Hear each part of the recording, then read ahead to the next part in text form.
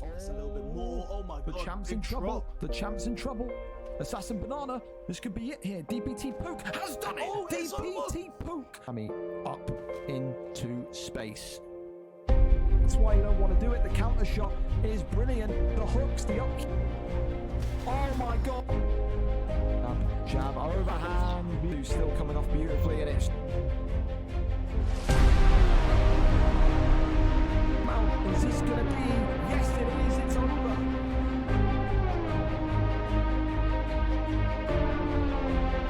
Shots again.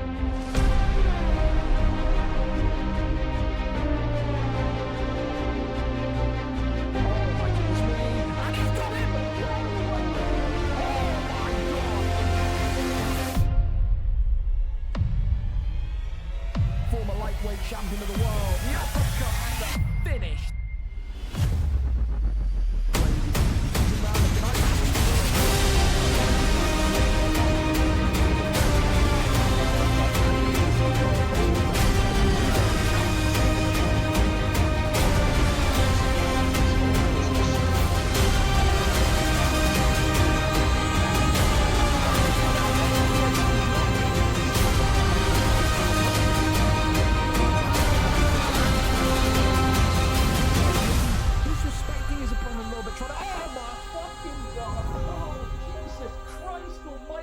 He gets the flying knee.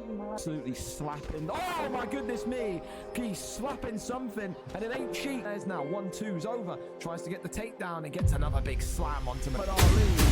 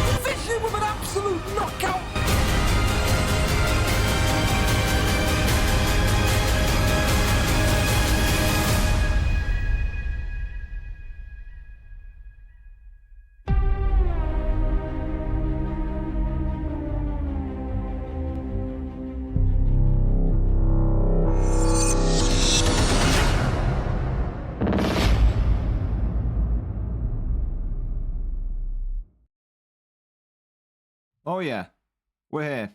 A little bit late, but don't worry, there's a reason for it.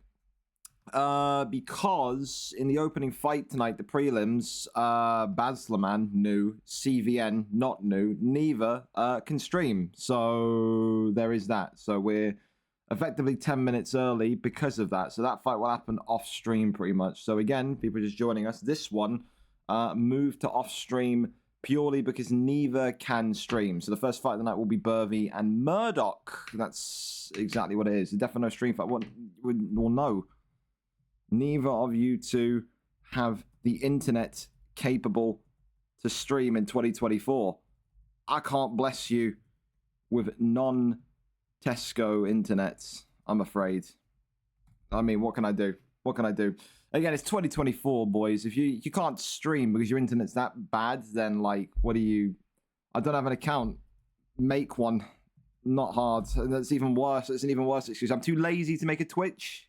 What are we saying, exactly? So, yeah, I need to move this one down, then we'll go and walk through the card before we get into it. One other thing I want to say as well, obviously, even in the fighter lounge in the last 10 minutes, you'll see what's happened. I'm not going to deal with any bullshit teenage attitude, boys. I'm really not. Why is that different shade of blue? You can fight the way you fight, but if your friend is fighting or whatever and your friend fights like a complete fucking gimp, and then after your friend wins, you're going to go into the fighter lounge and tag the other fighter and call them embarrassing, I will bench you for 4 weeks, and maybe more so, I'll kick you out the league. I'm not interested in that shit. Maybe you can say that if you've had an entertaining fight, but if you're landing 7 significant strikes a round with 6 minutes and 40 seconds of control time, total, then sorry, you don't get to speak. You should be ashamed of your performance. You shouldn't be having your fucking boyfriend go in there and call the other person embarrassing. So that's a message clearly to Logo Misery and RNG Melon. If it happens again, you won't be here. You can go and fight in Boobers League in front of 10 people. Is that good? That's fucking wonderful. There you go.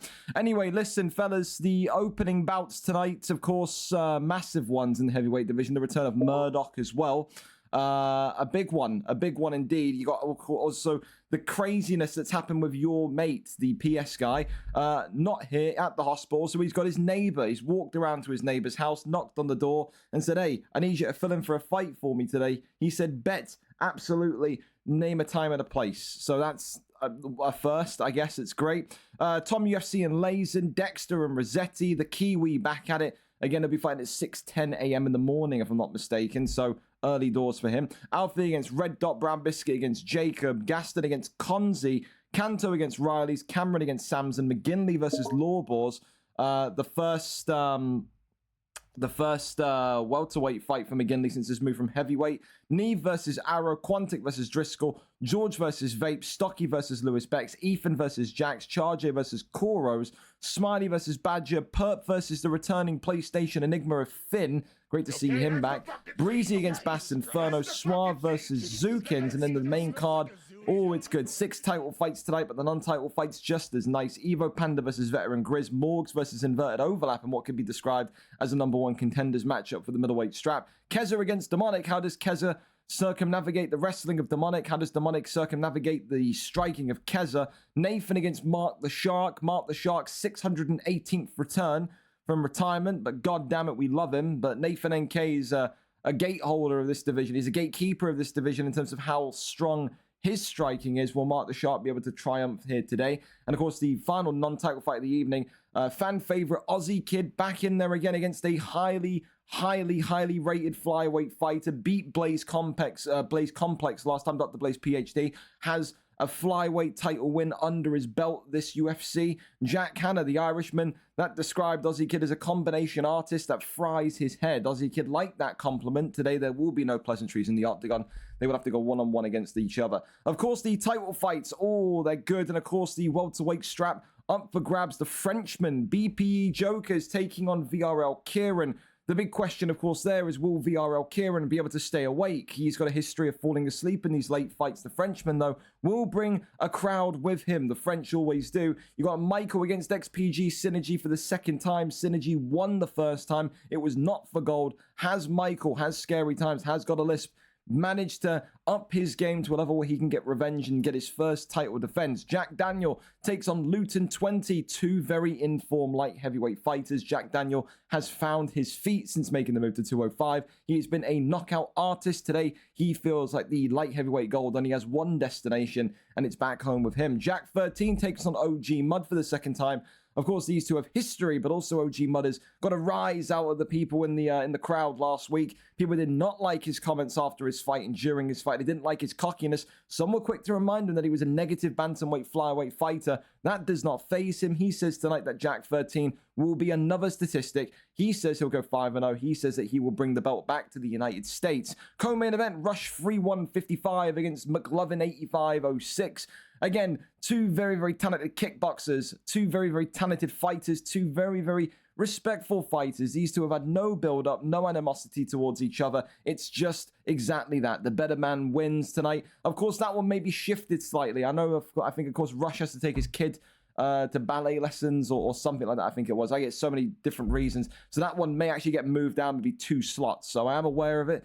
And if you're McLovin, just be ready to go a little bit early. So yeah. And of course, the main event, Dirty Dave against Leloh. I mean, we saw a shock last week, didn't we? We saw Winter go up against Ali ADP. No one gave him a hope in hell. He won the title against Ali ADP, and now, of course, that opens up a whole range of possibilities. One of those possibilities is a potential super fight with Dirty Dave for both straps. Dave needs to do his part of the bargain today. If he fails to do this, then we've seen the two top dominant champions in the last 2 weeks both lose their straps. So listen, Dave's got to come in focused. Leloh is a difficult opponent. Of course, Dave has got a victory over him before. But a lot's changed in the last 6 to 8 months. A lot's changed in UFC 5. You never really know what's going to happen. Don't forget as well, next week, VFL 140, a mega card. What does that mean if you're new? It means that every single fighter at every single level of the card will be able to use 5-star fighters. We do a mega card every 10, 130, 140, 150. So keep that in mind. Next week, the second week of June, a mega card for the UFC League. With that, though, listen, if we're good to go early, then let's get this show on the road. Burvey and Murdoch. Murdoch, of course, coming back into the league after, I think, roughly about a 4-month hiatus, 3-month hiatus. Of course, we know that he had that history in the UFC 4 league in middleweight. Came in UFC 5 was something a little bit kind of off the boil. FIFA was out. He didn't really kind of want to commit so much time to UFC, maybe. He drifted into light heavyweight. He didn't have the greatest of spells in there. It wasn't terrible, but it wasn't great at the same time. Now, of course, after another 3-month break, he finds himself back in the heavyweight division today, where he will be feeling very, very confident in his ability to get a dub tonight. Burvey, though, a decent boxer to some degree. He's been more active than Murdoch, and as we know, activity very much does play a part in all of this. However, I mean, you got to think about the experience of Murdoch. He's been in contendership fights. He's been in title fights. He knows how to respond to pressure. Does Burvey? That's the big question. Both of them making their heavyweight debut. Both of them 0-0. Someone's O has to go in regards to winning or losing. Who does it? Who gets it done? Let's go over and find out together. We are there. We are set. We are ready to go. Here we are. Here we are. 4-star fighters, as always. Our cheer icon got a brand new... What the hell? I have no idea. They got a new cheer icon on Twitch. The more you know. Let me know if volume's good as well. Appreciate you in advance. Thank you as well. Actually, no, fuck you, Logan Misery. Refund the sub. There you go. That's for you. Fuck you. I don't like you, man. I think your attitude's dog shit. So, for all I care, fucking refund it. Fuck out of there. ESFL gaming happening, man. Listen, my thing is always the same. You come in and you respect the people that are giving up their time and fighting. I'm never, ever going to tolerate, and I'm never going to be professional to a degree where someone insults someone when their friends fought them and then going to sit there and accept it. It's completely out of fucking pocket, man. Completely out of pocket. Be normal or sit out. I ain't got time for that high school shit, man. 0.0%. Anyway, listen, we're here for the next 6 hours, so strap in. Whether you gotta go get food or go and do whatever, FIFA, tournaments, whatever. We're going to be here until midnight. Don't forget as well, as always, every Thursday, we'll be crossing from the VFL Octagon to the VFL Madden field, won't we, after this one? A big game in the Madden League tonight. 12:30 a.m. kickoff there, 7:30 p.m. Eastern. Kai Sunex's Minnesota Vikings against Dirty Dave's Detroit Lions. We'll be seeing back-to-back versions of Dave. One with the MMA gloves on, the other with the cleats on. Of course, here in this fight, though, Burvey in. Well, listen, they're both doing it to me again. I'm begging you, boys. You got to get different trunks on. For people that are coming in from the FIFA side and don't know who is who, I have to describe it as the red trunks with the blonde hair, the red trunks with the black hair, brown hair, whatever. I mean, the fade. I don't know what you can really say with that. Of course, Alexei Oleinik on top at the minute for Murdoch. Good wrestler, great submission artist, and as we know, Murdoch has a couple of submissions in his locker from UFC 4. Burvey not really ever shown too much on the ground. Of course, this is the heavyweight division, so, you know, as people will know or should know by now, the way that the weight system in VFL works is it's scaled. The heavier the weight, the more amateur the fighter, the more raw the fighter. Of course, your flyweights, your bantamweights, your top of the top. Of course, some people maybe did a double take, did a double look when they saw Murdoch coming into this heavyweight division, especially since he had experience in the middleweight division back in UFC 4. But you have to remember, ring rust exists, muscle memory goes, muscle memory can come and come back. It is one of those things. Murdoch has always had a problem with his consistency. That's what Burvey needs to kind of focus on today. Not get swamped in those ground exchanges. Use that reach of Volkov. Make use of those teeps. Make use of those side body kicks. You have to use Volkov as a distance fighter, almost like you would use in Israel Adesanya. But, of course, as well, you don't need to be too fearful of the pocket against Oleinik. Oleinik not with a lot of power. He wants these ground exchanges. Every time the fight's on the feet, you have to show confidence, and that's a great submission counter into the Darce choke here. Absolutely world-class from Murdoch, but not able to get the deny off there and into sprawl. Not into sprawl, but out and back onto the feet we go. 33 seconds remaining. I think that's the thing. You know, Burvey has to be confident. That's the big thing. You've got to be confident on the feet, and then you've got to be composed enough to just survive on the ground. It's going to take an absolute war chest of shots here. An absolute war chest of shots here if you want to try and knock your opponent out of Alexei Oleinik. We've not seen too many people remotely ever use Oleinik apart from Bailey18 or Jan Carl, as he's known as now, who's now in the welterweight division when he was kind of learning his grappling in the heavyweight division. But it's one of those. You either make him work or it's a bunch of instant regret. You have to get the sub off of Oleinik. Round one, I would say, listen, a lot of ground exchanges, a lot of control time. I don't think there was enough damage on the ground. I don't think there was enough significant strikes on the ground from Oleinik to maybe give him that round. And yeah, I wowould be right. I said by the brief view of the stats we just got there, Alexander Volkov, Burvey on the left-hand side in the red gloves, 10-9 up after one for me, absolutely. And that's just the added pressure you get with Oleinik, and that's got to be something that Burvey's got to be listening to and taking account of. If he's got someone in his corner, they got to be telling him, you've won the first round, don't rush, don't go gung-ho, just remain patient, remain calm, and the win's gonna come. Of course, as well, if he survives this round and wins this round, then of course it means that Oleinik has to go for broke in round number 3. He's got to get this takedown defense sorted. I will say that every takedown, not even a turn in there, just a standard dry takedown, and it's getting him every time. Of course, though, the saving grace here is that Murdoch is not denying that transition into back sitting, and that's allowing the Volkov pick Burvey to get into that instantaneous position of getting back upstairs. Uppercuts and hooks coming in, and there you go. Good combinations there. Flying in.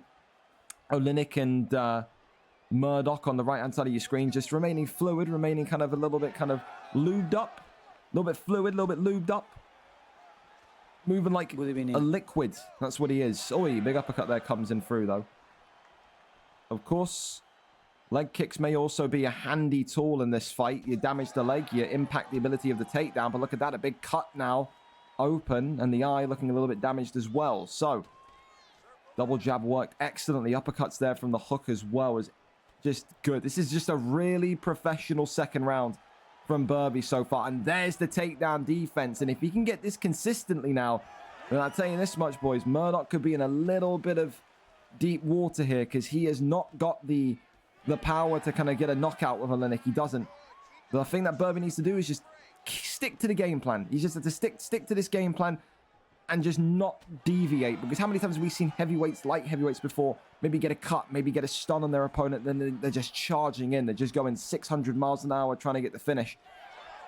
This is very, very good from Burvey. This is probably Burvey's best performance to date. Takedown defense is absolutely fixed now. Look at this. Wonderful from the heavyweight contender hit, who is hunting for his first win in his new division. And as I said, Murdoch just looked so good in the first round because of his grappling, his understanding of the ground game for a heavyweight level, for sure. Oh, he nearly goes into the uppercut though, and those are two big shots that he can't take too much more of. Burvey's got to avoid those. A little bit too confident there with the head movement, and it needs a big, big uppercut from Oleinik. Knee there to the body again. This is the thing, if I was, I don't know if it makes me a bitch or not, but I would just target the legs the entire fight if I'm Volkov.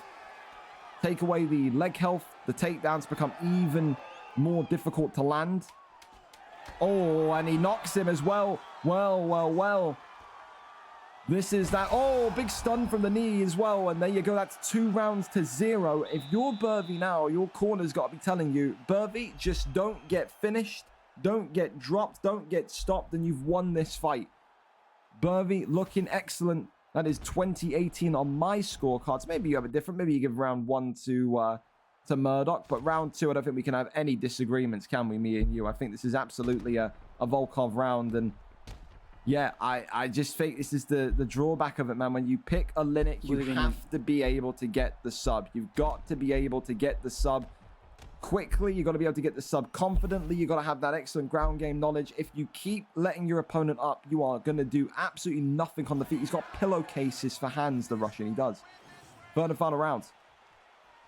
We start off tonight with a potential decision. I've got to make sure I get the freaky fast finish sound done as well. I need to make sure that's actually on and remember to do it this time. We only had like 3 first round victories in the last card, so we barely got to hear it as well. Big shots, uppercut from the hook as well. Absolutely wonderful. Pushes him backwards. There's the takedown attempt And that one is stuffed again. Murdoch is starting to really panic here now. He knows that the stuns are piling up as Burvey continues to side kick him away. And now you can see he's fighting on the outside. He's walking backwards. He knows absolutely pending a disaster, he's going to wrap this one up. And if you're Murdoch now, you have to be aggressive. You've got nothing to lose here. You're 2-0 down on the scorecards. You've got to just go for it. More takedowns attempted, still blocked. I have to give credit to Burvey as well. Since the round 1 disaster class of takedown defense, it has been fantastic in rounds 2 and 3. But look at that. The cut opens up on Volkov. Needs to be a little bit careful. 3 minutes of his fight remaining, and now the clinches are coming in, and the knees from inside those clinches as well. Absolutely devastating. Big left hand comes in from Volkov, though. Another side kick to the ribs just creates that separation, just creates that distance. Left hand upstairs again. Another clinch. He's got to defend himself here. Again, he could go out from these knee clinches. And there you go, more and more. You're trying to go for that one clinch and then takedown attempt. And look at that.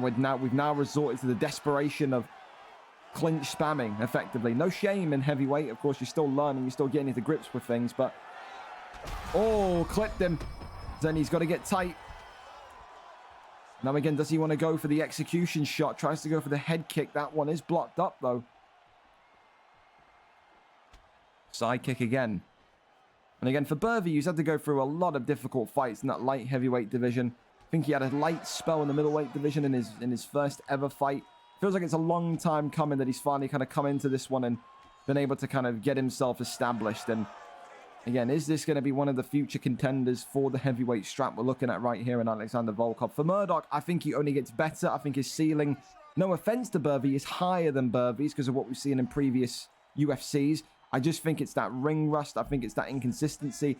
I think it's something that once Murdoch kind of sits down and kind of drills a couple of practice matches with, he's going to be absolutely fine. But I don't see this being anything other than a decision victory for Burvey tonight. And he may well get the knockout if Murdoch continues just to move forward in a bit of a crazy way. Look at him, drops him there. It's a slow, lethargic head kick. And you can see their great IQ from Burvey. Didn't want to be down there even with 20 seconds left. He gets back up. He knows he's won this fight. He just needs to block, walk backwards, and a walk away with his first victory in his new heavyweight division. Another knockdown. Game, set, and match. Congratulations to Burvey. A great fight tonight. A great performance. His best performance we've seen so far. I give that one a 30-27. Maybe a 29-28 depending on round 1. But I'm pretty confident in 30-27 there. We'll listen in to Big Brucey Buffs and see what he's got for us. No, we won't. Bruce Buffer just got told, get out of the octagon, old man. But there you have it. Volkov wins it. Volkov secures it. Hopefully we get to see the scorecards. Burvey, if you can, show us. I think it would have been a 30-27, though it felt like a 30-27, didn't it? Yeah, 30-27. 29-28 from one judge as well in the second judge, which I think would be the grappling judge, wouldn't it? But again, round 2 and round 3, which is one-way traffic. It was, for me, a 30-27, but definitely a 29-28. Congratulations to Burvey. A big victory in the heavyweight division. Congratulations. And, for now, listen, opening fight of the night. Will he keep it? Probably not. We'll go for performance so far. Maybe it'll stick. Maybe it won't. I've seen stranger things happen, but I was impressed with that. That's definitely Burvey's best performance to date. Congratulations to him. Up next then, it's the neighbor of your mates. I have no idea who will be streaming this one or what the communication for this one will be like. Harrison is live, so I imagine they've got it sorted. If they're in the lobby, that they are. Wow, there you go. Shout out to your mate's neighbor. Of course, Max, brand new, coming in. Will he be a regular fighter? Will he not? Who knows? Harrison, 0-7, but had such an entertaining fight last week, didn't he? Such an entertaining fight. We've got lag, though. We've got we've got Minecraft pixels, though. Okay, well, how much of the fight you see or won't see is completely dependent on the... Oh, my God. We've tronned into the background, man.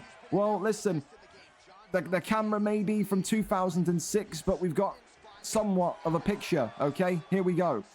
Max, of course, in the red trunks with Johnny Walker. Harrison in the yellow with Alexander Gustafsson. This PlayStation fight. Another fight tonight where someone's going to get their first win. Harrison, never a complainer. Never someone that has even considered exiting the league despite his 0-7 record. He loves it in there. He loves to be fighting. He loves to be out there in front of people competing, and that's what you want to see. Again, regardless of the level, you have to give these people a platform.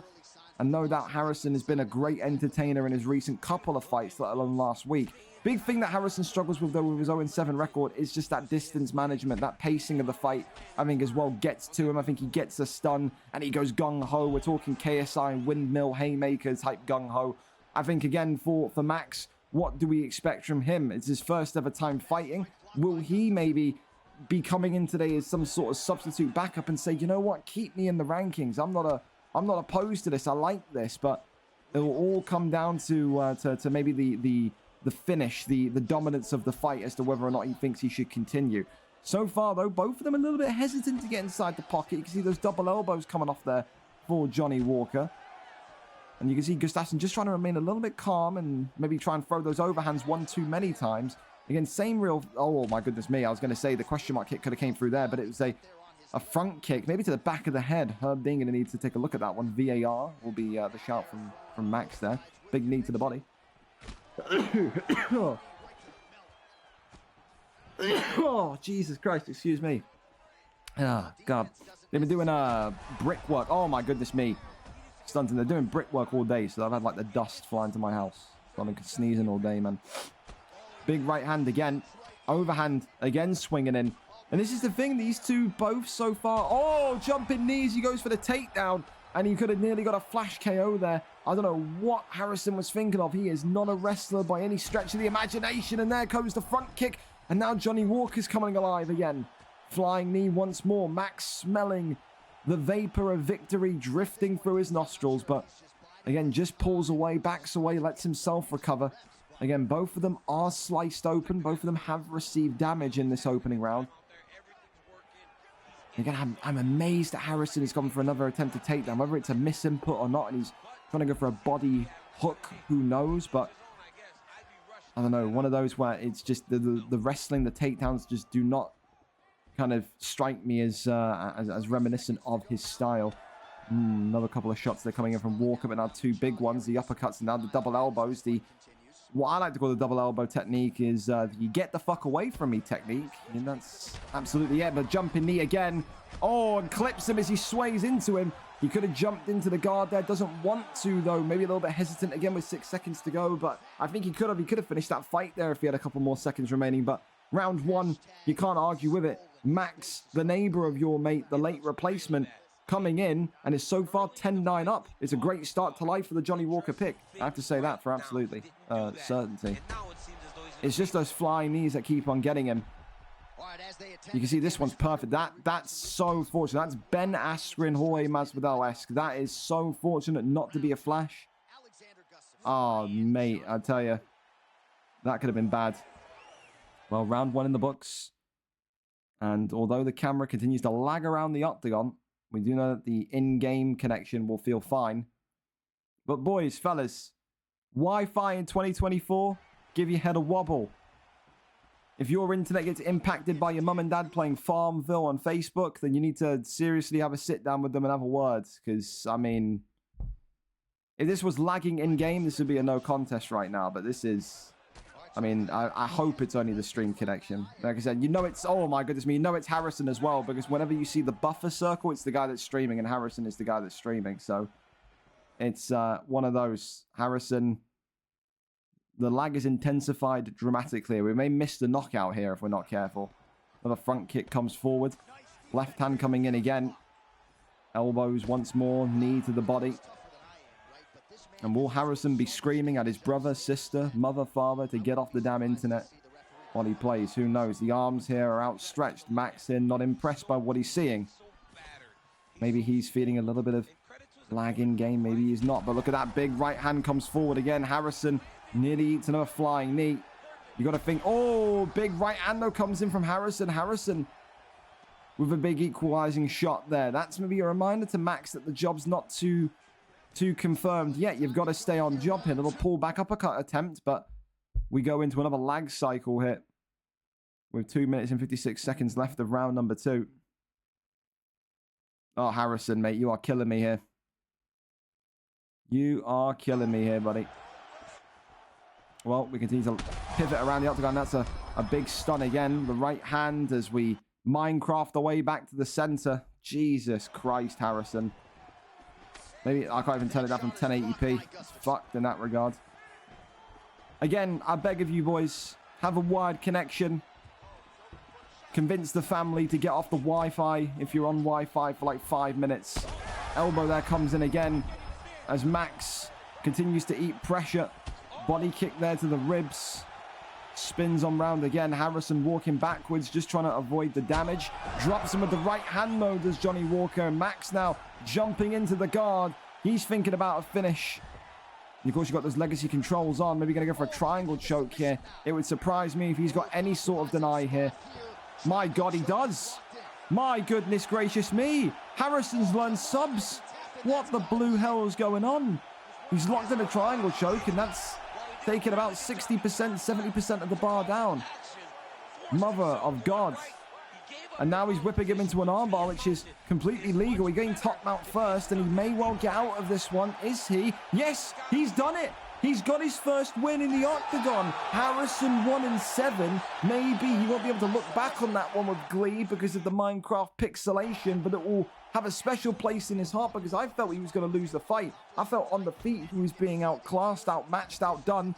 He got that triangle choke off. I don't know if it was a pure hit and hope. You guess to deny and let the great one upstairs take favoritism as to whether he wants to give it to you or not. But then, of course, he gets it, gets the deny, locks in the triangle choke, whips him into top mount, gets the armbar, and Harrison has his first win in the PlayStation division. And that is one that has been coming for a long time. You go back over and see when Harrison first made his debut and see how long he's been going at it. Harrison's first ever fight, VFL 126, 13 weeks ago. That fight on the 7th of March. He has his first victory tonight. A round 2 submission for Harrison. He finally has his name in the win column. And although it was a laggy mess in terms of the camera, it's the only submission of the night so far. So technically, we have to give Harrison submission of the night. Will it last? I don't know. I don't think it will.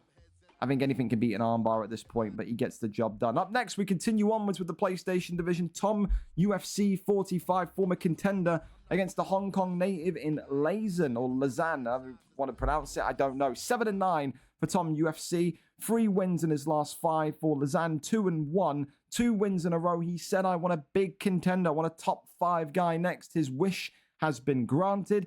2-1. If he wins today, he goes to 3-1. But also, more importantly, it would be the second biggest streak in the PlayStation division behind AKA Dave. Win here tonight, you'd have to say it's probably going to be Kruger for him next in a #1 contenders bout. So a big, big opportunity for Lausanne, but also a great opportunity for Tom UFC 45 to smash and destroy maybe the hopes of an upcoming prospect like Lausanne. So we go over and up to it. Let's go and see who's live for us. Tom UFC is the answer. I need Finta. He should be fine with that. He should be fine. Wi-Fi. Yeah, Jack Hanna. We'll see Jack Hanna's IED internet on display tonight as well, fellas. We deal. Fight time is still no... Again, I literally read the DMs. You were told about 30 minutes ago it was unstreamed. I can't come round to your house, fellas, and make you read the text on your monitors. Please. Eyes. I am the one with glasses, but you have to be able to read. You have to. You have to. You have to. Your mate pulled out of UFC, but playing in an ATB. ATB is in an hour. Well, if he's... I told him already, if he's in the ATB tonight, he's not going to like what happens. Because he was talking about cancer and hospital, XYZ. So we're going to need VAR in that one. Because if that will very much fire me up. If he's lied about someone... about having to go to hospital to see a relative with cancer, and then I see him playing FIFA instead of his fight, he will not like what happens. Oh, believe me, he won't like it. He won't like it. So we'll see. We'll see come 8 o'clock. You're the eye in the sky there, Bailey. You're in the VAR control room. Anyway, listen, back onto the fights here. Lausanne and Tom UFC. Lausanne, of course, opting with Umar Nurmagomedov. Of course, the bantamweight flyweight division here. 5-star fighters are usable for this weight class. Of course, when you think of Umar Nurmagomedov, you think about that wrestling, you think about that kind of strong power. I mean, it's the underrated power, but again, Sugar Sean O'Malley, some people will say he's too good. Some people, again, in recent weeks have called for a Sugar Sean O'Malley ban. I don't think that's been kind of received with too much support. I think a lot of people feel like there's a lot of characters, a lot of, I keep calling characters, fighters that can beat Sugar Sean. I mean, we've seen it countless times over the last few months, haven't we? Sugar Sean losing to the likes of Yan, Sugar Sean losing to the likes of Umar Nurmagomedov, Corey Sandhagen, you know, so there's so many different options. I think as well with the 99 overall or the 99 speed and power Garbrandt now, there's another fighter there if you can keep it on the feet. I really like the Garbrandt pick, especially if you can protect the chin. I mean, yeah, I don't think he's I would listen, I don't know how to word this. I think Sugar Sean is OP, but there's options to beat him with. I'll put it that way. So far, though, listen, it's one of these today where we don't get to see Leloh fight so often. I think his last fight came about 4 weeks ago. I'd be lying to you if I tell you I remember anything about his last fight, honestly. But, I mean, you can see he wants to kickbox, not wrestle too heavy, which is interesting. I mean, if you wanted to come out today and you wanted to kickbox, there are so many better options, I think, than Umar. I think, again, you talk about the Sandhagen pick. You even talk about the Yan pick. Again, the Garbrandt pick. It's just so, even the Jose Aldo pick. We've seen Jose Aldo's in bantamweight be able to kind of take out Sugar Sean O'Malley. We have seen it happen before. So when it comes to kickboxing, I just feel maybe like Umar's going to be a little bit too stodgy, a little bit too slow, a little bit too thick, to say the least. So I don't know. You're going to need to try and find a way to drive through that, I suppose. Shoots the takedown, and look at that, the great powerful takedown there from the Umar Nurmagomedov pick, living up to the family name there. And now 1 minute and 5 seconds left of control time here to try and maybe just get some strikes off, to try and get some damage off. Of course, side control is such a great position, but you also know top mount is where he will want to get to. Goes over into sprawl, now works the shots to the midsection. Think as well, you know, if you're, gonna go for going for a DOS choke here. Maybe a bit of homage there to Islam Makhachev from last weekend, eh? And he may well get this one here. He may well take the submission. And yes, he has. Okay, we're talking submissions today on the card, eh? We could be 1 decision and 2 submissions coming up. But that's about 70% of the bar through. And now, you know, Leloh will say to himself, I just need 1 more. He's got a ghastly cut on his lip. That is Overeem-esque, that cut. But he needs 1 submission, 1 singular submission, and he will win this fight and move to 3 wins in a row. If you're Tom UFC, you've been in there against the biggest, the baddest, the best in this division. You know now that your takedown defense has to be at a heightened alert. You cannot allow this man to take you down. Absolutely not. You've got to use that length of O'Malley as well. Use all tools of Sugar Sean would be the advice. And look at that again, immediately using that pop of the... Oh my God, the axe kick though. Oh, hang on a minute. Ground and pound here could be the finish. The axe kick, not able to get it done though. 1 or 2 strikes away. Again, the axe kick just pierces through the block. Absolutely delightful. The denial there of the armbar, the deny here from the transition. And now we've got a deny off here. Trying to get the fake, and then, a big deny there again from Lazan. And now trying to go upwards. No, it's just going to have those wrestling stats, those superior wrestling stats, just going to have him beat him in the exchange. A big elbow drops from top mount. And now this is where Tom UFC, this is where the Sugar Sean O'Malley pick starts to get very, very swamped. And as we always say, it's so dangerous to fight people like Leloh, who are on a 2-fight win streak, who know this fight will grant them a #1 contendership opportunity. And he is looking like he's having the fight of his life here tonight. And Tom UFC has been tapped in round number 2. It's another submission, and Leloh knows now that he will be in that #1 contendership opportunity against Kruger, the former champion. Could we maybe have the first Hong Kong champion of UFC 5 in Leloh approaching the PlayStation belt? Listen, it's going to be a big fight between him and Kruger. An even bigger fight in the next PlayStation fight between AKA Dave and Wavy Pappy. The top end of the PlayStation division is a wild, wild, wild place. But again, with performances like that, you'd be kind of rude to say he doesn't have a chance. I like that tonight. And I think, again, maybe early, maybe a little bit met with a couple of boos. I don't know. But that's going to take, for me, the submission of the night. I thought, again, very controlled. Much more clean than the armbar we saw from Harrison. Yeah, I liked it. I liked it tonight. Umar there takes and steals the submission of the night away from Harrison. I think Harrison would be fine. I think he's just happy to get wins under his belt, but no knockouts yet. 1 decision and 2 submissions. We move on to our next one. MBK Dexter against Rossetti. Again, shout out to Dexter from New Zealand. The Kiwi is fighting, I think, 11 hours ahead. So I think he's at 6 a.m. right now, if I'm not mistaken. So again, if he can wake up at 6 a.m. and do a fight because he wants to, what is your excuse, people in the back that can't remember to show up at 8 p.m. UK time? I mean, what are we doing here? Dexter today comes in with a 1-2 record. Rossetti back into this division for the first time in a good few months. Lost to Chub Nardino in that featherweight division title fight last week. Chub Nardino retired. It was supposed to be the pair of them moving up together. Rossetti is the lone survivor. 0-3 is Rossetti in this division. Someone's fortunes have to change. Will Dexter today make it 2-2? Or will Rossetti get his first win in UFC 5 in that elite division of bantamweight flyweight? We go up and over to it. Let's see what this one is going to be. We're here, we're set, and we are ready. Here we go. Pantoja and Royval. Okay, so listen, I like it. I like it. I think for Rossetti as well, I think he needs some of a bit more height to him. I think the Royval pick would have been better for Rossetti, personally speaking, but he may go back to those wrestling roots. He may well do. Lucky, good evening to you as well.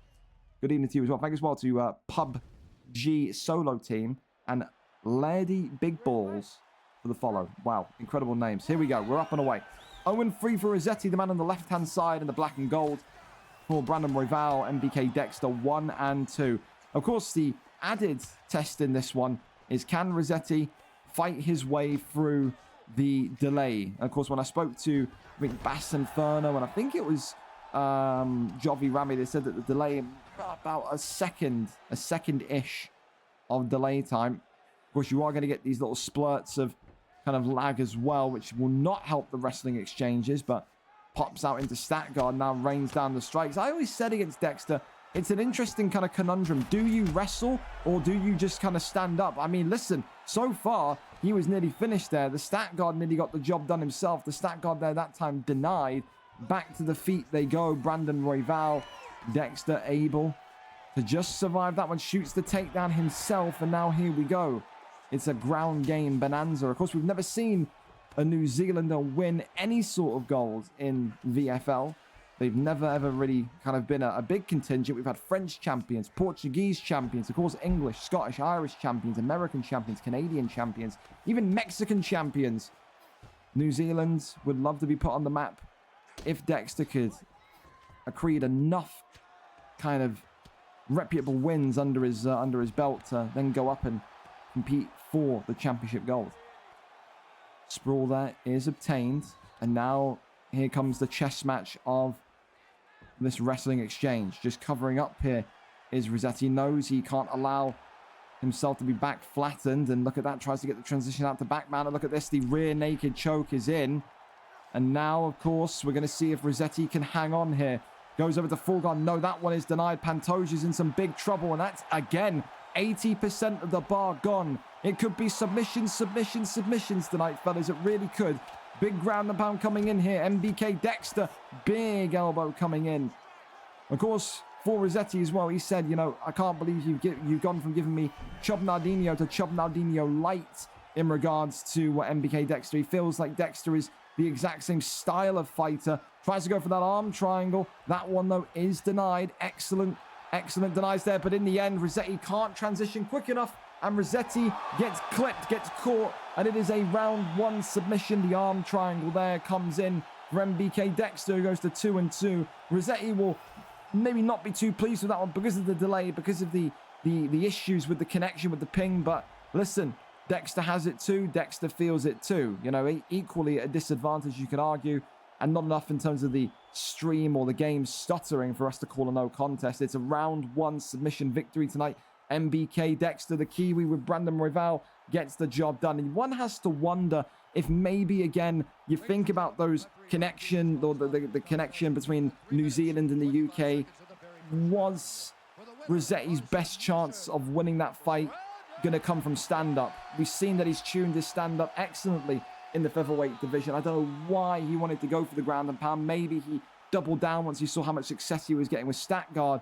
But again, MBK Dexter, He's used to this. It's like the Hong Kong national team or the South African national team in FIFA when they play the World Cup with us in pro clubs. They know how to cope. They know how to kind of compete and fight in a smart way when you've got that connection kind of against you. So listen, fair play to MBK Dexter. Another win under his belt. 2-2 now. Now he's going to aim to make it 2 wins in a row. If he does, of course, he'll go and get closer to that top 10 in the flyweight division. Commiserations to Toasty, Rossetti, of course, but it is what it is. Up next, though, we go over to Alfie and Red Dot. Alfie, of course, is looking for some sort of reprieve on the stream card. He has not had a good record on UFC 5 when fighting live.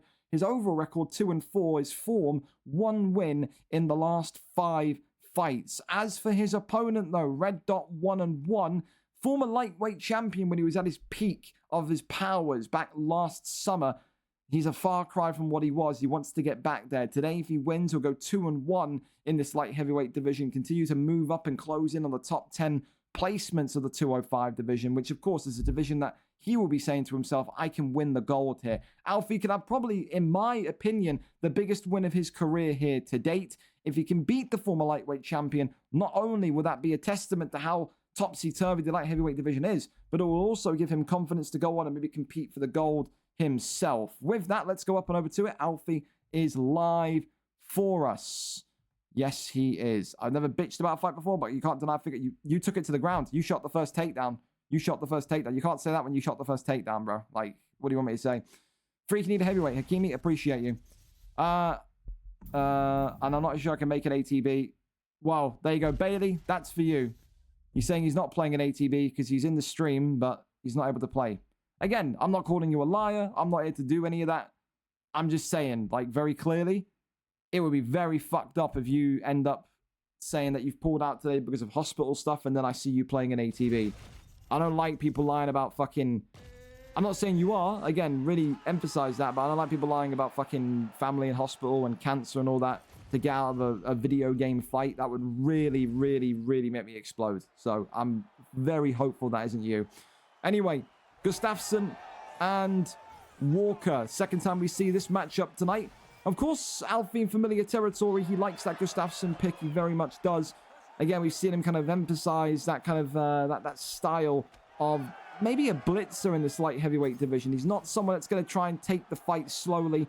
He's a light heavyweight fighting at, I could maybe even say, featherweight speed. He just likes to turn that tempo dial all the way to 100 and see if he can drag his opponent into the dark waters with him.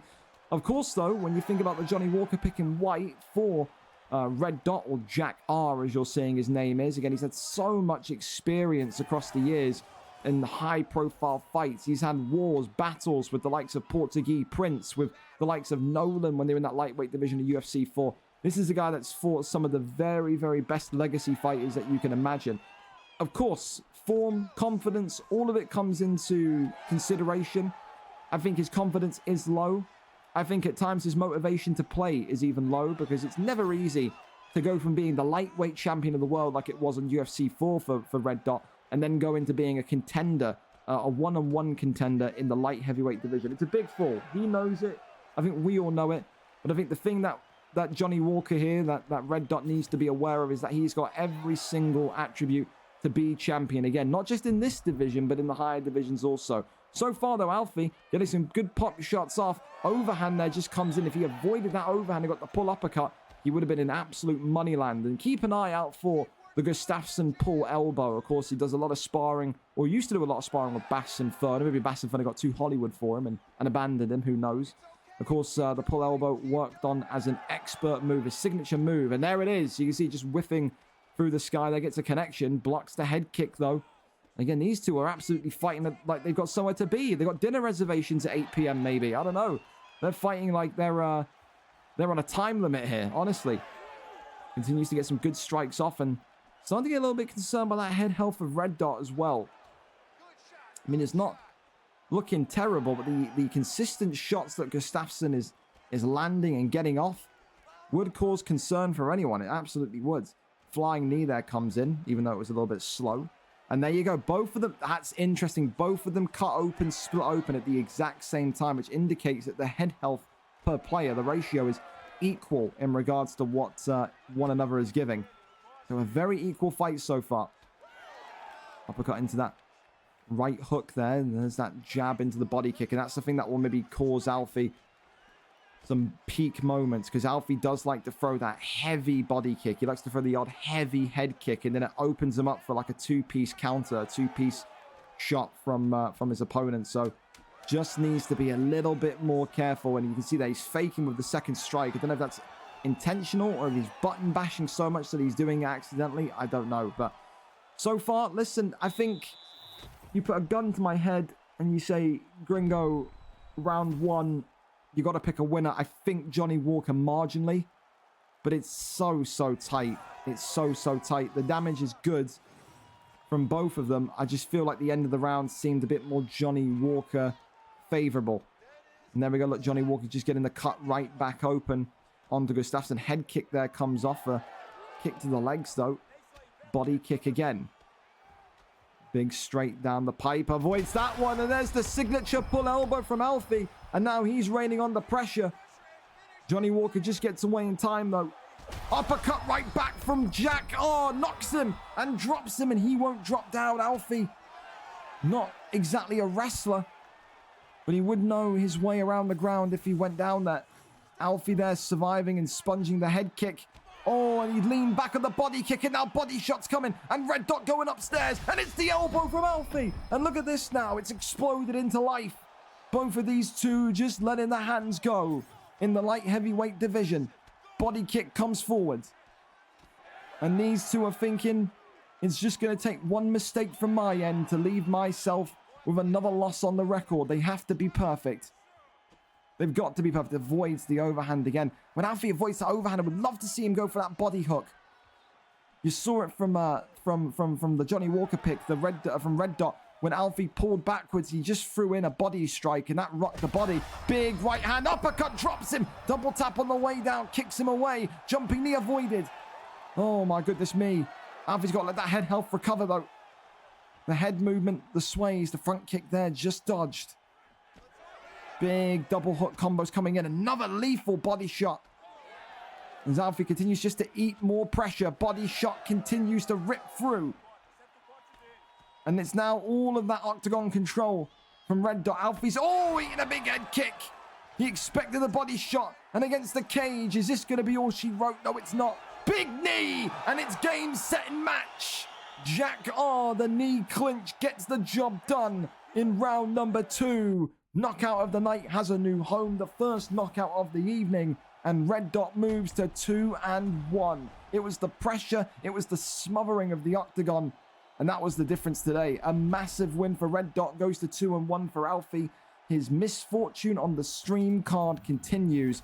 Despite, I would say, a very, very good round 1. We're going to go for knockout of the night and fight of the night so far. Double award for those two. I tell you, great fight, gents. Great fight. So we'll go like that and like that. There you go. And that's going to be Walker. Congratulations again, Red Dot. Another win in the 205 division. GG's to you. All right, up next then, Brown Biscuit and Jacob. We are 15 minutes early. If they are good to go early, let's keep this going. Let's keep this going. I'm not saying you are. I'm not saying you are. I'm just saying, though, like, if you're seeing in that ATB tonight, you need to be... If you're seeing in the ATB tonight, you're going to have a lot of people saying stuff, man. I mean, my advice to you, whether your mum is home or not, if my advice to you personally is to just not do the fucking ATB, because you are going to get a lot of people talking, man. Is that the victory food, the post-fight snack, a Baby Bell? Look at that. He absolutely loves it. Big fan. Big fan. All right, we'll see if we have Jacob and Brown Biscuit here ready to go early. If they are good to go early, then let's run it. Let's run it. Brown Biscuit, we're ready early if you are. There we go. There you go. Great fights so far, though, of course. Only the first, 5 fights of, like, the 68,000 we've got tonight. So strap in. Be ready. Baby Bell, listen. Relax, man. Baby Bell, cheese strings. It's good. It's good food. It's good shit. It's good shit. It may not be cheese. Maybe, like, 7% cheese, but allow it, okay? Maybe Brown Biscuit will be just coming home from work. No, he's on UFC 5. So we are good to go. We'll do build up. Green Dot right now. Yeah, absolutely. Yeah. This is when Conor McGregor did just shitload of weed. This is like Showtime levels of high right here. Honestly, absolutely incredible. Wonderful. All right, listen, we'll do build up while they get the stream set up. Brown Biscuit and Jacob coming into this one tonight. Brown Biscuit 1 and 3 in the heavyweight division. Jacob going back to his roots from UFC 4, 0 and 0. Of course, he had a torrid time in the light heavyweight division towards the end of last month. We can even talk about a torrid time in his career in general. This is probably one of the worst streaks that Jacob has been on since coming into the UFC league. The last time Jacob recorded a win was VFL 125 14 weeks ago on the 29th of February on that fateful night against T. Stocky. Since then, of course, he's lost to Lucky for the light heavyweight strap. He lost to Razor Riley. He lost to Kessler. And he lost to Jack Daniel. These last three, by no means bad. Razor Riley got to move to middleweight. Kessler, light heavyweight champion, back in middleweight. Jack Daniel going for the light heavyweight strap tonight. He's had killers at the top of the light heavyweight division. Has to find his feet, though. Absolutely has to. Absolutely has to. With that, when we have a stream, we'll be good to go. We will be good to go. Dave's so finished. There you go. Leloh arriving at the arena and saying tonight he's going to go for a flying knee, perhaps. Who knows? Who knows? Who knows? Well, there you go. There you go. I would advise you to definitely to do that, man. I mean, you're going to do it with no warm-up. I mean, you got time, Gaston. You have time. There we go. We've got a link for Brown Biscuit. Of course, fellas, please put your links in the stream linked section. Makes my life easier. The last time I had to go fishing for a DM or fishing for a link in a DM, it was about 6 months ago. And I had to remove the VOD off Twitch because someone sent me a massive picture of a black penis. Not joking. You will never find it. No one clipped it. The clip's deleted. But it happened. If you do that, I will ban you permanently. I have to emphasize that. I will ban you permanently. So please don't do that. Thank you as well, Gaston, for the prime. Appreciate you. Appreciate you. You saw the delay on the feet. You should assume the ground would be this. Oh, 100. I listen. I would say there's respect from you two towards each other, but at the same time, you got to understand it's going to be the connection in your fight is always going to be bad for both parties. If I know that I'm going as a UK guy going in against the New Zealander, if I'm a New Zealander going in against a UK guy, my immediate thought process would be keep this fight standing because the transition delay on the ground is going to be something fierce. Here we go, though. The heavyweight division set for action. Volkov against Sergey Spivak. Of course, again, Spivak, not a bad pick. I think Brown Biscuit has had some sort of moderate success with him in the black. But, of course, we know about Jacob. Jacob is a purebred boxer. This young man is a dynamite player on the Madden pitches with his run game. And he's a dynamite power puncher in the octagon. He's a great counter puncher. Think back to his UFC 4 light heavyweight kind of ascendancy, and it was always Jacob getting the counter strike at the perfect, correct timing. The only thing that you can say about Jacob, and it's not really a thing to do with his fight style, is it's more of his connection. He has had issues before with his internet looking like it's made out of cauliflower. So I mean, maybe you'll see a little bit of stutteriness in there. Maybe you won't. How much will that disrupt his flow? Big left hand comes in again, just out the way of that wonderful head kick. And there you go. Well, listen, that's the thing as well. Brown Biscuit has to make sure that he's going to jump onto those whiffed kicks as well. That's the way that Jacob has been losing, keep in mind. He's been losing fights because he throws the extravagant, the exuberant, and then ends up getting clocked and clipped by an absolute wallop of a strike. And so far, that's exactly what's happening to Brown Biscuit. He's whiffing with everything. These heavy body kicks, these heavy head kicks, these heavy strikes in general. You have to kind of dial down on them. And you've got to go for these counter strikes. If not, just work everything to the body and try and gas Jacob out. Jacob is a volume puncher. Will throw so many strikes in the first round. Will then slow down in the second. And then will maybe even completely freeze in the third. That's the way that his fight style is. He puts the entire tank in round one. If you know that, go for body shots. Drain that stamina. Drain the gas tank. Leave him in the end of round two not even being able to throw a three-piece combination because he's so gassed. That's what my advice would be. Another body strike comes in there, though.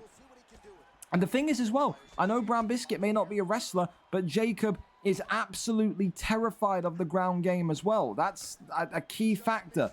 I don't know if Brown Biscuit is the same. Maybe he's got some sort of confidence down there, but you can catch Jacob on the ground. You absolutely can. This right now is a fight that plays right into Jacob's hands because it's all stand-up. It's all about movement. It's all about the pacing of the fight. It's a delightful start so far for Jacob, especially with that cut and that head damage on Sergey Spivak. And it just seems like Brown Biscuit just can't find his rhythm, his tempo, as a knockdown comes in there. Body kick comes forward. That one there is blocked up. Swing and a miss, though. And look at this. A big shot to the dome. Big straight down the middle. More and more damage coming forward now. And Jacob is feeling like that 13-week losing streak is coming to an end. It's another big one. Whiffs with the body kick. Goes upstairs. Whiffs with the head kick. You've got to just get out of there and survive the round of your brown biscuit. And I think you've got to go for either wrestling or clinching. You've got to do something. You are getting peppered. You are being flambéed, sauteed, seasoned, grilled, fried on the feet right now. Ducks underneath, though. Great little bit of head movement. Swing and a miss again. Oh, he just hasn't got the distance down. Spivak just so much shorter than Volkov. And it's so difficult to get kind of in the range of him. Round one, clear as day. That is a Jacob round 1, 10-9. As he looks like he's set to end the losing streak tonight. It would take a monumental collapse for Jacob with the swelling of that eye on Spivak to win this fight. He's got to clinch. You've got to clinch. You've got to wrestle. You cannot allow this one to remain on the feet. Absolutely, positively not. Not just because of the reach of Volkov, but because of how much you're whiffing as well. Here we go. Sprints towards him. A mini sprint there. But, oh, and then there's another one there. Wants to kind of get in there, get the first shot, establish himself. Big 1-2 down the pipe again, though, as the hook comes in. And Spivak could be in more and more trouble. Ducks underneath. That's a great slip hook, though, to be fair. Very nice from Brown Biscuit. Leg kick. Again, he's been, I don't know, crazed by that leg kick. I don't know why. There's no takedown. Oh, big uppercut comes in from Jacob. And now the head kick. Oh, it could have been right through the block there if he was a little bit more fortunate. Jacob continuing just to maneuver to the side here. Big shot now. Splits open Jacob. And I mean, listen, is that too little too late? There's a lot of damage on Brown Biscuit, of course. But you never know. If Jacob continues to just eat big shots, he could find himself in trouble. He seems like he's definitely been put on notice by that damage. Brown Biscuit can have some confidence here now. Big uppercut again. If you're Jacob, you got to just blitz him. I think Jacob's playing way too conservatively. I think Jacob's just got to walk forward and just let the hands go. I really do. And I think he'd take the victory because that head health is not looking great. And I don't think Brown Biscuit can cope with the pressure. I really don't. More shots coming forward again. Head health completely filtering and dropping. Left hand. Now with the right. Off the jab. Elbows coming in again. I have to say, for Jacob, it's been a good fight. But holy hell. I don't know if it's his net or not. I mean, it probably is because there's no stream lag on Biscuit's side. Biscuit, they're dropped to the canvas. Again, Wi-Fi in 2024, Jacob. Really? Drops him again. Off the 1-2. You need to try and swerve out the way here. 1-2 is just continuing to flood. You've got to shoot a takedown, Biscuit. You have to. Elbow comes in. Big hook there. Little jab right to the noggin. Elbows again. Off the jab again. Now all Spivak is looking for is uppercuts and elbows. He's not leading with the jab whatsoever. And that's a problem. He's just leaving himself open consistently for counter shots. Swing and a miss. You knew that was coming. Just out of distance again. Brown Biscuit can't find his bearings. His equilibrium is all knocked off balance. 1-2 down the pipe again. Jacob is very timid, though. He's not wanting to go for the kill. I have no idea why. That cut has absolutely scared the life out of him, clearly. Because look at that head health. Look at that block. You just got to go forward and just pepper him. He doesn't want to do it, though. He's wanting to take the super safe route to victory. Body kick comes in again. Oh, and there's the straight. Jesus Christ, and he's paralyzed. Well, listen, for Jacob, a round 2 victory. I felt like it could have been finished sooner, but he was just too overly cautious for Brown Biscuit. It was a case tonight. Maybe the connection plays a part, but it was so many whiffed head kicks, so many whiffed body kicks. Didn't look comfortable with Spivak, I will say that. I think, again, Jacob showed it, and I think if you're Brown Biscuit, you pay attention. You got to go with a bigger fighter. I like Brown Biscuit with a Volkov. I like Brown Biscuit with someone taller. I just don't think he suits a smaller fighter. I think he relies on that extra length, that extra reach to get those shots off. And in the end, it showed tonight. Jacob with his first win in 13 weeks. That one there, the start of maybe a heavyweight title run. Congratulations to him, a round 2 TKO in the end there, leaving Spivak dead and buried in the center of the octagon. Up next, I'm going to go to Gaston and Konzi. If they want to, I mean, hopefully they've had a warm-up. If not, Konzi 0-0, Gaston 0-0. Of course, Konzi coming back in after, again, another big hiatus away. The last time Konzi fought over here, VFL 114. Konzi, of course, was in the lightweight division against Benji PP. But keep in mind, that was 25 weeks ago. Same thing now about people getting better, the ring rust happening. 14th of December was, again, nearly 6 months ago. That is a long time. This is not going to be the same Konzi as what we saw here when UFC 5 came out. And I think it's going to be a Konzi tonight that looks, in my opinion, will look rusty. I think from the conversations I've had, I think, again, people expect him to be able to reach his peak quickly again, but he's got to get some kind of fact-finding done. He's got to get some sort of kind of recon done on the game since the updates happened. I'm hearing that he's having spars with Lewis Bex, and Lewis Bex is absolutely whooping the life out of him. It's one of those where you got to kind of just accept that you're 6 months out, not really done anything for 6 months, and you got to get back in there again and just drill the basics, drill the standard stuff, and see what happens. I think today, though, Gaston will maybe come in as a slight favorite due to his activity. We know Gaston can wrestle. His wrestling in that heavyweight division where he won the belt was just so scintillating, reminiscent of a light heavyweight move. He gets that move, and it's almost like a stamp of approval from the league ownership, because he has gotten better. He has gotten a lot better since his first fight. His boxing seems more confident, but his wrestling, again, just so astute. But Konzi, of course, back in UFC 4, was a born and bred wrestler. So will it be a grapple fest this evening? The Great Dane, Gaston DK 0-0 against Konzi, the Englishman 0-0 as well. We are up and over to it. We're here, we're set, and we are ready to go. Absolutely, yes, we are. Absolutely, yes, we are. Might be the... Oh my god, Rapid's here. Rapid, how are you, man? How are you? Hope you're well. Shogun Hua and Khalil Roundtree. Have we seen a Shogun this year? Or maybe once or twice as an out there pick. The Gaston, of course, gets to venture into this division for the first time. Never been outside that heavyweight division.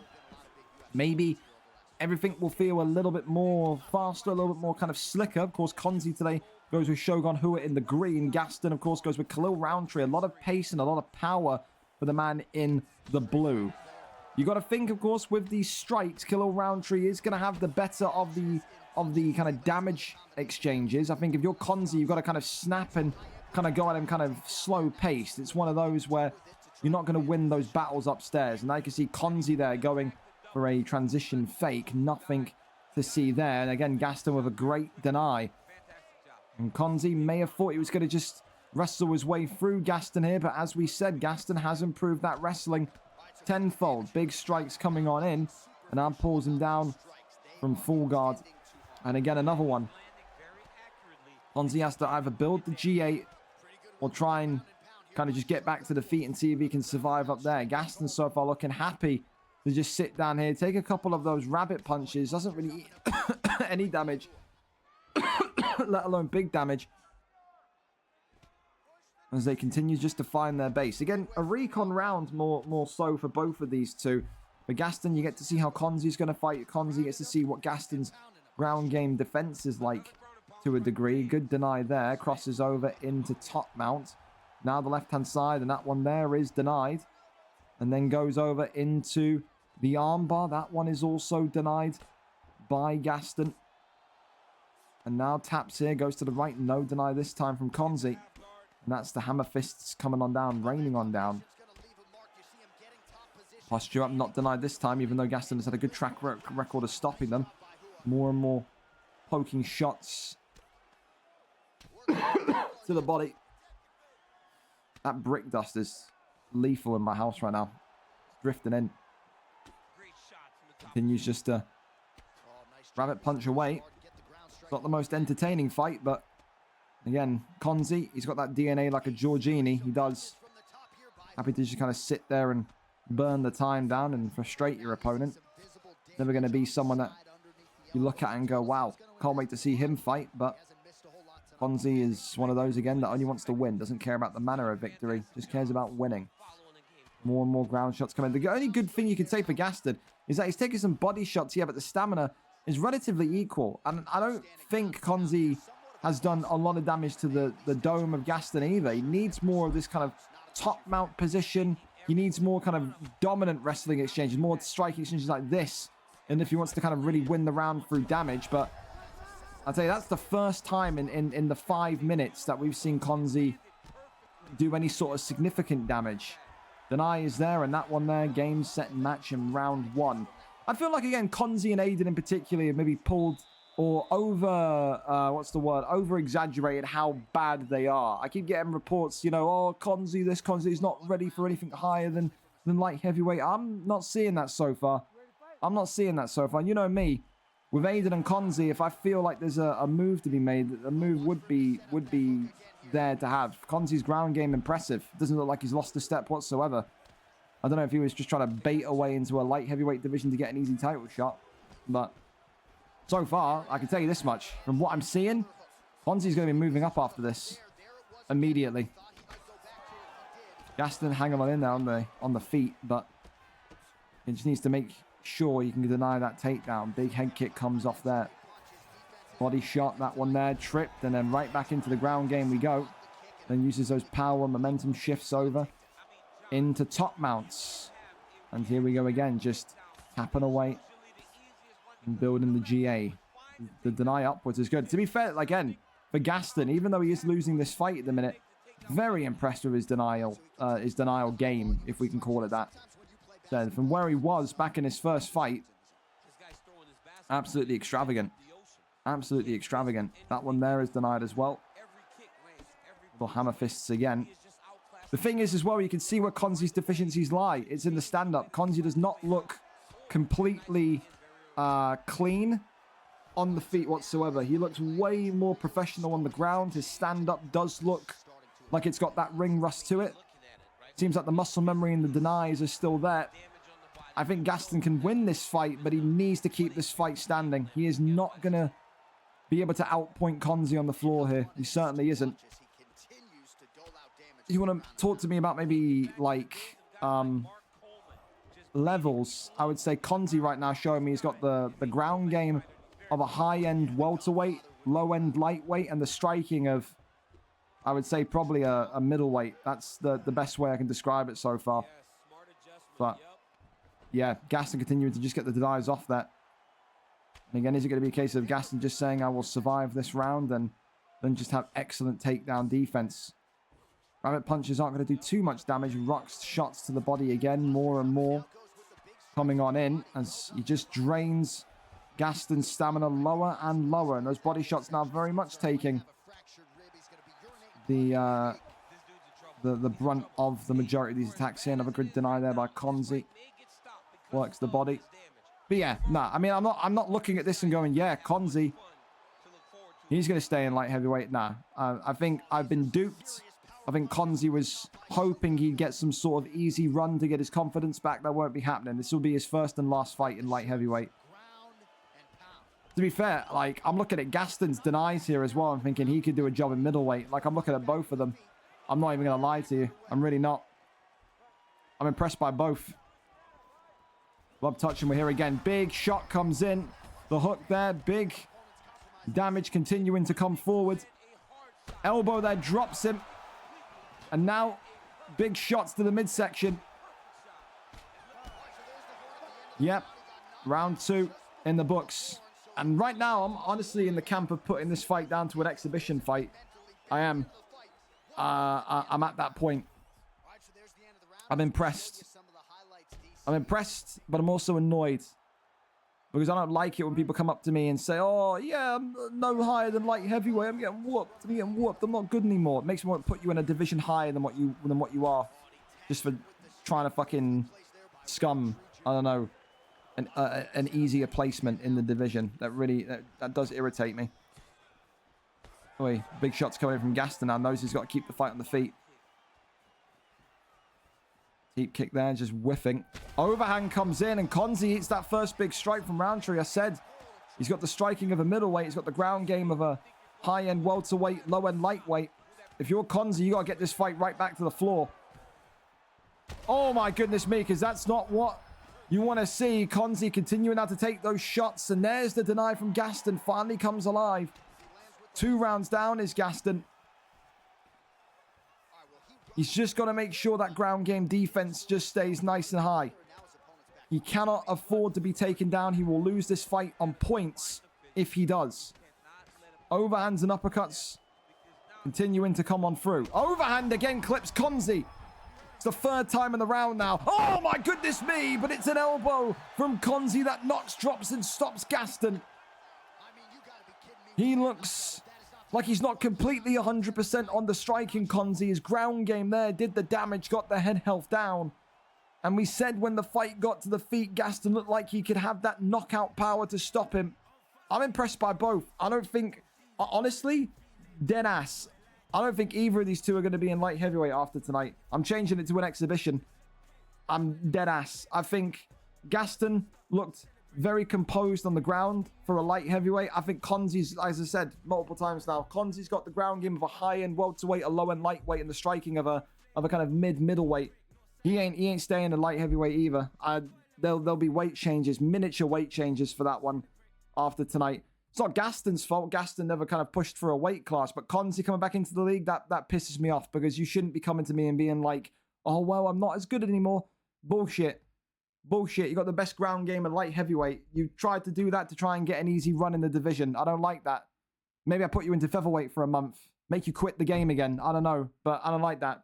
You're coming back into this league and you're re-entering. If you ever give me this bullshit about, oh, don't put me any higher than this, I suck, and then you put off a performance like that, you are not going to like what happens. First and last fight in light heavyweight for Konzi. It's transitioned into an exhibition. Will not count for divisional records. Will count for overall records. It will. Absolutely. Absolutely. Well, we go to our next fight then. Kanto and Razor Riley up next. Kanto, of course, 0-0 in the middleweight division. Razor Riley taking a gamble. He pushed for this move to the middleweight division. He says, although the record is not great in light heavyweight, I want to try my hand at it. I want to try my chances here. Tonight, of course, I think Kanto will be the favorite. I'd be a liar if I said otherwise. I like Riley, but I'd still feel like one more month in light heavyweight wouldn't have hurt him. For Kanto, listen, he's had spells, hasn't he? You go and you look at these fights he's had. I put Kanto, can't even spell. Look at these fights that he's had.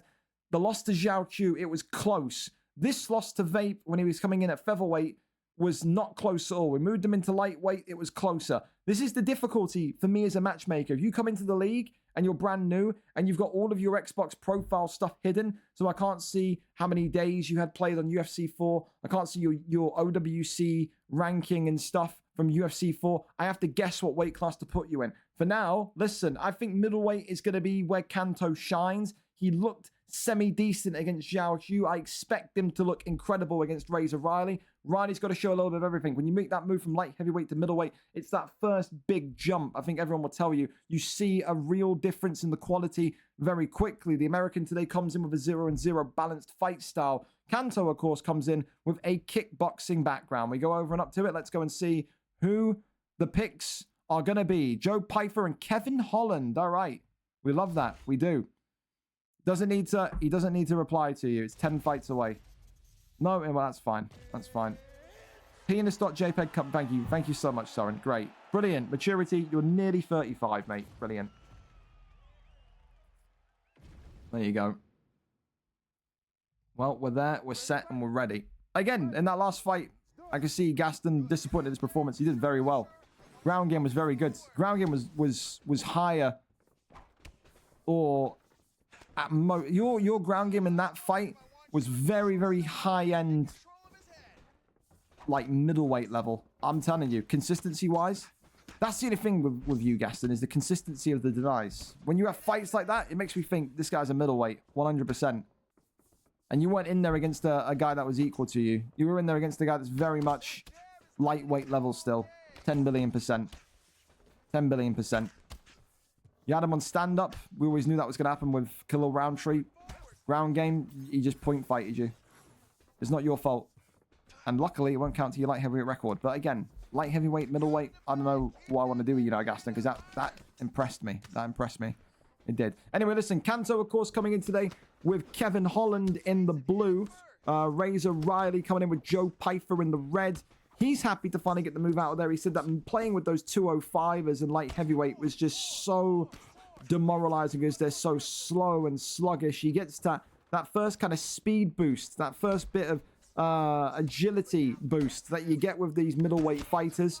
And it's going to feel so different. That whole lightness of the fighters compared to what he's been used to the last 3-4 months. And also the kind of speed at which the fight happens now in middleweight. We've seen some killer fights in middleweight, Hall of Fame fights in middleweight for how quickly fights begin and end. It's one of those where you have to adapt quickly. Have to adapt quickly because that tempo can very much play a factor into the difficulty of the division also. You cannot maybe sit there and fight the same way you did with those kind of heavy hitters in the light heavyweight division. Uppercut there, clips him, and Kanto drops him and downs him. Kevin Holland, wonderful little pullback uppercut. And Kanto now taking a lot of positive notes here to try and get this one done in round number 1. I said I expected him to look sharp tonight. I feel like we found this young man's level. Again, he didn't look half bad against Zhao. He didn't. It was the ground game exchanges that kind of really made Kanto. And then, oh, hang on a minute. No way. Stop. Oh, my days. He's robbed him. Oh, wow. Oh, wow. Oh, wow. What can you say? What the fuck can you say? In complete cruise control was Kanto. Taken down, and then it's those heavy shots from Joe Pyfer that gets Razor Riley the victory. If I'm Razor Riley, I don't know how to feel. I'm sort of happy because I've won my first fight, but I think you got to have a feeling of, wow, I got away with that one because he was being pieced up on the feet. Pieced up. That is a massive shock. If that went 2 or 3 rounds, we'd talk about that as maybe comeback of the year. That is wild, by the way. Kanto stand up, incredible, gets taken to the ground, and the ground and pound from top mount comes in from Razor Riley, and he gets it done in 1. I don't know, man. Razor Riley, you may have got away with that one, brother, because you were getting, no offense, I like you, I like Kanto, but you were getting fucked up on the feet. You were getting lit on fire. Gasoline barrels were outside the octagon. You were getting lit on fire in that one. I feel sad for Kanto. I thought it was a brilliant fight. I thought it was a fantastic fight. I thought it was an incredible bit of boxing at the start, but sweet Jesus, man. Sweet Christ. Well, how quick was that? You're not kidding. Well, listen, we're up to the next one then. Listen, we keep on going. Cameron and Samson up next. The return of Cameron. Love this dude in light heavyweight. One of the very best power punchers you will find. 2-0 against Samson, who is on a 2-fight win streak himself. 2-2. Samson beginning to dream of light heavyweight glory, perhaps. Tonight, the winner of this one will go on a 3-fight win streak, and it may just mean that a dance with Gabe 2098 could be approaching. Of course, Gabe not on the card tonight, which makes sense. Thinking back to Sunday night, I said to myself, you do this matchup, the winner takes on Gabe in a number 1 contenders match, it would make sense because it would be a 3-fight win streak versus a 3-fight win streak. So you got to think of it in that way today. It's a title eliminator. You win, you're in the big time for a big time fight next up, which may well lead you to light heavyweight glory. Who wins it? Will it be the 2-0 Cameron WXM, or will it be the 2-2 WV Samson? A big prize awaits them. Of course, if Cameron wins 3-0, puts him into 7th. If Samson wins 3-2, puts him into the top 10 as well, around about 8th place. Should be a big one. Like Wednesday. Like, come on, man. The season's still on. I got questions coming in constantly about fucking the Super League, XYZ. You gotta give me a little bit of fucking time, man. The season's not even done yet. Cameron and Samson, you're up. We're early. There you go. Of course, if we can keep on being early, that'd be wonderful. It would. Gringo's lost it. I've not lost it at all. This was an embarrassing fight. 6 minutes of control time, 23 significant strikes in 3 rounds. It's embarrassing. That's 7 strikes, 7 significant strikes a round. Not lost it whatsoever. Weber, you encourage this stupid, weird bullshit. People like you, people look at you and want to be like you. That's why fucking Logan Misery is the way that he is. Do better, Weber. Because there's no reason for him to fight or his friend to fight like that in such a fucking strange Chub. If that was Chub Nardino and I replaced that name with Chub Nardino, everyone in that Discord would be having a fucking field day. Let's keep it consistent. Chub Nardino is a fucking fat weirdo that fights in a boring shit way, just like Demonic was a fucking weirdo that fought in a boring shit way, just like RNG Melon. And these lot are boring and fighting in a shit way. 7 SIGs with 6 minutes control time and 3 rounds is boring. You have no right to sit there and insult people after you then win a fight. It's a complete joke. And that's why Logan Misery won't fight for the next 4 weeks. And that's why RNG Melon ain't going to get a stream fight until he ups the ante a little bit. Because I'm not sitting and watching fucking 7 significant strikes around. 0% fucking chance. Same as what we did with Demonic and Chubb. They'll be on unstreamed until he can actually provide an entertaining fight. Absolutely. Fight the way you want, but you ain't gonna fucking make me sit here and fall asleep. No fucking chance, man. That title fight was embarrassing. Logan Misery is lucky not to have been expelled to the fucking prelims, the unstreamed prelims after that title fight last week. Embarrassing. Again, keep it consistent. Because if that was Chub Nardino, if that was Demonic, you'd all be in fucking uproar. Let's be honest here. You would be. Vitor Belfort against Johnny Walker. Again, Cameron and Samson. The volume good? There you go. Samson and Cameron both competing, both vying for a chance to be up there for a title eliminator after tonight. You win in this one, then by all means, you're going to be very much at the top of the summit, and Gabe20908 will be waiting for you. Main card as well. So for Samson and Cameron, it would mean the ability to use those 5-star fighters, which no doubt will get the PP itching a little bit. And you can see there, Walker already split open. This is the thing. Tonight, it's not going to be about Samson's takedown defense. We've seen previous fights, Samson's won fights because his takedown defense has been excellent. Head kick comes off. It's straight kickboxing tonight. That's the difference. And he's dropped him and rocked him already. And Cameron is turning on the pressure quickly. He is absolutely lighting Samson on fire here. Someone's 2-fight win streak has to go. And he dives into the guard. And it could be a one and done. He's 2-0 at the minute, the Vitor Belfort pick. And he is potentially on the cusp of going to 3-0. Big deny there from Cameron, who just looks unstoppable here this evening. Gets up. He doesn't want to be down there. He's skeptical of Samson's grappling. He is. Uppercut into the lead hook there again. 1-2 down the center. Body kick comes on in. Ducks underneath. Big elbow comes forward. Hey, the elbow's there. Oh, big left hand comes in. Samson eats a shot to the body now. Head kick upstairs. Oh, a little drop of the shoulder here. Off the jab. Oh, a little bit of lag there coming in. Big straight down the pipe as well. Body kick. Oh, no, leg kick, excuse me. Uppercut comes in. More and more body shots there again. Still, you can see Samson not giving up. He may have taken a big stun and he may have taken the excessive part of the brute force damage in this first round, but he is not looking likely to back away. Oh, big elbow though, clips in and drops him again. And Samson just looks like he is willing to go out on his shield here in round one. There is no reversing. There is no backing up. He is saying we are sword fighting to the death here tonight. Body kick flies in once more. Big straight right back to the rib cage there, though, of Vitor Belfort. Off the jab goes back to the body.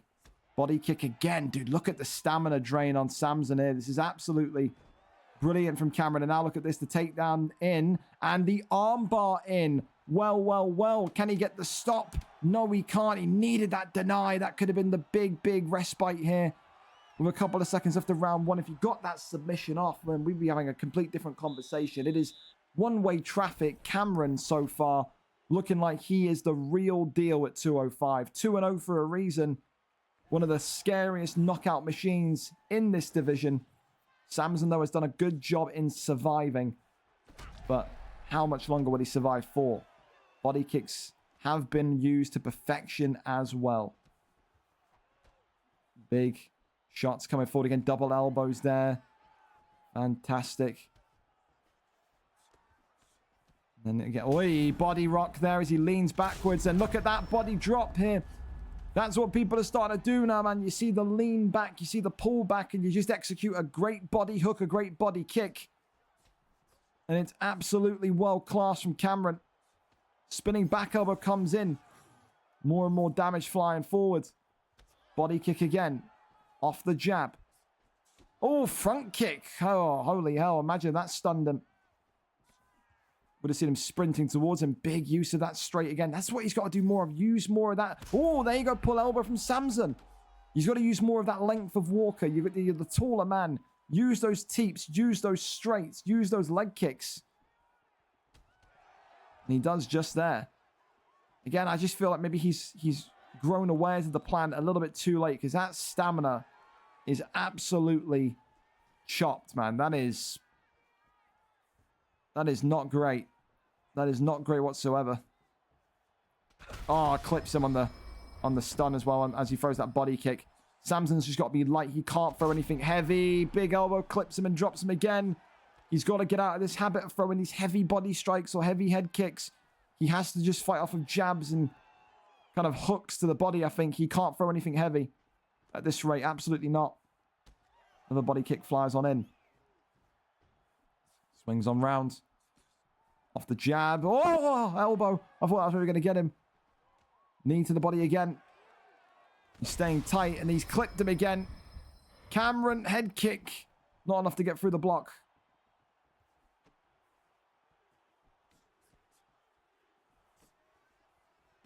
Off the double jab again. Samson's just backing up. He doesn't know where to go. He doesn't know where to go. More shots flying in. Oh, the elbow is again being teased.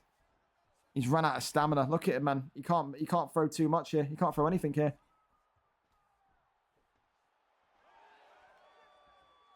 I feel for him because he's come aware to that. He's become aware of his advantages, of his strengths, just too late.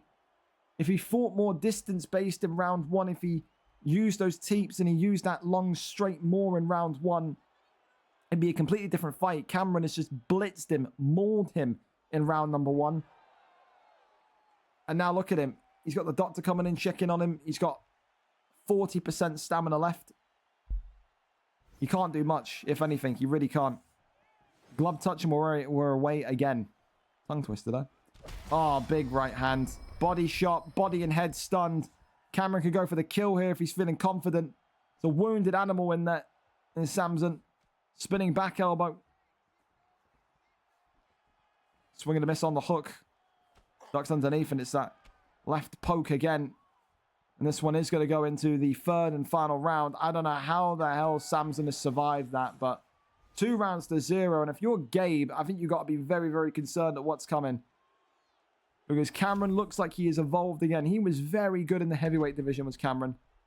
Incredibly good. Moved up to the light heavyweight division and just seems to have taken his boxing to a whole new level again. The big question is still out, though. The jury is still out on what Cameron is like on that ground game. Is he going to be able to compete against a wrestler in the light heavyweight division or higher? We have no doubts about this man's boxing.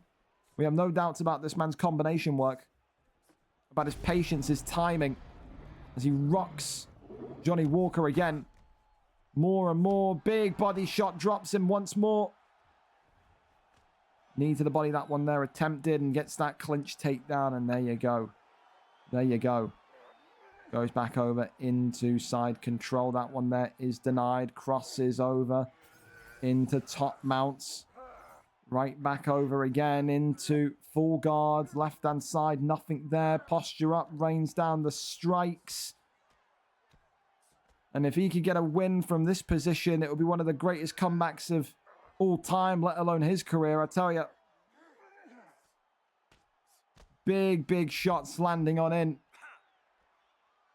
Is the volume distorted?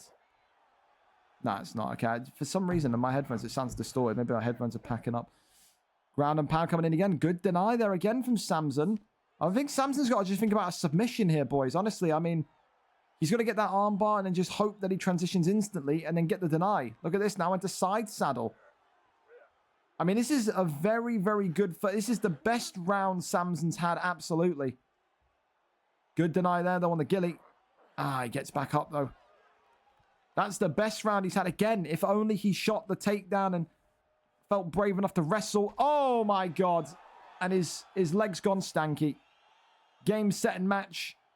Nervy round 2 and 3 for Cameron, but the damage, the brute force, if it was done in round 1, Samson's win streak comes to an end. But Vitor Belfort, by way of Cameron WXM, will be in that contendership battle. And it could have been so different if Samson just became alert to the reach advantage he had earlier on in the fight, but also the wrestling. That end of round was the best period of the fight for Samson throughout the entire night. I can't lie, but listen, I think Samson will take the fact that he's gotten miles better since his introduction into this division. He's found his feet. He's a solid contender. I think the sky is the limit for him. I really do. A solid fight, but Cameron unstoppable. Some of the best hands, if not the best hands, at 205. Congratulations to him. A wonderful, wonderful performance, and I think, no, that'll be enough to take performance away from me. I liked it, man. With Belfort as well. Yeah, I like that. Congratulations, Cameron. Big dubs for you. All right, up next then, Jay McGinley has his introduction bout into the welterweight division. He won the heavyweight divisional title and then said, can I skip light heavyweight and middleweight? I beat most of the people in there. Whether that's cockiness, confidence, whatever, he's given exactly that. He gets moved into the welterweight division. And we'll do it tonight, go up against Lawbors, who also makes the move back to welterweight 0-2. The last time we saw Lawbors at 170 was all the way back at the beginning of UFC 5. Just as the game came out, you can see he had 2 fights in there before being moved to middleweight. The 2 fights, of course, against Demonic, who, as we all know now, is in that bantamweight flyweight division, lost that one. And Jay Fuller, of course, no longer in the league, but again, an incredible wrestler on his day. Today, of course, Lawbors comes in with that kind of mixed style, doesn't he? He has that wrestling, but he wants to box nowadays. McGinley, I think he wants to box nowadays. McGinley will be a tough challenger, though. I think that's the thing that Lawbors will need to remember. This guy may have been in the heavyweight division, but he was cleaning up heavyweights in the division. So keep in mind that that is the case. We go up and over to it. Lawbors set and ready to go. That's where we'll be going for the stream. Let's go and see what the picks are going to be. Here we are. Here we go. Oh, fuck. There we go. We got Lawbors cam for you as well. We got Lawbors on the mic as well. Unbelievable. Unbelievable, Jeff. All right.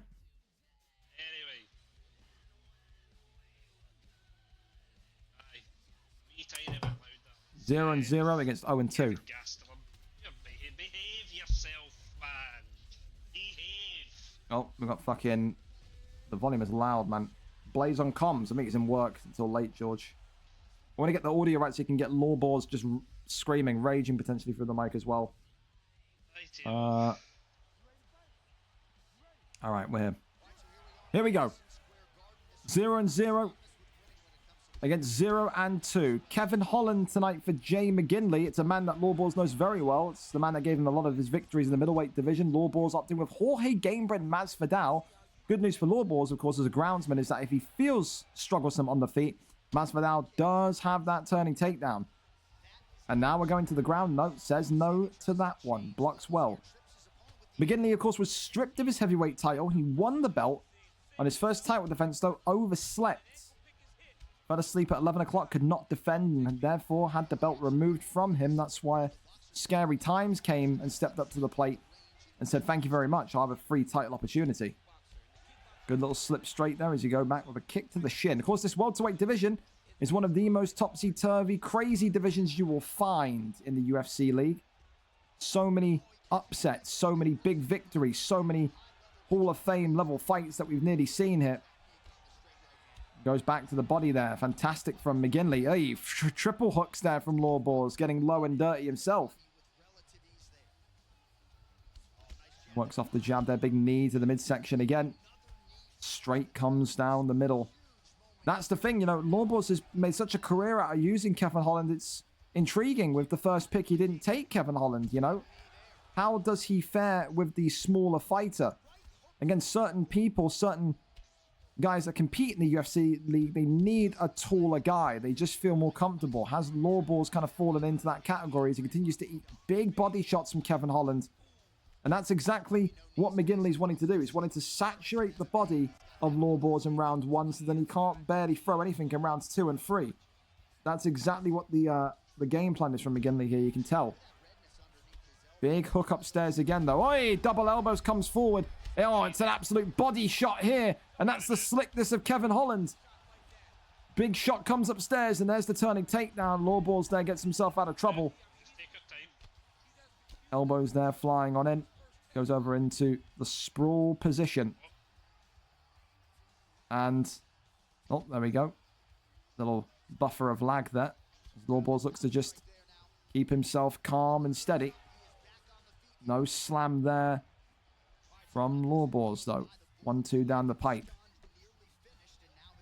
Again, it's just one of those. Has Lawballs fought so much? Has he fought so much with Kevin Holland and Anderson Silva in middleweight that he needs a taller, bigger fighter? The turning takedown has got home, though, continuously now. 2 for 2 for Lawballs. And he has started to identify that while the stamina is still in a relatively good position. It's not completely drained like we saw Samson's completely drained in the last fight. Tries to cross over, but absolutely nothing there. The deny is good. Round 1 in the book. Lawballs will know he's lost that round, but he knows now 2 things. Number 1, the turning takedown is there for the taking. Number 2, Kevin Holland, speedy, dangerous, and agile as he was in the middleweight division in those close quarters situations. He's just got to find the ability, the nobility at times to kind of enter the pocket, get 2 shots off, then walk backwards. That's what he has to do. Oh, here we go. Respect there from both of them. Great respect here from the welterweight fighters this evening. 1-2 down the pipe again. Still takes the back here, does Lawballs, and not able to wrestle him. I thought maybe the instant clinch into the cage would have been the next best scenario. And there's the turning takedown again. Wonderful from Lawballs. 3 for 3 on those now, but he's got to keep him hit. And not able to get the deny. 1-2 down the pipe again. So the takedowns are there, just not able to completely hold him. And there's the turning takedown again, 4 for 4. McGinley has got to get these turning takedowns under control here. Because that is the money landing right now for Lawballs. And up he gets again. Lawballs not able to react quick enough and get the up deny. And that's what I think this game will come down to.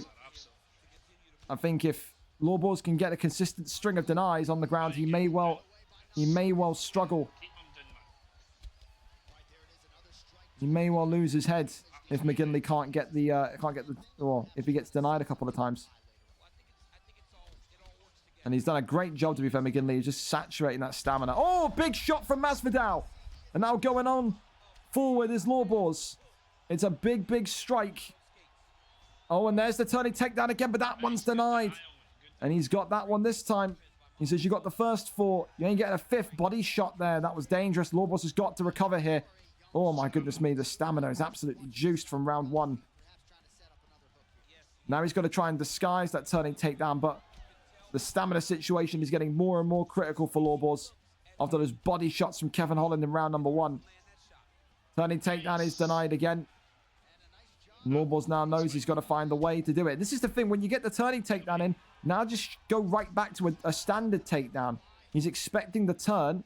Go for something standard. Well, listen, there you go. You use my advice, and then he's heard me as well. Oh, head kick there comes on in. Goes back to the body shots. More and more stabs. Body kick again. Wonderful, wonderful stuff here. Takes him down, and now has this grounded position. Denies the stack guard. Side control not able to be gained. McGinley is on heightened alert here. Big one down the middle. Lawballs knows he needs to just get to round 3 to kind of protect that stamina. I still think he's won this round because of the stun. He just has to avoid being hit. And there you go. Gets the takedown. It's going to be a difficult task here. It is. It's going to be a very difficult task because of the stamina. But he has won this second round for me. I do believe so. 1-1 going into the third. Stamina's gone, man. So it's body strikes for you. They will do a number on you. They will. So fair play to McGinley, though. He's sorted that kind of turning takedown problem. The first 4 landed brilliantly, then 2 denies. Lawrence got 1 right at the end. Of course, the stun from Masvidal will give you good faith that the points will return back to the Scotsman. Both gassed here. Body shots coming in again. Uppercut now. Swinging in the wind. And there's the deny. If you're Lawboss, I think you just pull into half guard here and just try and take your chances. But there goes right back to the feet. Head kick there is denied again. Lawboss going to need to try and work off the jab and just try and defend those body shots. There you go. Great defense there to the midsection. Oh, front kick. That could have been it there. McGinley, a lot of volume again. Working off that jab into the body kick repeatedly. It's so symmetrical the way that he fights. It's great. Then a great kickboxer. Side kick once more. Double hooks there. Big straight splits open Holland there. Takedown. Doesn't completely come through. Lawboss saying about his stamina again. If Lawboss can just avoid the stun and just get 1 takedown, he could have it. And there's the turning takedown. That's massive. He has to keep him here now. He has to keep him in this position. He's got to keep him. Oh, he can't. He can't do it. Denies maybe a little bit off. Lawboss has been in that light heavy, well, in that middleweight division, excuse me, boxing with Anderson Silva. Used to be a great submission artist. Still holds the record for submissions of the night, I believe. And this one is... Oh, God. Oh, God. He risked it. He went for it. He went for the flying knee. And he gets knocked out here. And he said, I had to go for it. I don't know. I think it would have been a tight decision. I think if he avoided getting stunned in round 3, we could have been talking about a tight decision. I'm interested to see if that was 1-1 after 2. If it was, then I think Lawrence sold himself short there. I think if he listen, stamina was low. It would be difficult to avoid a stun. But I think if he could have avoided a stun with the shots he was getting off, the way he cut Kevin Holland open in the third, there was a conversation there. I do think so. It's easy to say that in the fucking chat plays, but we're not as good as you. That as well. You can see as well, there's a little bit disappointing from Lawboss because you notice if he could just have kept him down in those 4 or 5 takedown attempts, he maybe could have taken that one. But I'm very interested to see what the scorecards were. If it was 1-1, then I do think the third round could have been very, very, very, very, very interesting. Show us the scorecards. Show us. The turning takedown defense from McGinley was excellent though in round 2. We're not going to see the scorecards, but regardless, nothing else to see there. It is a round 3 victory for McGinley, his first in that welterweight division. Congratulations to him. A good back and forth fight. Again, you can maybe put it down to Lawboss's inability to hold him. Maybe Lawboss's decision to go with a naturally shorter fighter when he's fought with Anderson and Kevin Holland in the last few weeks. I mean, you can put it in either one. I think, again, he has a right to be disappointed because I think he knows you can't get away with 4, 5, 6 turning takedowns and continue to let your boys stand up. I think if he kept him down 2 times out of those 6 takedowns, he could have smashed that fight. But listen, you have to give respect to McGinley. He addressed it. After I thought it was going to be turning takedowns until the end of the fight and it would be a decision. He got the defense sorted and his takedown defense boosted up in round number 2. So yeah, again, I think he was right. I think he very much should be in that welterweight division. He's had a good fight with Lawboss there. Can't wait to see what's next for McGinley. Up next, though, we're going to go over to Neve and Arrow in the featherweight division. Neve, of course, 2-4 against the former lightweight champion of the world, Arrow 2-2-2-4. His first fight in 145. Today, though, he's got to go up against a man that's already had 6 fights, 2 victories granted, but he's been active. He knows the pace of this division. Arrow today needs to be aware. Most featherweight fights end in round 1. If not round 1, then definitely in round 2. There is a very, very rare case scenario where you see fights go the distance or into round 3 in 145. Fights are aggressive. They start at a higher tempo than lightweight. You have to match that or you have to avoid that tonight. Neve will be the favorite, but Arrow will fancy himself after the run of good form he's been on in 155. We're here, we're set, and we are ready to go if Neve is, of course, here. We wait and we see. Reckon I'm still needed? I have no idea. Do you want to chat with you? Haven't heard back from Suave yet. He'll be here. He'll be here. Again, they don't need to reply to you 2 hours before, man. Relax. Relax. Should be walking in the door before or at fight time. That's fine. That's fine. You're fine. Let me go and collect Neve, because are we early? I believe we are early, aren't we? 8:20. We're like 10 minutes early. But we're not so early. You should be here. You're up. There you go. He's on UFC. Just started playing. So there you go. Fantastic. Fantastic. Ah. Hey, the fight times as well. We're going well. We're doing well with the timings, bro. We are. We're doing well with the timings. If Neve doesn't forget. Coming now, thank God. Okay. This is good. 2 weeks in a row we could be in a position where we're absolutely speeding through the fights here, boys. I love that. I love that. Because, again, for the guys later on in the card, they can get to bed early. All right? So, God bless. Let's make this a regular thing. Let's make this a regular thing. 8 minutes early, Neve on his way. Halfway through the prelims. God is good. God is wonderful. Yeah? Spectacular. I'm interested to see what Arrow goes with today as well. I feel like it wouldn't surprise me if he went with an Anthony Showtime Pettis pick in featherweight. It wouldn't be the most kind of great pick, but you can't pick Ilia Topuria or Legacy McGregor. So abandon that idea, Neve. You are not picking Topuria. 0% chance that be happening. You can go Volkanovski, that would be absolutely fine. Can't do it. Oh, you can do that one. Can go Baby McGregor. That's absolutely fine. There we go. Max Holloway and Baby McGregor. All right, then. Before McGregor was a raging cokehead, allegedly. Anyone that wants to see it, by the way, Michael Chandler dropped a funny Twitter video today. He's done like some sort of promotional thing with like a margarita company. You gotta go watch it. Indirect shots of McGregor were wonderful. All right, here we go, though. A debut for Arrow against a 2-4 fighter in AFC Neve. Neve, of course, in the black trunks with Legacy McGregor, or Baby McGregor, Prime Moments McGregor. Arrow, of course, in the white with Max Blessed Holloway, and you may well see him at the end of the month from real life. A lot of rumours that if McGregor pulls out of the fight against Chandler, the BMF title would be on the line between Holloway and Chandler. The volume in Arrow's stream is very loud, by the way. Apologies, that's super loud for you. That is the lowest I've ever had to turn volume. It's like a rave in there.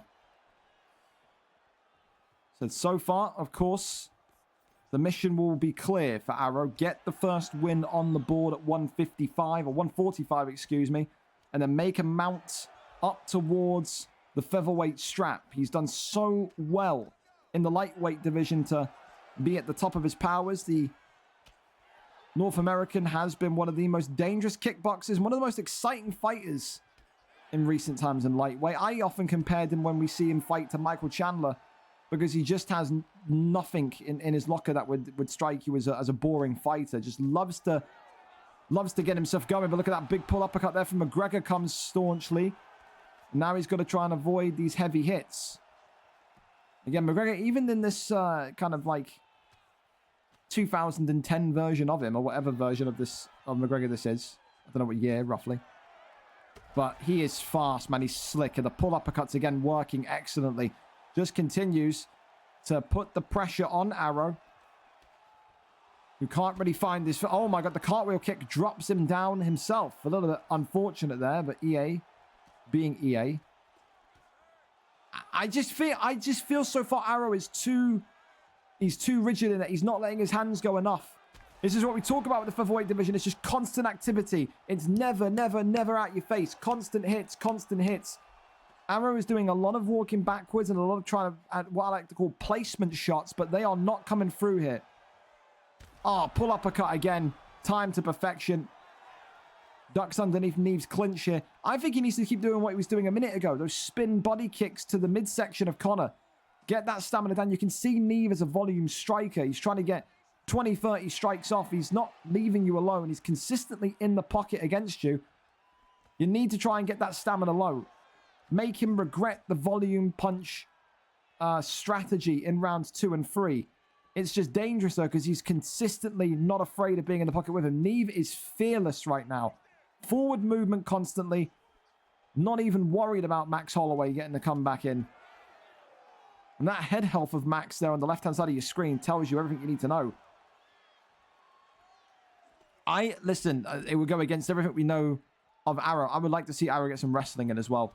I think if Arrow can get to the ground, get some body shots in from the posture up like we saw Konzi do earlier on, this fight could completely flip on its head. It's clear as day. McGregor wins that first round. He's got pocket presence. He's got a fearlessness about him. He's not afraid of anything Arrow is doing. Arrow needs to gain that respect back in this round. Whether it's for a body rock, whether it's through draining the stamina, he needs to keep being a survivalist in this round. Maybe even lose round 2 if it means that the body damage in round 3 is significant enough where you can turn the engines on to the next level. Round 1 to Neve. Attempted glove touch there.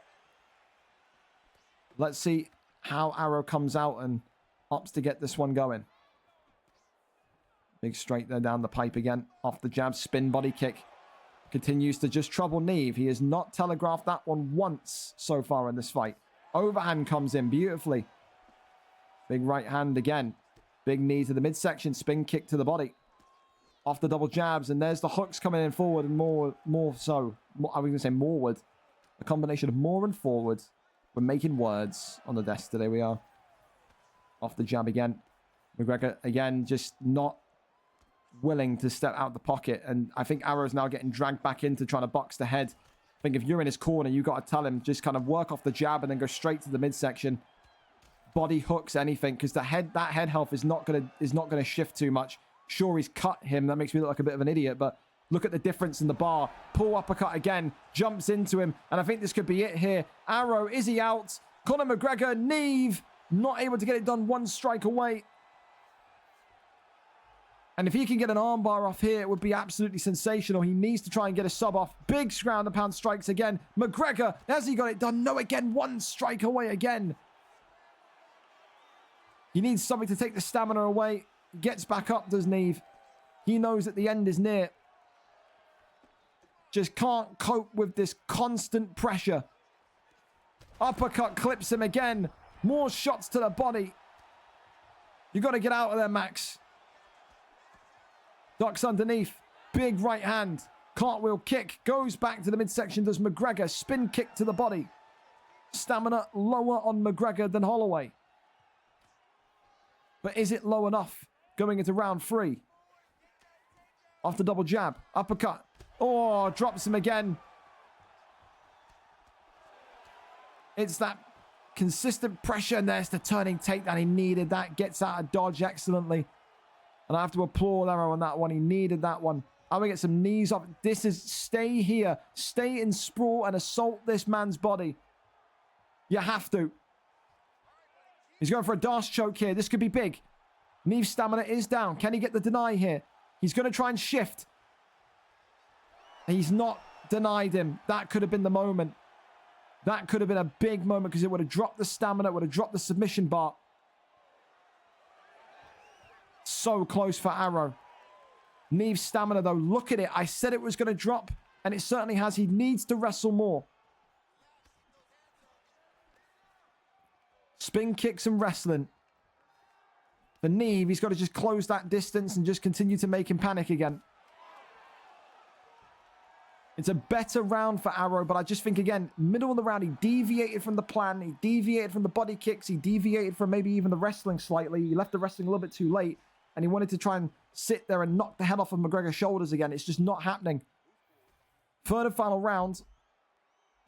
You have to say, Arrow is still in this one, but he has to remain focused. And for Neve, it was a more comfortable round in round 1. Still a good round for him in round 2. He's won round 2. Neve just has to avoid getting finished here. Neve, if he wants to go for the victory via stoppage, he has to just walk forward and take the breath away from Arrow. Arrow cannot cope with this pressure. But equally so, when he walks forward, it drops that stamina and allows that strategy of Arrow to take place. It's a real chess match right here. Uppercut clips him again. And Holloway's head health is not going to take too many more uppercuts. It isn't. Oh, and there you go. Neve gets it done in round number 3. His third win in the division for Arrow, just deviated from the plan. And that's what happens in 145 when you deviate slightly from the path. McGregor's speed, McGregor's power can happen. He's calling for a shot around the belt there, signaling at his waist, but an excellent fight. I think, again, Arrow started to notice more and more in round 2 that the stamina was dropping. I think if he could have kept him in sprawl and get those shots off to the body, it would have been great. If he got the denial and the darce at the end of round 2, I think he could have one-tapped him. I do. I certainly do, because the stamina was rock bottom. One of those. Close, but not close enough. Neve gets the job done. A round 3 victory for him. Congratulations to him. Back to winning ways is Neve. GG's to him. GG's to him. GG's to Arrow as well. Looks like he's going to be a fun fighter in there, man. The Max Holloway pick is good. Just needs to be more confident and start faster. I think it's the best advice I could give. But I'm not a featherweight, so I mean, why would you listen to me? I get it. Next up, then, we're going to go to Quantic and Driscoll. We know Quantic is going to be home from 8:30 onwards. I have no idea if we need to flip the fight because we are early. No, he's here. Excellent. Quantic and Driscoll it is then. Quantic today coming in with a record of 1-2. Driscoll, of course, relegated to the lightweight division for the first time in ages. 0-0 for Driscoll. He is on one hell of a dry spell. You go back and look at the last time Driscoll won a fight, you may well feel super, super old, because it was all the way back here at VFL 139 weeks ago against veteran Grizz in featherweight, VFL 130, the 4th of April. It's been 2 long months. Driscoll rightly expected to be relegated to the lightweight division and has been so. We are there, we are set, and we are ready to go. Hurry it up, Driscoll. I don't give a fuck about your FIFA shit. Not a single fuck. Hurry it up. We are there, we are set, and we are good to go. So, of course, as well, not too many fights left after this one. We know that we're going to have to flip the George and Vape one because there's been an accident on the freeway for Vape. So we may need to flip the Stocky and Bex one in. So if the Stocky and Bex are in here, I would say load up and get ready, because we may flip this one and this one just because. Just because. And of course, again, some great fights to come tonight. Suave and Zukins could have been on the main card. Such a great fight there. The return of Finn. Love that as well. Koros and Charge, a banger of a fight in the welterweight division. And then this main card is just disgusting. We may have commentary tonight. We may not. I don't know if Dio's working. I know Blaze is working. My commentary team have all got lives, man. All right, we're here. We're set. And we're ready to go. Here we are. Here we are. Here we are. Eddie Alvarez? No. I would like it. Eddie Alvarez is my 4-star pick in lightweight when I was in there in UFC 4. I can't lie to you. Moicano and Alvarez. Okay. Okay. Not completely. You've gone to welterweights?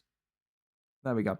Not completely surprised by Moicano from Driscoll Eva, because, again, a submission expert still holds the overall record for most submissions in the league. 25, if I'm not mistaken. And looks like Quantic here is going to go with Nate Diaz this evening. It's a good counter to Moicano. Those submissions, the black belt in jiu-jitsu. The stats being inspected here. It wouldn't be the worst pick in the world. I think if you're going against Moicano, you have to go with someone that you know is going to have that decent submission defense rating, that decent submission jiu-jitsu counter. That's what you're going to need. Well, listen, we're going to find out here. Driscoll ending or hoping to end the 9-week losing streak in the yellow with Moicano. Quantic A looking to go 2-2 with Nate Diaz in the white. Quantic, of course, I think more so known as a striker at this point. He's got great kind of slick, elusive movements. He loves those body shots as well, but has he ever been in there with a shark like Driscoll who is going to just dive for the legs, swim for the legs, and immediately kind of get into a positive position where he can then kind of lock up a choke, lock up a joint submission, anything to put you in a real negative way. Of course, we know how good Driscoll's offense and defense in these grounded positions are. He was once upon a time the featherweight champion of the world. But that's a long cry away. He knows that there is a mountain to climb to get back to where he was. He knows, of course, with just his ground game alone, it would put him in one of the top quadrants of the lightweight division. Again, similarly to Konzi, Driscoll, very decent ground game, but just absolutely, I would say, middleweight level striking. You don't really see Driscoll do too well when it comes to the stand-up game. It's almost identical what we're seeing here to what we saw in the Konzi and Gaston fight earlier on. The only real difference is that there's limited posture ups and a sloppy get-up there that Driscoll has allowed. Uppercuts coming on in, and now you can see the clinching here. Another takedown, and that's a great deny from Quantic. Quantic now in the first half of this round knows exactly what Driscoll wants to do. Takes the cage, though, wrestles him back and says, okay, you want to wrestle? Then we're going to wrestle. Of course, it would feel like a rite of passage for Quantic. It would be one of the big moments of his career if he can tap out the top submission guy in VFL. Like I said, still holds that record over some incredible names that have competed over the years. Names like Mark Dev, Ali ADP, even against guys like George and Vape. He has the most submissions out of everyone. Does Moicano in yellow. Posture up there is attempted and denied. Shifts over to the right-hand side. Little taps here. Posture up is again pulled in. Goes over to the left-hand side. Nothing there. Tries to go for the joint here. And look at this. The Kimura locked in. And is he going to get it on the first attempt? The answer is no. Good defense from Quantic, but maybe you're going to be looking for that roll through. Yes, he is. The back sitting position denies Driscoll well there. Can he think about getting a submission off in this regards? More and more taps. Goes over into full mounts. That one there is gained.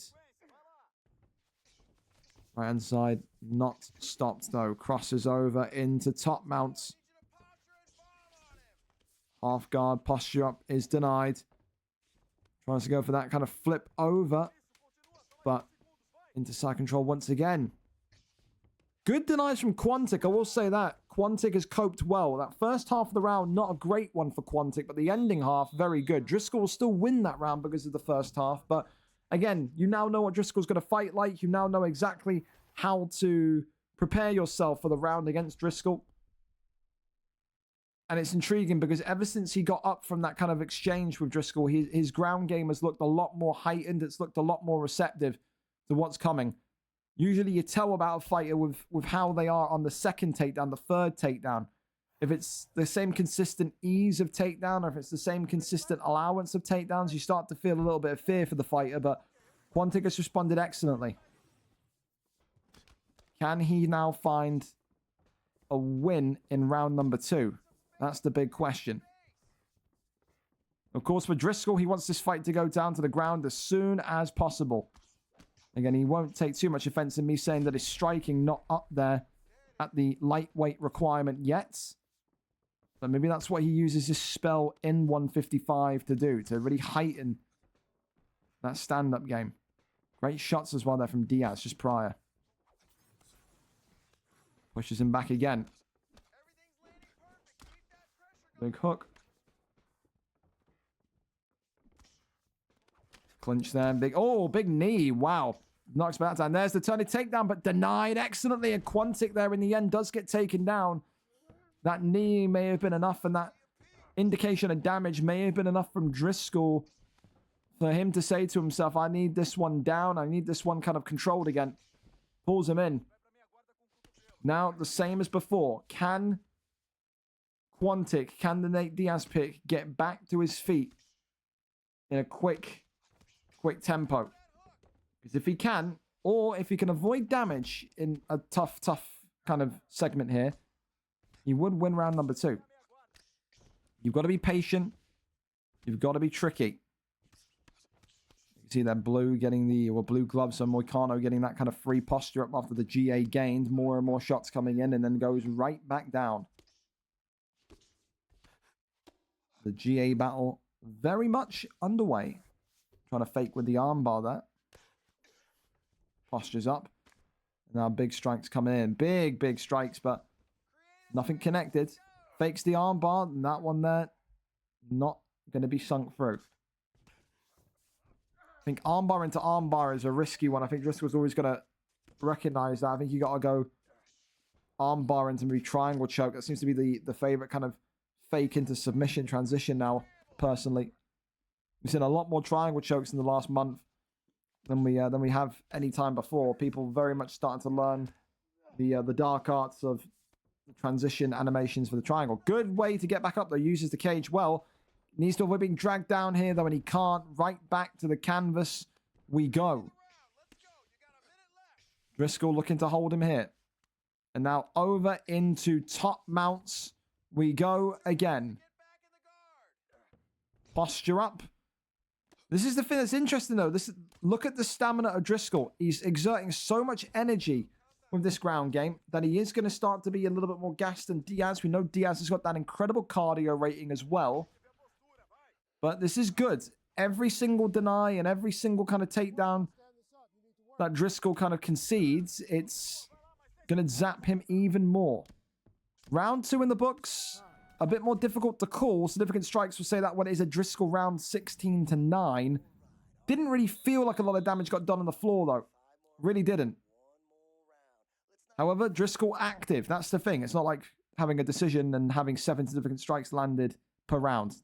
That would be embarrassing. But Driscoll is active. 16 strikes in the first. No, sorry, 16 strikes in the second. I think 11 strikes in the first.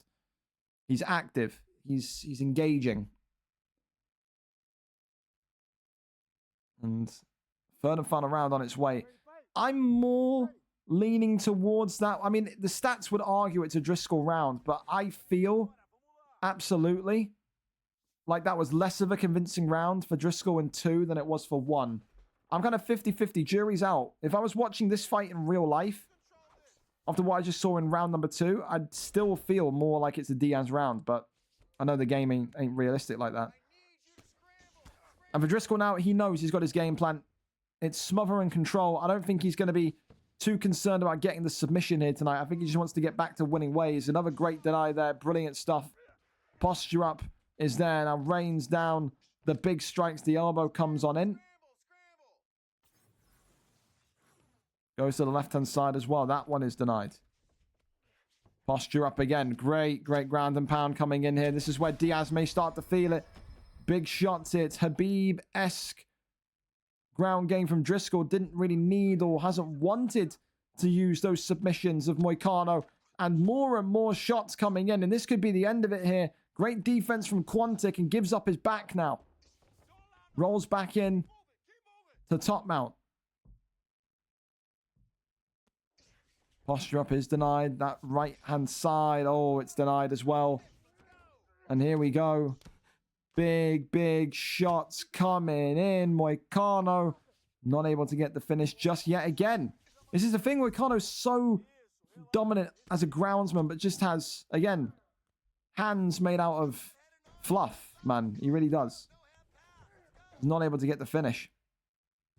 Pulls him in. Right hand side there. More and more ground strikes to the midsection. Little taps here and there. Posture up. Oi. Pulls him in. Full guard, nothing there.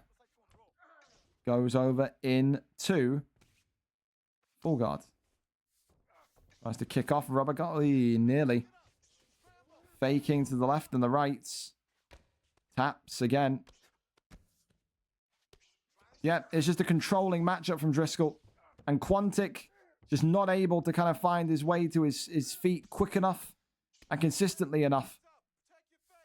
But I'll tell you this much. If Driscoll gets caught in one sub, it could be devastating. Because that stamina for Moicano is not great. Gets back to the feet with 50 seconds. It's now or never. You got to push the pace hit. Driscoll, takedown, lands. No, it doesn't. Right back to his feet. Driscoll looking for survival and his first win in 9 weeks. The elbow carves open Diaz as well. Driscoll backing away hit. Another turning takedown, another land. And Driscoll will take it by decision. He was active. He did his damage. And to be fair to him, he was nearly caught in that submission in the second if he could get that one off. That's a 30-27. And for Driscoll, you see what he's about. The striking, the jury's still out for it. But you don't need to be good at striking when you can control and dominate your opponents in that wrestling fashion. You feel for Quantic because it was the signs of a comeback in round 2. Round 3, though, very, very, very one-way traffic. And Driscoll will get his first win in 9 long weeks. Congratulations to the Irishman. See the scorecards if it was indeed 30-27. But yeah, just a typical Driscoll performance. No submission tonight, but I don't think he'll be caring too much. And there you go. 41 significant strikes in 3 rounds. Almost bewildering that people can throw 40 strikes rather than 23 in 3 and then complain as to what I'm talking about. Unreal, eh? Be active. Don't be boring. Driscoll tonight was active, and he wrestled in an interesting way. Didn't just sit there and lay on top of him for fucking 15 minutes and think that he's going to get on the card. Up next, I'm going to go to T. Stocky and Lewis Bex. T. Stocky and Lewis Bex. And then we'll go to Vape afterwards because he's coming home from work. Unless they're in the lobby already. Oh, they're in the lobby already. All right, cool. We'll go with that one then. George and Vape up next then. George, of course, coming in with a 7-8 record. Vape, of course, coming in with a 3-1 record.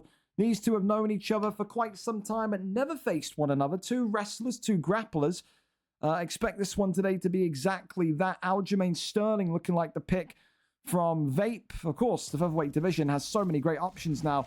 Brian Ortega, the pick from George. And of course, Vape would have expected that. Again, you talk about George in that same light as Driscoll. Number 2 in the submission rankings, 21. Vape on 17. Ortega will very much be looking to take the neck, take the back, and see if he can tap out the young American tonight. George in the blue. Vape in the green.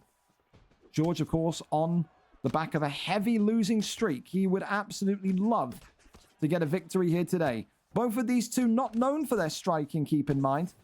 They have both dominated their wins and dominated their kind of near ascension to the top of the division, whether it be in the featherweight division, the lightweight division when George used to be in it, even the bantamweight division, flyweight division when Vape was getting wins. They have ascended wins in their respective divisions through the catalyst of their wrestling. And here comes the first attempt, the first takedown. Vape lands it. Aljamain Sterling here on top. George trying to use the cage here, and that one is going to be a flip conversion now. And now George is on top. A very fast start, and look at this, an immediate rotation through. A great flow of wrestling already. These two are moving at an incredible pace. And look at this, a Darce choke from Vape there. Gives up the submission and goes into the back mount here. And this is not good for George. The posture up from Vape already. This could be very bad. George nearly in a world of discomfort. And this is what Vape does. He is a patient.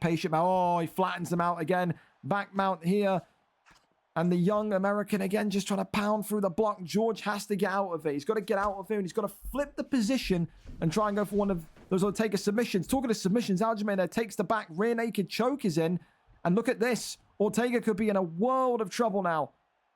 As the submission is being drained and drained and drained. Is this one going to be locked in? No, it's not. Just escapes out of it. George not being tapped there. Vape needs to be careful, of course. His stamina on the spiral in the recovery from that submission. Fakes there. Of course, Aljamain not known for his submissions, is he? He's more of those kind of dominant point wrestlers. You'd think Vape would be looking for more kind of top mount positions. More, I mean, even half guard. I think Vape would be happy to sit in half guard and just work off the posture ups there. But elbows now in side control. Excellent. Then goes back into full guard, pops up, gets back to his feet. Body shot again comes in. Oi. Elbows into the spinning back fist. 1-2 down the pipe. Oi. Will slip straight again there. Ducks underneath. 1-2 down the middle. Oi. Splits open Vape now.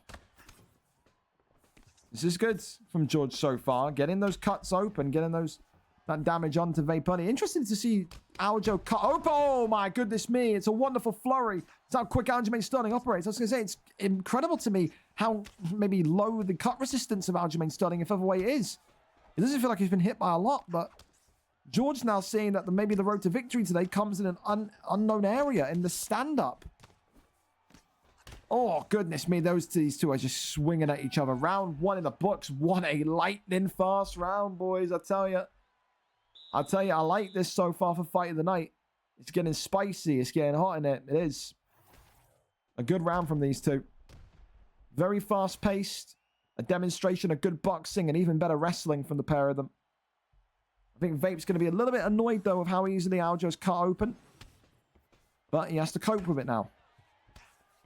Teep sending him backwards. Teep. Big shots coming forward. And there's the pull elbow from George. Overhand drops Vape.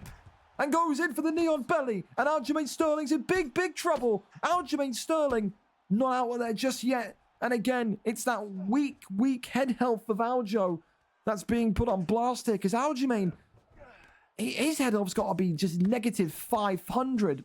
But Brian Ortega does not have power. Like severe power in his hands, boys. He doesn't. Oh, wow. Submission counter from George here. The Neon Belly here rains down the strikes again. Big shots. Vape scrambling and trying to protect himself, and does so. Fakes the Kimura. Taps it. Posture up. That one's brought in. Tries to go for the flip. And look at this. Goes for the leg here. Vape styling and profiling as well. What a clinic these two are putting on for us. And takes the leg. Vape not able to keep it locked in. George gets out of there, back to the feet, where you think George is going to be happy to continue the remainder of this round. Big shots again. More and more uppercuts swinging in from George. Trying to get that slip hook off on Vape there. Protects himself well. Shoots the takedown. That one there. Bailed on and then tries to get those shots off. George trusting on Ortega's boxing so far tonight has been, I think, a key factor. Oi, good quick double tap there, though, from Vape. That's what George needs to avoid. Those heavy strikes. That will then open up the door for a counter. Let's go for that teep there and teep right back. A teep off. Left hand comes in again. Uppercut swings in. Big left and rights. Fantastic. Shots again. A jumping crane kick there. A jumping teep, either or. They look the same. Oh, it's that slip hook, though.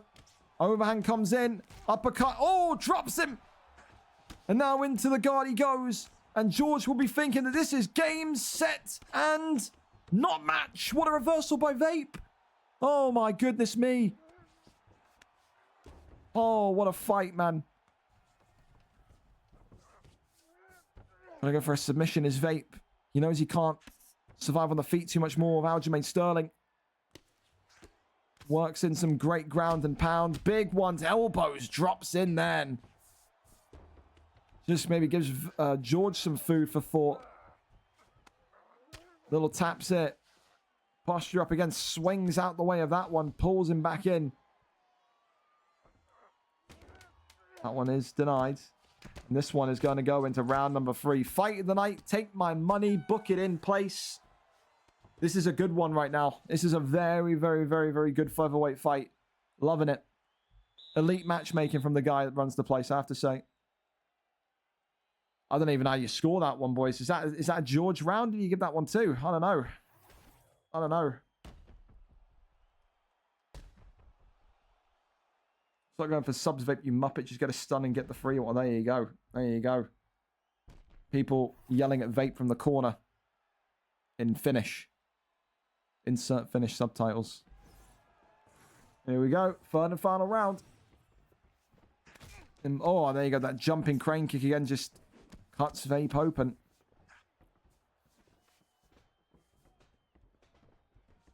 Oh, avoids. Oh, it's a great pull elbow there by Vape. And now, oh no, he's gambled and he's gone one too many. The overhand drops him. Oh, and it's a flying triangle. There's no way. Stack guard. He should have stayed in stack guard, shouldn't he? Oh my God. Oh, the elbows. Sweet heavens, man. What a fight. Off the jab. Oh, uppercut again. Oh, it's tense. Oh, it's tense.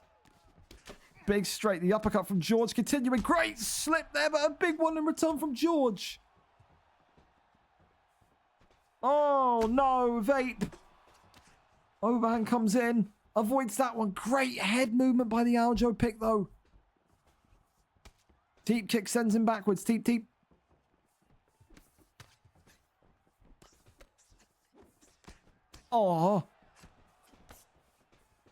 Oh, slip hook. Oh, the overhand. The hooks, the straights. Vape is hanging on here. The chin of Aljamain Sterling may be why people won't use him in featherweight after this one. Because I'll tell you something. Brian Ortega's soft hands. Oh, hang on a minute. Jumping knee. Why has he gone for a jumping knee? Big shots. And big shot selections coming from Vape here. Dropped him again. Oh my God. How many drops have we had? Oh, Heavenly Father of Christ. What are we seeing? Welcome to the 145 division, boys and girls. I tell you. Faking here, trying to go up top. Back to the wrestling, into top mount. This could be critical for Vape. He cannot concede position. And he concedes position. Crosses over. No, he does not. You shall not pass is the message from George. 1:13 left of round number 3. The blood splattered across the octagon. Posture up, reins down. The big shots here. Vape with 48 seconds. And in his mind, he'll probably say, I need to get the victory. I need to get the finish. I do think George is up on the scorecards. And back upstairs we go. Arms outstretched. Let's go, Vape says. If he could point to the middle of the octagon, I think he would. Here we go. 10 seconds. They're swinging and banging. Max Holloway style. Oh, goodness. Jumping knee right at the end. Oh, what a fight. An incredible fight. I do think George has won it. But fight of the night guarantee. One of the best featherweight fights you will ever see. What an advert for the 145 division between two wrestlers turned boxers this evening. Bravo. Well, listen in. See who gets it on decision. Do you agree with me thinking it's George? Do you think Vape gets it?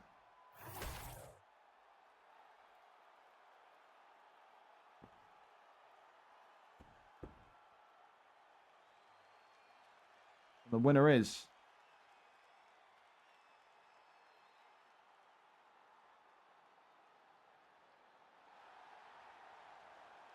Brian Ortega. George gets it done on decision. It felt like it was a George decision, but what a fight it was. Holy hell. And no doubt those two will be itching to run that one back because that was one of the greatest featherweight fights you'll see. Categorically, no doubts about it. That's going to be a difficult fight to beat tonight. That was very, very, very tense. I can't even lie. That was a very tense fight.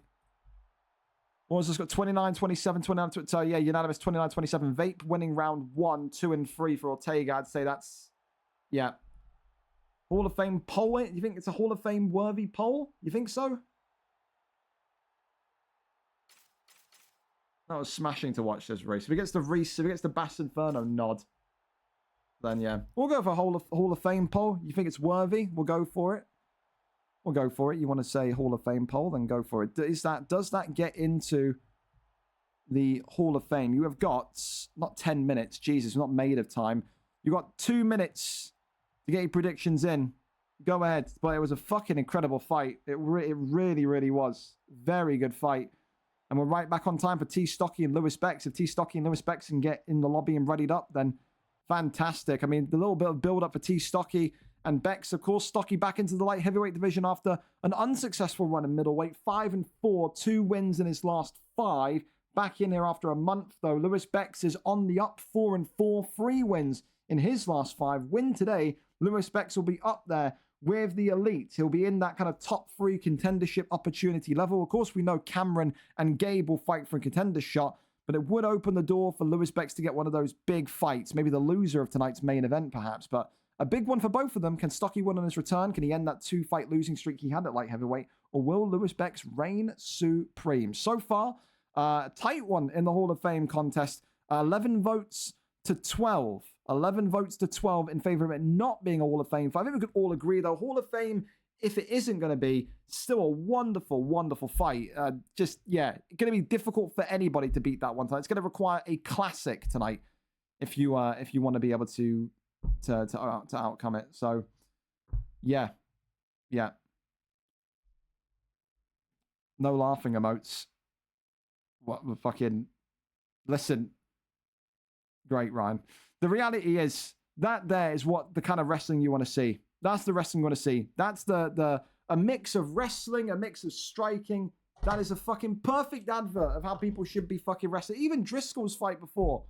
Just active wrestling. I've said it before. I said it again. No one wants to sit here and watch 3 rounds of you having 6 to 8 minutes of control time, throwing 7 strikes and connecting 7 strikes a fucking round. Boring. Shit. Embarrassing. That fight there is a perfect example of what it should be like. Not a Hall of Fame fight, says the audience, but definitely going to be a fight of the night contender this evening. Up to our next one then. Lewis Bex and T. Stocky. We are there. We are ready. Lewis Bex sending me a mobile Twitch link, though. I forgive it. We're already in. Why have you started without me? You're fucking idiots. But cool. We've missed half the fight because you're just... You want to run. You want to sprint. Awesome. Nice one. Jokes. Well, don't know what the fuck's happened. Lewis Bex is cut open, though. Big shot comes in from T. Stocky. Both of them in yellow. The tatted man with the hideous back tattoo for Krylov for Stocky. Lewis Bex in the yellow. The man that looks like Jake Paul's dad. On the bottom here for Lewis Bex. T. Stocky immediately going for a submission. Of course, T. Stocky had that middleweight run. I think 1 win in 4 fights it was. Asked for that move down. I personally didn't feel in the month of May he was ready to go up to middleweight. I did say that to him quite, you know... I don't want to say bluntly, because blunt is like a kind of a rude... I told him directly, I don't think middleweight would be a good move. But he said he wanted to give it a go. He gave it a go, and he realizes there's still some work to do here in the 205 division before he can kind of go up there and find success on a consistent basis. And there's nothing wrong with that. If anything, I applaud that from T. Stocky. Hey, big shot there comes in and clips and drops Lewis Bex here. The up kick saves Lewis Bex. Big left hand there comes on in. 1-2 down the middle again. Uppercut there whiffing from T. Stocky though. A sprinting straight right at him. Goes to the midsection. Big ones upstairs. Uppercut drops T. Stocky right back. Well, listen, we said it was going to be a difficult fight to beat for fight of the night. Maybe. We're settling in for another light heavyweight classic here.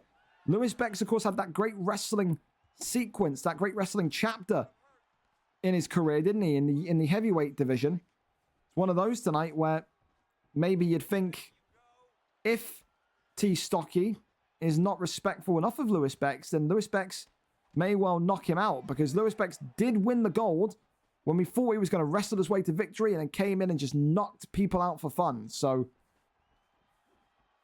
he's got a little bit of everything inside of him. Of course, that cut will not do him much justice, though. That bright orange cut on Bex is not brilliant. We missed the first kind of 2 minutes of the fight, but what an ending of the round for Lewis Bex. And that may steal him the round. I can't lie. Back and forth fight between these two top-end light heavyweights. 1 knockout or 1 knockdown each, 1 stun each. Significant strikes, though, belonging to Alexander Gustafsson. Gustafsson may well have taken the round with that last kind of 10, 20 seconds of round number 1. T. Stocky's got to be careful. I wonder if T. Stocky's going to opt to maybe go back to the wrestling if he feels like it's unattainable here up top. And look at that. Pulls guard and now has Lewis Bex down here. Lewis Bex says, no, you don't, and gets right back up to his feet. Uppercut there, swings on in. 1-2's down the pipe. Elbow there, flips on in. Deep kick sends him backwards. Uppercut again. Off the jab straights. Oh, uppercut. Oy. That could have been bad. That could have been very bad. Off the 1-2s. Once more, Lewis Bex continuing just to circle around. Oy, oy, oy. The thing that I like about Lewis Bex is that his confidence. Again, this is a guy that obviously has got a bit of a temperament. We've seen it in the heavyweight division and in the light heavyweight division when he came in. He says he's angling, he's dreaming of a move to the middleweight division. There's no better test tonight than T. Stocky that was in that division and has a couple of fights under his belt in regards to that. You're seeing what maybe, again, no offense to T. Stocky when I say this, a low-end middleweight looks like in T. Stocky. So Lewis Bex, he continues to get the uppercut landed. And now Gustafsson pushing forward again. Uppercuts once more. Lewis Bex off the 1-2. Nearly sways into that one. And the takedown there. And he's going to need to predict the up. There we go. He does. And look at this now. Another deny here. And look at this. The armbar. Lewis Bex with a massive, massive, massive mistake. The arm's going to be extended. And that is 90% of the bar gone. Lewis Bex, just like that, goes from winning the fight momentarily to losing the fight. Big ground and pound coming in. And T. Stocky, one strike away. Posture up. Big ground and pound, slips that one. He has got to get out of there. Lewis Bex is not in a good way right here. He's got to get up and back to his feet. Big shots again. T. Stocky. Has he done it? No, again, one strike away. The head health getting absolutely clattered though. Lewis Bex is out of there. Round 2 and done. T. Stocky victorious on his way back to the 205 division. And ends that 2-fight losing streak. It'll be another top contender for him next. Maybe even a title eliminator. Again, you can see his confidence is there in light heavyweight. Again, you have to feel somewhat happy for him as well because he's had some difficult fights in the last couple of weeks when he went into that middleweight division. Lost to Beckham, beat CVN, who's now also in light heavyweight, got moved down. Lost to Adam Toy, lost to Julian. Lost to Kessler as well in the heavyweight division. He's only won one time in the last kind of like here. This was one win from here onwards. One win in 10 weeks. And that win, of course, came against CVN. So listen, you've kept at it. You used your knowledge there of what transition you were going to expect from Lewis Bex. You denied it excellently.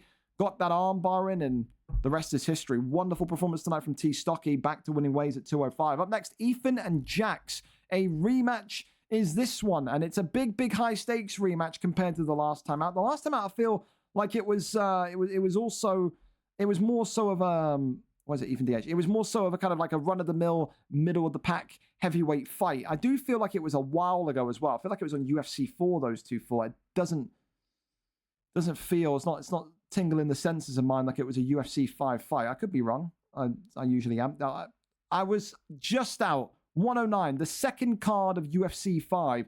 Jax beat Ethan in round number 1. That was all the way back, though, on the 9th of November. So tonight for Ethan, a chance to level up the score here and also get back to winning ways. It's been a bit of a rough patch for Ethan. Loss, win, loss, win, loss. If he goes by the current form of things, it should be a win here tonight. Jax, on the other hand, is living the dream.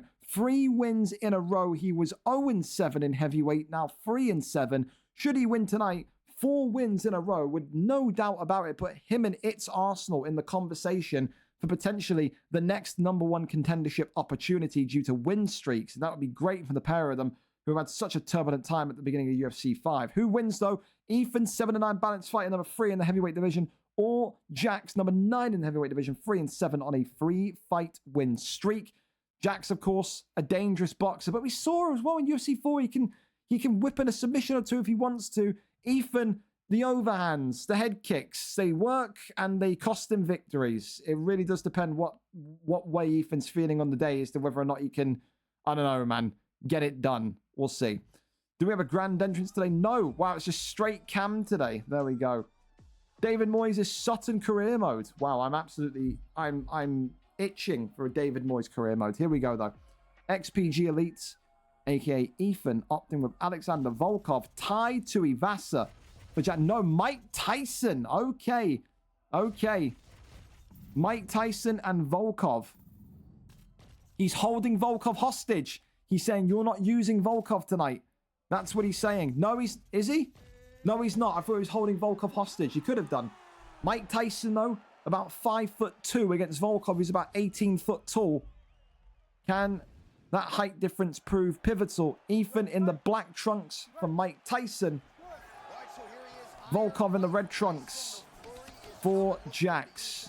Again, remember, both of these two need the victory. Jax, of course, wins today. We'll go on to a 4-fight win streak. Whereas Ethan looking to avenge the loss from 7 months ago. Of course, Ethan opting with Mike Tyson today, so that tells you exactly what he wants to do. Boxing, boxing, boxing.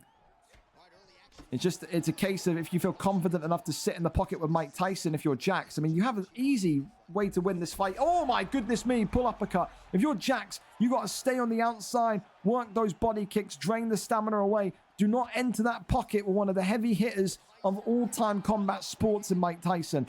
You have to stay away from him. You have to stay away from him. The 1-2's there, but can't whiff. It's just a struggle of maybe trying to find the distance. Body kick comes in there. Excellently overhand once more. Uppercut, though, clips Mike Tyson. Ethan getting a little bit too greedy with some of his shots there. Front kick comes off. Works back to the body. Uppercut again. Oy. Elbows flying on in. Big knee to the midsection. Overhand comes in. Big hook to the right-hand side. Off the jab. Head kick there is just blocked up. Overhand comes in from Mike Tyson excellently. Works the body. Uppercut again.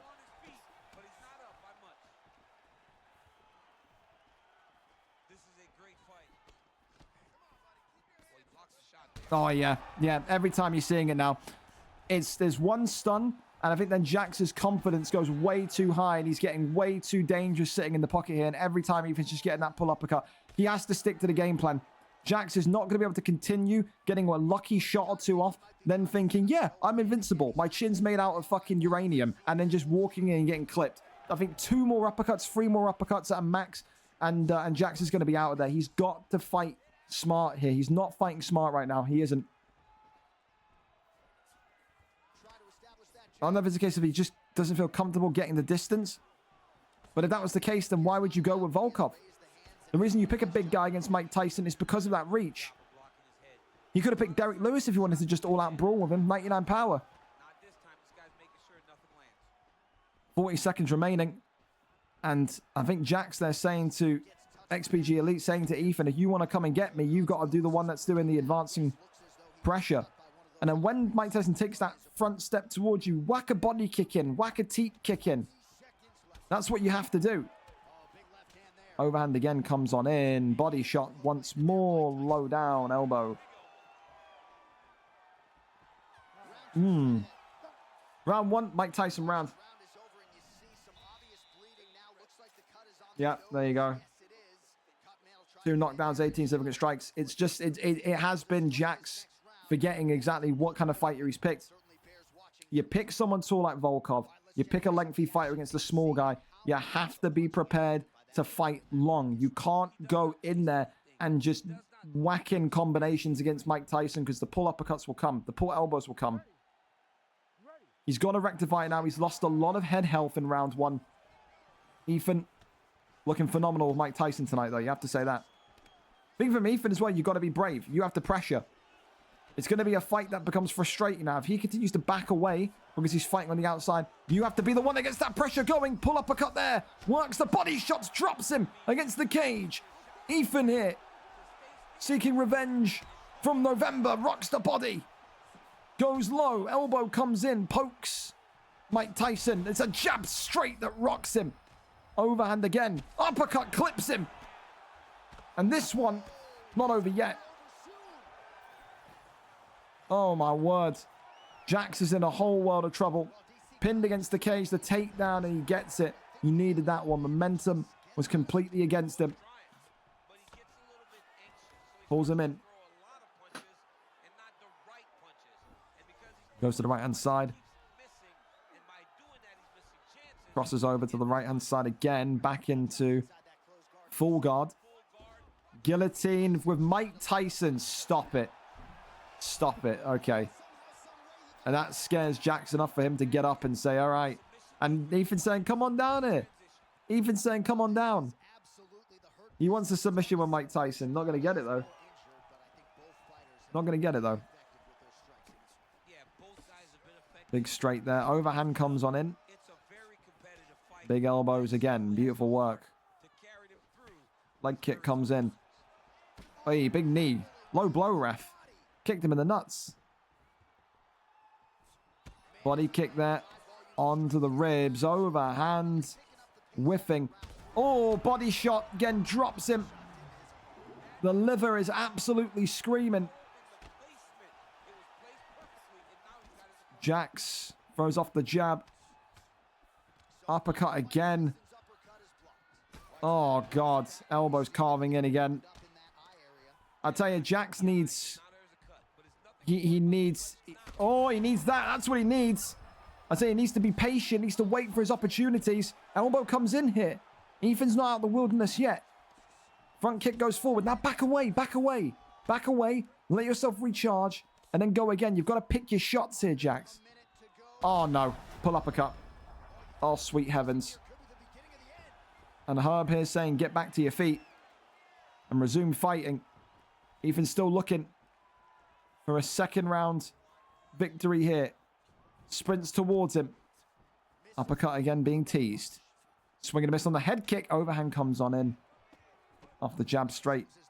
More and more the jab straight coming.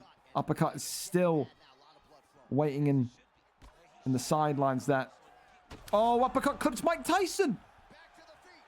Said Ethan's not out of there just yet, boys. He isn't.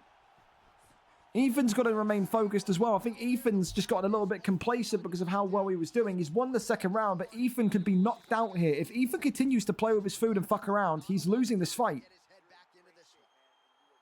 The focus of XPG Elite very much could come into the equation here.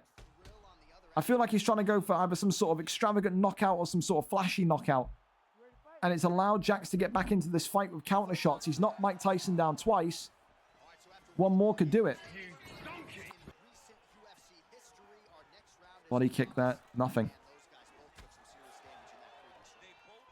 Off the jab straights. Uppercuts. Low to the body. Uppercut gets him again. And his team have got to be begging him to just secure the victory here. Trying to go for a pull uppercut again. Elbow there. Slices open Tyson again. Knee to the midsection. Nice job to land the knee there by the taller fighter. And I think I just heard Daniel Cormier say... Goes low. And as Jax is seeing Ethan go low. Fuck my butt! Thank you. Oh, clips him. Perfect timing from Goofy there. Oh, drops him again. And against the cage, this one is all over. XPG Elite makes it look more tough than it needed to be, but he's got revenge. They are 1-1 against each other. The trilogy is potentially loading. XPG Elite, Ethan DH1, back to winning ways. 8-9 now in the heavyweight division, but Jesus Christ, they made that one a little bit uncomfortable to watch. That could have been so devastating if he got clipped by another Volkov counter-strike, but he didn't. We don't need to think about it. Ethan, tonight's winner. Round 2 TKO. Beautiful, beautiful victory, I think, as well. Round 3 TKO, excuse me. Beautiful, beautiful victory in a way that, again, epitomizes what Ethan's style is. Pressure, brutality, ferociousness, and now is up there with some of the best knockout artists in the heavyweight division. Keep in mind, the most wins in this heavyweight division now. Well, behind Synergy, actually. 9 for Synergy, 8 for Ethan. Those two are still itching to have a real contest. Synergy beat the shit out of him last time. I think Ethan's upset about that. Maybe Ethan would say to himself, Synergy wins the title today. I want another opportunity. A big win, though, nonetheless, for Ethan. Congratulations to him. The win streak of Jax is over, yes, but he has to look at the positives, how well he's done over the last 3 fights. Even in this fight today, nearly had an incredible comeback against Ethan as well. So nothing too devastating about the performance. It's not like I'm looking at that and saying, well, he did this wrong and that wrong. I felt like he maybe realized the game plan of Volkov again a round too late, but that's always going to happen in those kind of heavy divisions. You can't be too hard on them. Up next, anyway, listen, we keep on going. Charge against Koros is where we go, and we are 10 minutes behind now. How's that happen then? Well, we're 10 minutes behind, but it doesn't matter. Charge and Koros up next. 4-5 for Charge. Koros, of course, comes in today with a 2-win, 1-draw, no-loss record. Koros effectively didn't lose, so still gets to fight up. Charge wins, but has to fight one of the prospects of the division to continue his ascension upwards. 5-5 for Charge will put him in the top 5 and back in the title picture. But Koros is a difficult man to beat of recent. We're there, we're ready, and we're set for it. Kevin Holland tonight for Charge, but who will the pick be for Koros 67? I wonder.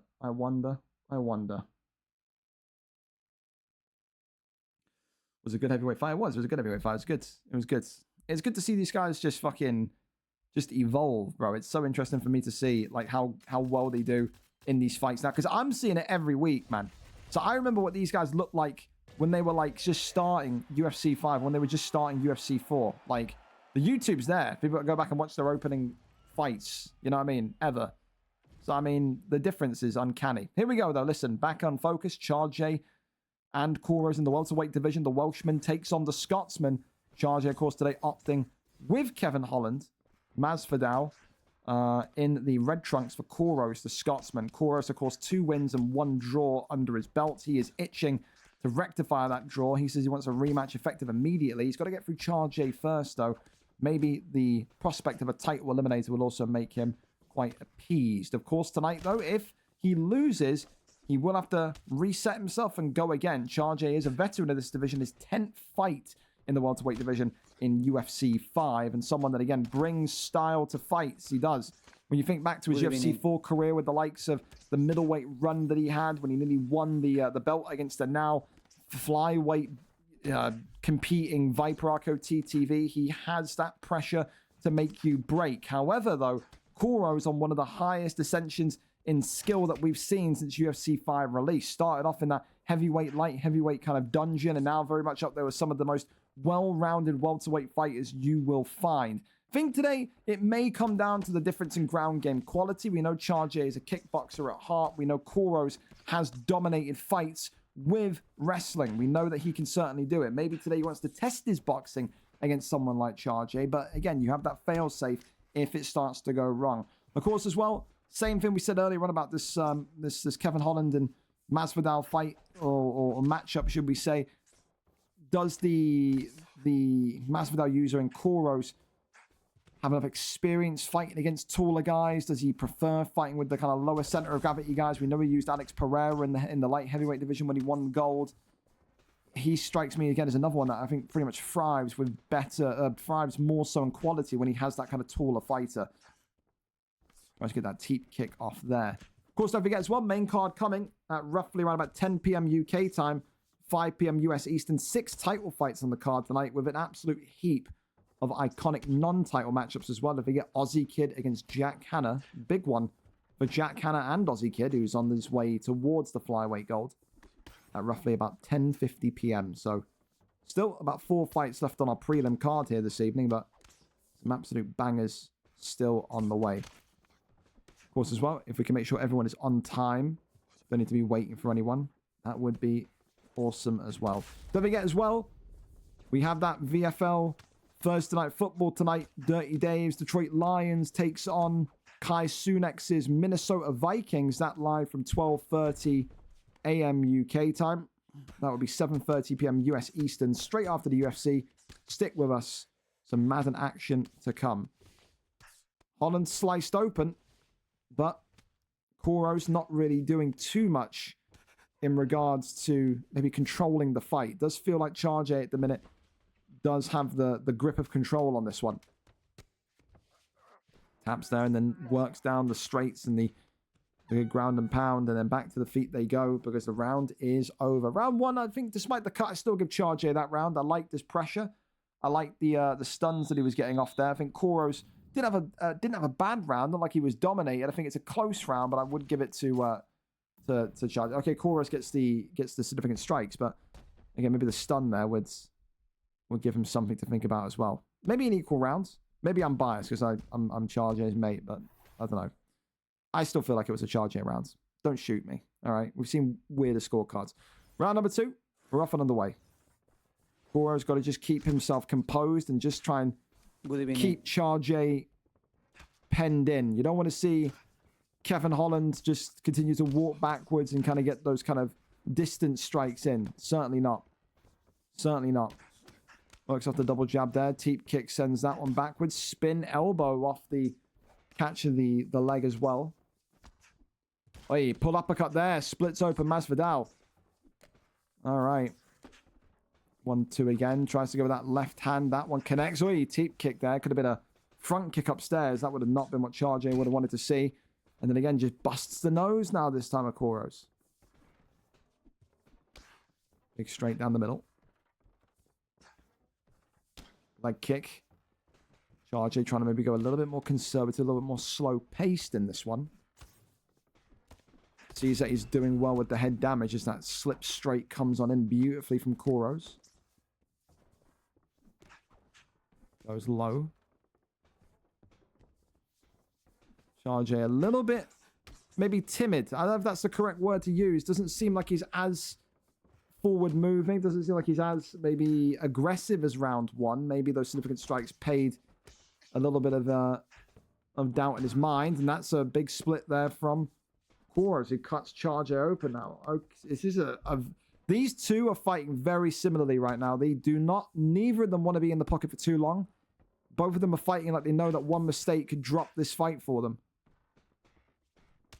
Side kick there to the ribs. Uppercut comes in there. Big left hand. Oi! Big hook once again. Continues to circle on through. Left hand from Masvidal now. Uppercut comes in as the strikes are getting back to that same level of connectivity in round number one. Trying to fake the jab and then goes for that hook straight off the rip. Smart. Leg kick comes in. Spin kick upstairs. Whiffing though. Body kick comes on in. And that could be a factor as well. The stamina. We haven't even talked about that. Look at the difference there. I mean, it's not a considerable difference, but you can clearly tell that Charge has dropped more stamina in rounds 1 and 2 than Koros has. Again, those little body strikes from Koros have been snuck in there. Maybe Charge not been paying attention to them, but, well, he certainly should start to, because in round 3, that only gets worse. The volume only carries on. And then from there, you may not be able to throw too much towards the end of the round. A good takedown there, though, from Charge. Secures the takedown. And now hammer fisting away on Koros. Posture up.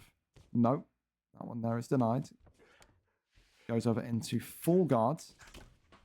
Elbows flying on in. Posture up again. Works the body, pulls him in. Round 2 in the books. And that one there was a Charge round. So if we're going by pure stats, then maybe you'd say it's 1-1 after 2. You be the judge of that one. Thank you so much as well to Asensio and K. Murray for the follows as well. Welcome in, fellas. Welcome in. Is that Asensio? Asensio? It's in PlayStation. Fucking Asensio from FIFA. No way. Surely not. If that's you, man. How the fuck have you been? It's been like 5 years. Hope you're well. Asensio, was your name Nath? I can't remember. There's many Asensios. Maybe it's not you. Maybe I'm absolutely confusing with someone else. Hey, big uppercuts they're flying on though. Big shots continue to come forward. Big hooks again. Front kick comes on in. Shoots the takedown. Turning takedown. Lands beautifully. Charge back with dominant control now. He's got to keep Koros here though. This is all for nothing if he gets up immediately and continues to pepper away. As time ticks on and every connected strike lands, it's more significant strikes for Charge and will allow him to kind of point fight his way to victory. The first stun could seal this fight. Oh my goodness me, the uppercuts there continue to tease. Pull back, uppercut, there we go from Charge. And that could be big. Now it's Koros in the red with Masvidal who has to chase the round. Charge got that stun. And that now shifts the kind of the prospect of the win via decision into Charge's favor. Shoots the takedown, gets the trip. Excellent takedown. And I think Charge here will be thinking about just keeping himself protected. It's almost managing the clock, if you want to call it that. You know, you have to kind of keep your opponent down, keep him in an uncompromising position. You know you've won the round because of the damage accrued and because of the strikes landed. Masvidal, of course, not exactly a submission artist from down here. Charge denying that one. Goes to the left-hand side, flips and rotates him, though. Wonderful. Now, Koros needs to work to try and obtain top mount. And he gets it. That is ginormous. And just like that, now Charge could be in a little bit of trouble. He cannot allow Koros to consistently get top mount. He can still win the fight from down here. But he can't allow top mount to happen. And look at this. Rolls through. And that is fantastic. Great reversal A minute and 30 left in round number 3. Denied again. Goes over into side control. Fakes and then goes for the elbows to the body, or to the head, excuse me. But now into sprawl, and here come the strikes to the body. That's what I was expecting him to do. Gets back up. If you're Charge, if I'm Charge, I'm walking backwards, bro. Walking backwards. Don't engage. It's the pull elbow, though. That doesn't do too much damage to Charlie's confidence and chances. Absolutely wonderful. And it's a knockdown now. And you'd think, unless there's a robbery coming, the judges are going to rule this one in Kevin Holland's way via decision. And it may be a knockout still coming here. Charge turning up. Oh, well, hang on a minute. He's not going to get a one and done sub, but you can see here with 1 second remaining, this one goes the distance. I got Charge 29-28. I think that's the way it will be. And there you go. Charge does indeed win it by decision, back to winning ways, and gives Kuros his first loss in that stacked 170 division. The welterweight division, one of the most fun divisions to be in. 2 knockdowns, etc., etc. We're not going to see the scorecards, but Kuros will, of course, be disappointed. But a great fight once again. Charge gets the victory. Up next, we keep on going, and it's going to be Smiley AUFC against Jay Badger. Smiley, of course, coming into this one with a 4-5 record, 4 losses in a row. Jay Badger, 3 wins in a row. He is ascending closer and closer towards lightweight stardom. Lightweight title fight will be calling his name should he potentially win this one. Of course, maybe Stewarty would have something to say about that, but again, so would Edgy, but those two have got to actually be here. The thing with Stewarty and Edgy, they would have title fights, but they're not here consistently. So maybe it will be a case where maybe Badger wins today. He's here more often, and they'll be able to fight for the belt before those two and jump the line, if you so to speak. We'll go over to it though. Smiley and Jay Badger. Do we have a link for this one?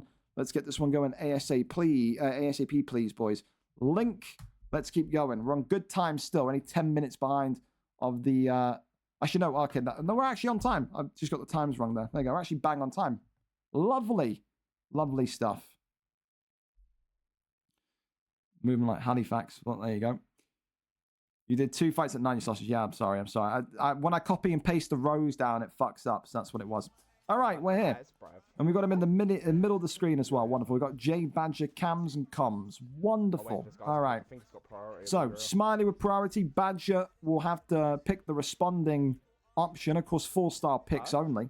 So, we'll see exactly who he opts to go with. Conor McGregor for Jay Badger against Anthony Showtime Pettis. Smiley always goes in that Pettis pick. He promises entertaining and fun fights. That may well be good news and music to the ears of Jay Badger.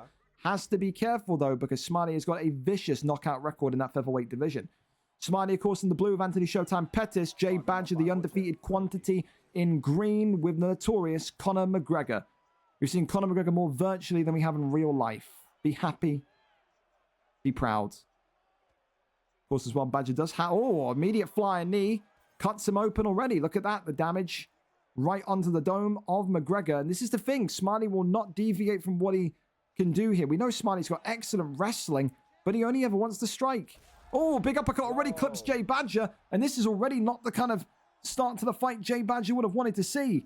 Smiley is a quick starter, an aggressive pusher in terms of the tempo. Have to be careful if you're Jay Badger and try and calm the tempo of the fight down, which is so ironic because usually it's the McGregor picks that are so speedy. You can see he's almost a little bit flabbergasted by how quick the fight has begun. Sways out of that one. Jumping knee comes in again from Smiley. There's that cartwheel kick coming in. Oi. Big right hand comes in from Pettis. And just seems like he's losing out on the... Oh, head kick drops him. And Conor McGregor now. I'm him. Pushing forward. No damage on Pettis, though. He dusts himself off and says, just a scratch. Jay Badger, though. Step back. Quick one. Absolutely going to... Oh, wow. He's trying to talk for a step back and head kick, and that could have ended absolutely devastatingly. That could have been a flying knee. Could have been anything there. All right. You don't want to be calling out your plays and then get knocked out, flashed. It would be clipped forever. It would. Uppercut again coming forward. Shots to the body. Oh, pull elbow is wonderful. Jay Badger. Oh, could have got the head kick for the block there, Smiley. Gets off that jab again. Shots to the body, though. Oi, 1-2 down the center. Uppercut. Tries to drop backwards. Spin kick to the body. Upstairs. Avoids that one. Pull elbow again. Double hook, mate. He just pulled it. And you can hear Jay Badger there saying, I need to stop doing the double hook because he just pulls it. He's absolutely right. He's got to try and get in that muscle memory rhythm now, just throwing one hook and then kind of backing away and anticipating the pull. Anticipate the pull, anticipate the pull elbow, and then counter after the pull elbow. Tries to go low to the midsection there. Now using McGregor's reach. That's straight like a cannon. There's that attempted jumping knee. You hear now, Jay Badger not happy with the sways here. I've never seen someone want to win so bad. Spin kick Put on a show here, pal. to the body.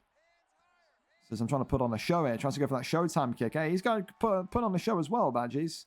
Getting some spin kicks off it. Hooks there, right back to the midsection. Again, stabbing away at that midsection is Smiley. And that's something that Badger's going to need to be very wary of. Only in round one. Oi, pull elbow comes in again. Loves that pullback. And then goes back to the midsection again. That's probably about 40% of Badger's stamina gone. He's got to protect that midsection. You can see what Smiley's doing. Smiley, I've only had 12, but I knocked him down. Smiley is trying to get this fight going into round 2 and 3, where he's just taking the wind out of McGregor's sails. He's taking 40% of McGregor's stamina. If he drops the stamina to about another 20-30%, we could be talking about McGregor not being able to throw a 3-piece combo come round 3. Look, Conor can't kick, man. Well, here we go. Round number 2. I know what I'm going to do. Kick. Uppercut there comes on in again. It's just Jay just getting a little bit too aggressive. Why do I keep going into his... I think that's the correct thing to go into the pocket if that's what he's asking there. You have to be aggressive with McGregor because you have to believe in that power in the left hand, don't you? Swing and a miss. Body shot, though. Oh, that's wonderful. Spin kick to... Ah, you got to feel for some... Oh, head kick drops him. Dives into it. Jay Badger there. Nearly seeing defeat flood his way. Faking goes over to the right-hand side. Taps here to the heads. More and more. Posture up. Rains down the big strikes.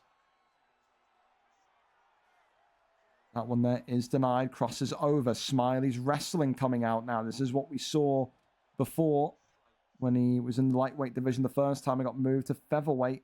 So this is second trip back to lightweight in UFC 5. Posture up there now again, raining down the strikes, and Jay Badger could be in big trouble. Slips out the way. He needed that one. Does seem, though, Smiley has deviated away from those body strikes. Maybe the game plan no longer to stun Conor McGregor and gas him out.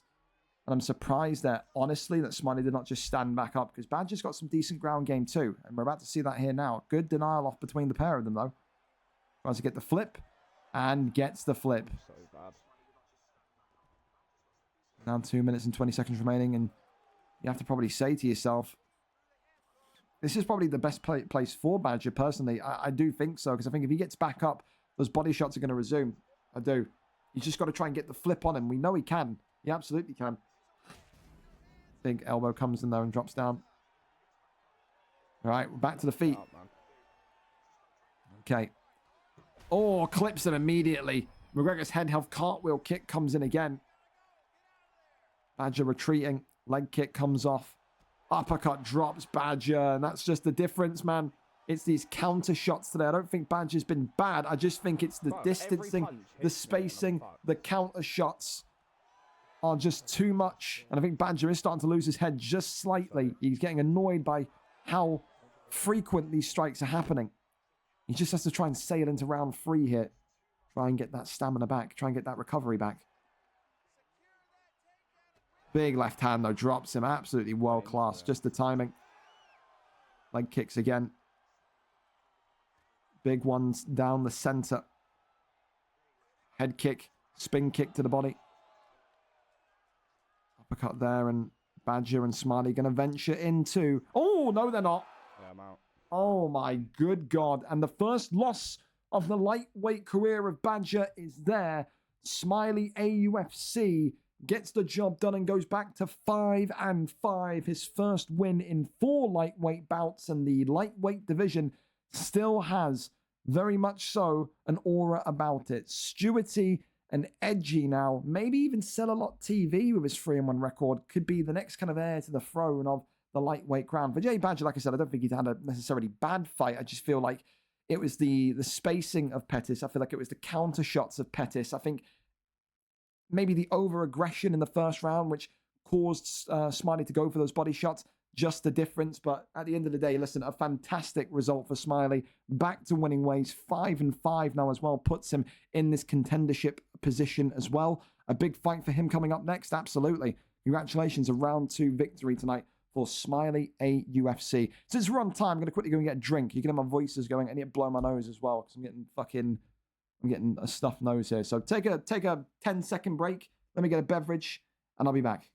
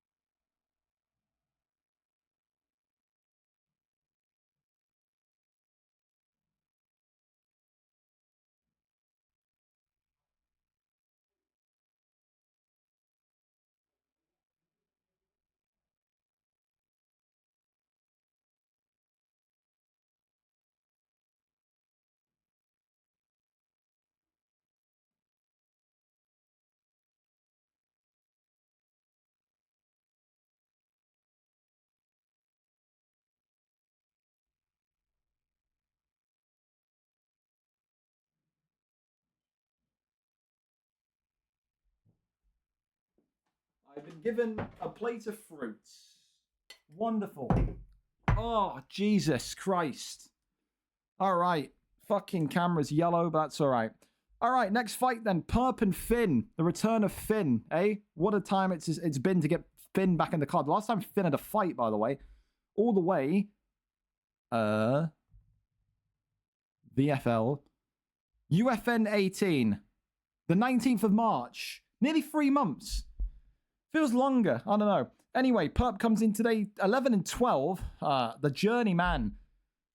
I don't know. Is Journeyman offensive? The gatekeeper of PlayStation. 3 losses in a row, though. We love him still. I'm so happy we got him on main cards or actual numbered cards. There was a point in time where he had so much work that he can never show up to one of these Thursday cards, so we use him while we can.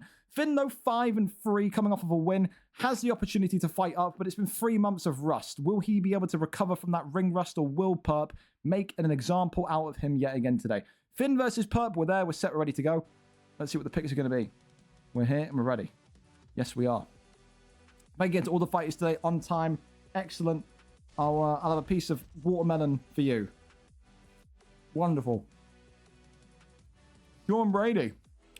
Okay. I think it's Nick Diaz in yellow. Nick Diaz in yellow trunks just seems unnatural. It does. It does. A little bit wild for me. All right. Sean Brady, though, I like. A good pick. Lovely pick. Why is everyone's stream so loud tonight, man? Holy fuck. Of course, Perp in the yellow with Nick Diaz and Finn coming in with Sean Brady. Again, up there for a candidate for worst tattoo ever in the history of ever. Look, what the fuck is that back tattoo, by the way? Imagine you got the shirt off at the beach and someone, a child, sees that fucking hideous thing on your back. You're going to cause a scene at the beach, Sean. What the fuck's you? What are you doing? Finger kick to the body. Of course, tonight, what we know about Perp is, again, another combination artist. Loves to box, loves to be on the feet, loves to control the fight tempo based on how he starts with his striking. Tonight, with Finn, it's always one of those. You know how a fighter used to fight 3 months ago, 4 months ago, 5 months ago. How different are they since they come back? Obviously, Finn's been playing the game. Obviously, Finn has known about the stamina updates since he last played in March. How has he adapted his game? Is he still a headhunter boxer? Has he now maybe transitioned into being a bit more of a grappler? He looks to take the back here of Perp, and maybe that's the answer that we were looking for just there. Wow. Armbar. Armbar. That's sloppy from Perp. I love you, Perp, but you may have absolutely sold yourself it. He slipped on the armbar. Rolling the back, sitting, but why? Maybe the stamina? Oh, well, that could have been the one. I'll do. Goes over now into back side. Crawls up over to back mount. Nothing there. Flips over. Perp's got to flatten him out here. You can flatten him out and get the posture up. Wonderful. Top mount, though.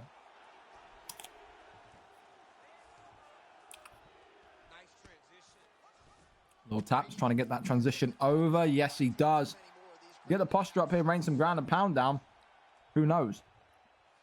Great denied by Perp. How can Perp deny that, but then not deny the armbar? Incredible. Well, listen, an armbar right back. He's saying what you can do, I can do better. Okay. He's shushing the commentary desk. I can feel it. I can feel him looking right at me. Can't get the tap, though. Great defense from Finn. Wonderful defense from Finn.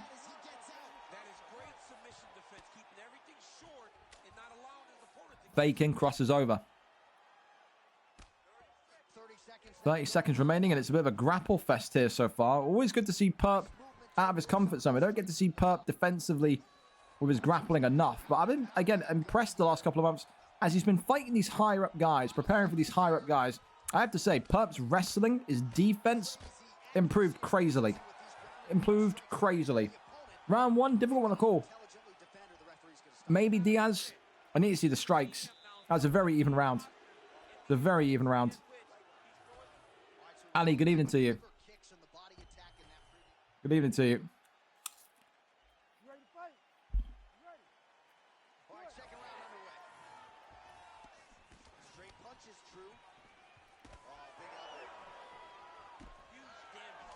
Body shots. Big hook upstairs. Body shot again, but blocked up this time. Wing kick to the body. Clinch up. Knees.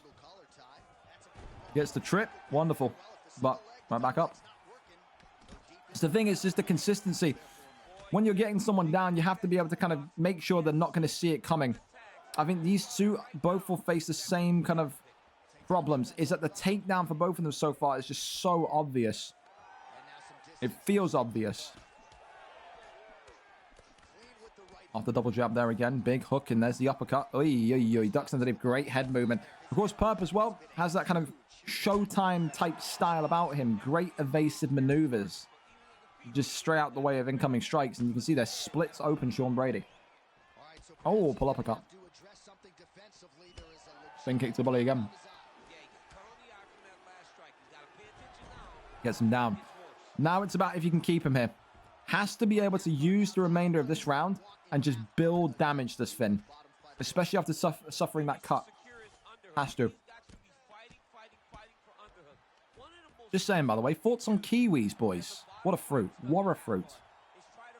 Elite fruit. That was strawberries. I wish I had... Oh, I do have strawberries. Nice. I'm more interested in the fucking strawberries in the fight. No, good fight, though. Good fight, though.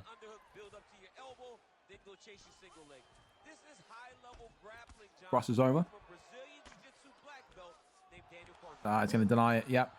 Now, are we going to be thinking about a submission again at minute 46? Posture up, thinking about ground and pound here with Sean Brady. Big elbow coming in. Not enough damage done, though, to Diaz so far. That's the thing, is it's going to come down to control time, yes, but the damage is going to be a factor as well. You can't just score fights off of control time. Has to continue to rain down the the assault here. This Finn. Posture up. Gets back to his feet. Again, that cut continuing to be peppered. Diaz with the left hand. Oh, a little bit of a freeze there, but nothing too significant. Big right hand again. Off the 1-2. Oh, Finn dropped though. Big right hand. Knees now against the cage. Big right hand again from Diaz. Leg kick. Big straight from Diaz. Got to make you more use of that Nick Diaz boxing, I think. Oh, pull uppercut. I think third and final round, I think if you're Diaz, you got to make use of that boxing a little bit more, especially with that cut open. I think if you're Sean Brady, I think you're Finn, you have to go with the wrestling. You have to try and neutralize this round with wrestling. I think for me, that felt like a Diaz round. Round 1, I'm still undecided on. Maybe 1-1, maybe 2-0. You be the judge, but it's very open. It's very, very open. Uppercuts and strikes continue again. Just fast-paced again to start off. And I just think you got to work off the jab here. Work off the jab. Pepper that cut. Get the doctor to come in. And take home the victory that way. Big uppercuts again. And Finn is just going fucking full gas here. Full medal. Medal of Honor style fighting. Brave. Advancing up towards the pocket and just swinging. Army fighting. Trench battle. Trench warfare. My apple. Yeah. The fucking hard apple. And again, the nose now damaged. Takedown gets it. 3-14 here. The thing that you'd probably argue since round 1 was tight, but you can get a stun from here, get top mount from here, maybe even get a submission in this last 2 minutes and 50 seconds. That would be enough to maybe win rounds 1 and 3. It could be.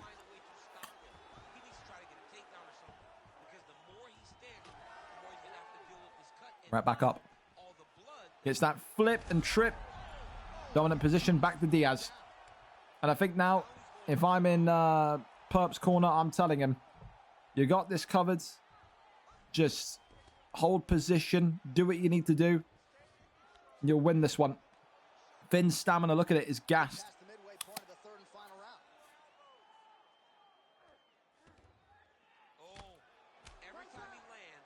Rains down the strikes again. Elbow, nothing there.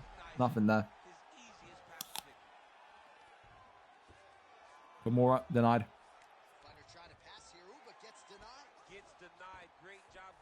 Tries to kick off. Guillotine, okay. Stamina there for Finn. He needs to get a deny or risk it. And yeah. Oh. Nah.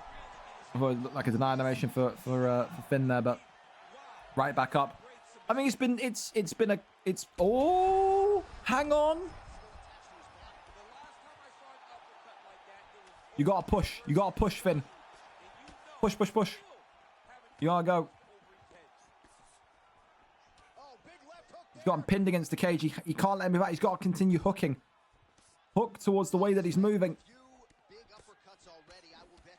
I know he's got to be risky. Oh, big shot though from Diaz. Perp. Oh, uppercut.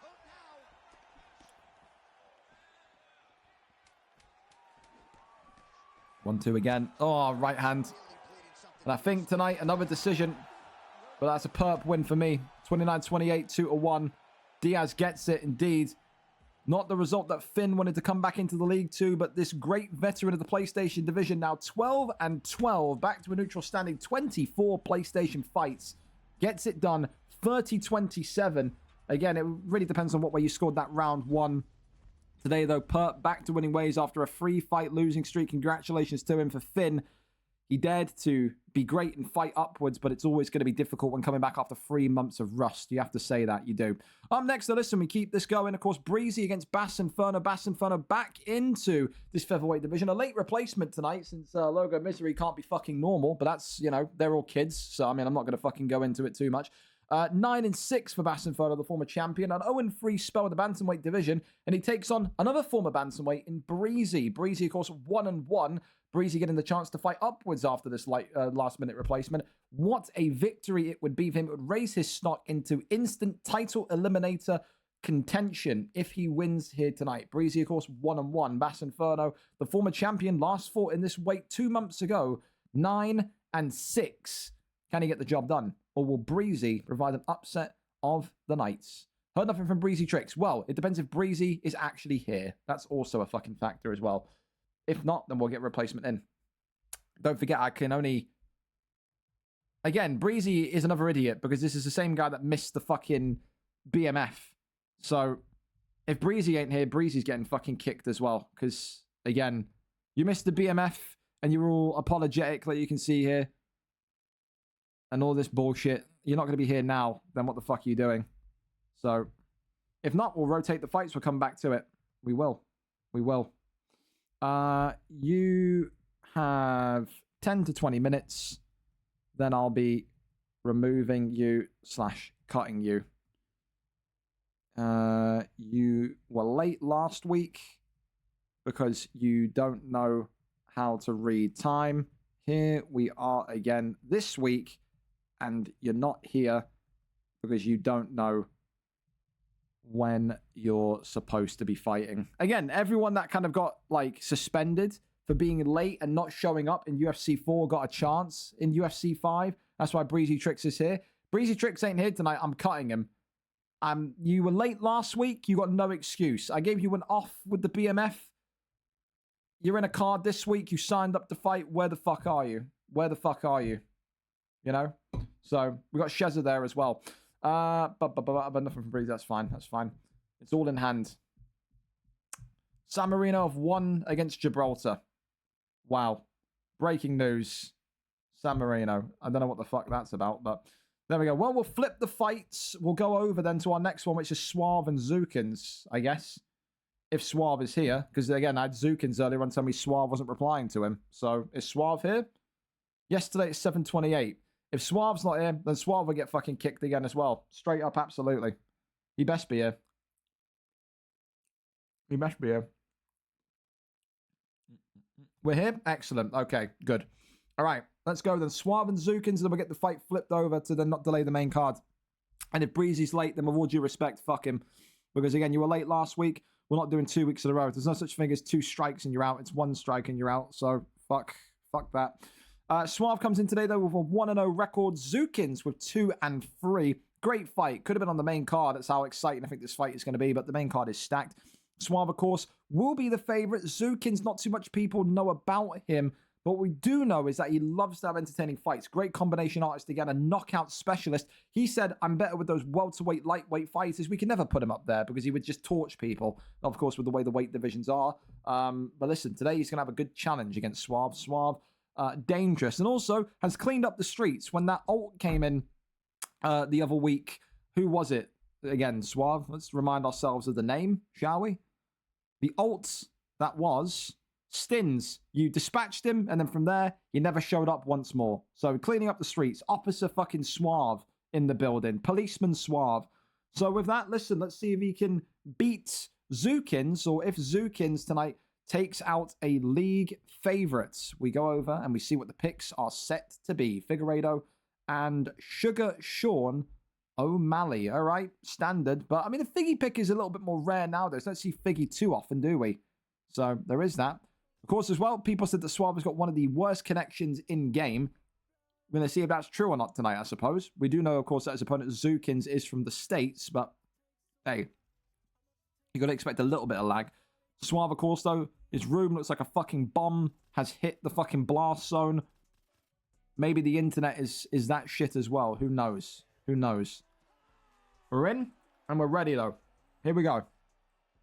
Here we go, here we go. It's on 5 rounds, that's fine. If it gets to 4, one of you can raise your arms up and then just knock the other one out. Let's go. Here we go.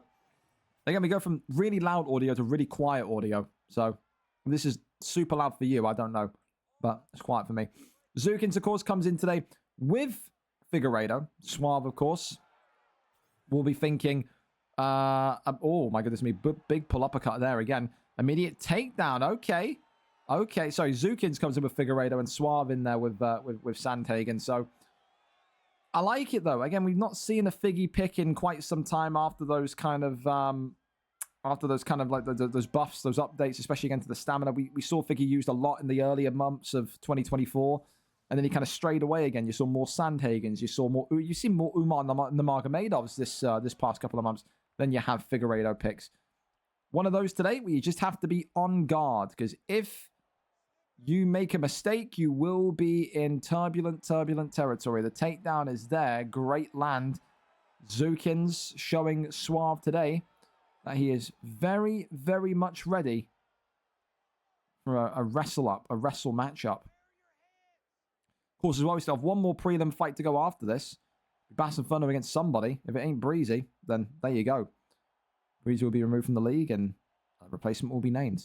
Don't forget as well, in the meantime, get your prediction card done. You know what that is? Go to the UFC Discord, the VFL Discord, then the UFC channel prediction card.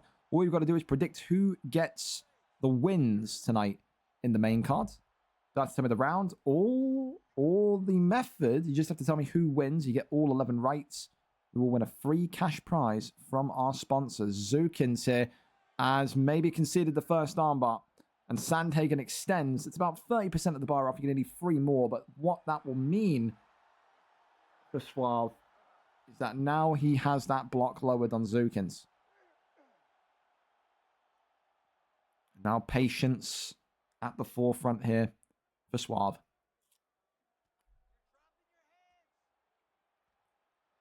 Denies him that. Little taps now. Suave goes across and gets the deny. Now going for an arm triangle this time. Says to Zukins, what have you got in the locker? Big deny. Drags him back in though. This could be Zukins making a big fatal error. Goes for it. And that's 2. 2 out of 3 locked in. Suave now knows he is inches away from going 2-0 in this bantamweight division. And it's intriguing because it was Zukins who initiated this wrestling contact. When maybe you think with Figueiredo, he should stay on the feet and try and box him up. But Suave tonight has just accepted the wrestling, open-armed, and said, come on then. If we're wrestling, let's wrestle. So clear as day, round 1 victory for Suave. 10-9 to the Sandhagen pick in green. Zukins now has to be careful. One more sub he will lose here this evening.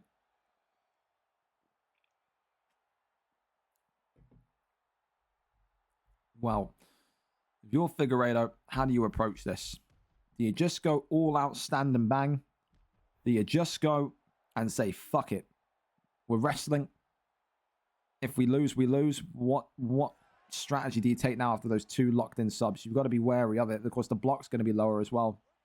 Of course, the stamina's going to drain quicker also because of that choke from the arm triangle.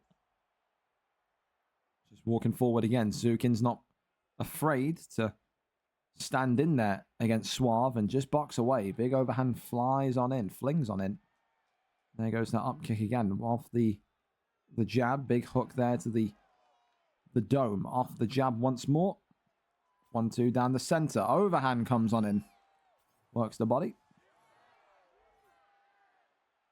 Now left hand again. Uppercuts. Beautiful work. Shoots the takedown. Gets the takedown. World class. More and more taps to the noggin. Goes over into full guards. The fake left and right. Crosses over. Yes, he does. Gets there. But again, it's intriguing that he's opted to go down here. And there you go. Gets right back up. I think he was trying to maybe panic to get back up as quick as he possibly could after those 2 subs. Swings him down again. Why is he swinging him down? I'm so confused. I mean, fair play. Have confidence. I get that. I completely understand being confident. You have to be confident at this level when you're at like the bantamweight flyweight division and you know you're up there with some absolute fucking killers. But I mean, you've just been subbed twice in round 1. How my confidence would be fucking shattered. After those 2 subs, I'd be like, we're not going down to the ground one more time. Off the jabs. Uppercuts there again. Body kick flies on in. Of course, as well. Oi, Suave getting countered shot there. There you go. That's more like it from Zukins. Oi, uppercut there now. Look at this. Zukins coming alive. Deep kick sends him back. Big knee to the body. Sways out the way, though. Excellent, excellent stuff. Off the jab goes underneath there. Big uppercut there again.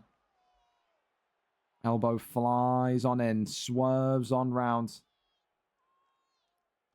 Again, the constant switching of stances as well from Figgy. I know some people are not a fan of that. Some people are. How many times we've seen McGregor's go from orthodox to southpaw in fights. Just spamming the switches almost. But again, another takedown. Zukin's looking to prolong his time in there, perhaps. Goes over into full guard. Maybe thinking about survival. Maybe thinking about round number 3. Of course, well, it is only a 3-round fight. We just got here. They've accidentally put on 5 rounds. If this fight does go past round 3, we will ask one of them to raise their arms up, knock the other one out, and we will go by the judges' scorecards for rounds 1, 2, and 3. It is not a 5-round fight. Round 2 again. Listen, I think it was better from Zukins, but I still feel like it was a suave round. I think 2-0 for me. 12-12. Minute 24 for Figueiredo. Control time. Maybe the control time shifts it his way. 1-1. It'd be a really harsh 1-1. I felt like Suave was the more, I don't know, the more impressive. But again, impressiveness doesn't win fights, does it? So, one of those. Thank you as well so much too. Little Hatake 91 for the follow. There you go. Thank you so much. Uppercut goes in there. Hey, big right hand comes forward. Off the double jab. Head kick comes in again. Overhand whiffs. Uppercut. There's the takedown again. He's saying, fuck it, man. 2 subs or not. You have to respect it. You have to respect it. If you know that 1 more sub gets the job done and you're still going down there, you have got to have so much confidence in your ability to get every deny off. It's ridiculous. And this may be the end of it here. I can't lie. I thought it was madness to go down here. And in the end tonight, Suave has made it 2-0. The arm extended. And Zukins has been tapped in round number 3. It's brave. Whether you call it brave or madness is up to you.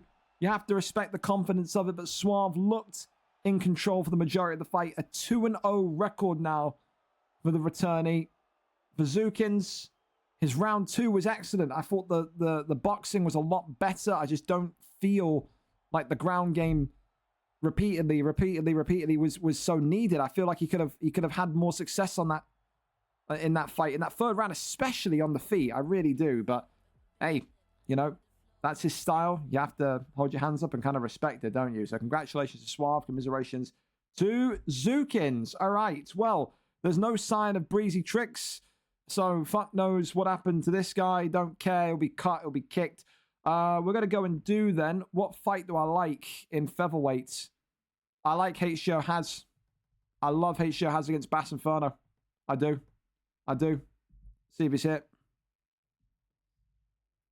I love that fight. I don't think we've had Has on the card yet today either. Nah. We got to do that one if it's... Go on. You're up. Bass Inferno. There you go. HGO Has and Bass Inferno, a very good fight. So therefore, Bass Inferno goes back to having the priority since fucking Breezy Tricks isn't here. A big fight. I don't think these two have fought before, but I could be wrong. Again, it could be a fight that should be on the main card, you'd argue. But let's have a look. Chaz, Fish, Neve, Smiley, Saber, Stew, Jack, Manny McDiver. Maybe they haven't ever fought. Maybe they haven't. I think when he was in lightweight, Bass Inferno was in featherweight, so they just marginally missed each other. Regardless, though, putting his 4-0 record on the line against the #1 guy, you'd have to argue here today, if HGO Has wins this fight, he will absolutely, no doubts about it, be next for the featherweight strap. 10 billion jillion %.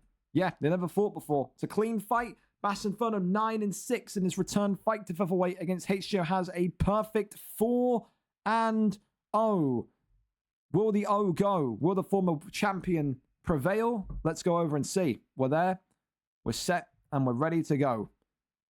Yes, yes. Ferrante. Beva says that, by the way, tonight. He's a Prem player. I don't care, mates. Honestly. Busy with UFC. If it's not racism, I don't care if he's 26 and still having a cry that he's missed out on team of the season. Tell him to get a job. There you go. That's fucking true words. Dex Primacy. Is that you asking to come on comms? You'd be more than welcome to. We want to send this. Hey, Dio. The look of a depressed man in the bottom corner. There you go. That's for you. If Dio wants to come on comms, me, Dio, and Dex commentary team. Hey, who says no? Down for comms? Or working? Whoa, what the flying fuck? Jesus Christ, that made me shit my pants, brother. Yes, do it. Do it, Dex, do it. It is racism. Excellent. I'll be there after my UFC stream. Wonderful. I like milkshake. Banana. Banana milkshake. Fuck no, your mic sounds like a bomb, bro. No. Let me just quickly check this. Holden. Are you playing Holdy? Why are you playing fucking... Who the fuck are you playing, bro? Why are you... You're not even on the... You play... Oh, no, fucking... Oh, it's not... Is Tormentor Holden? I don't know. I've got to look at that later on, I'm busy.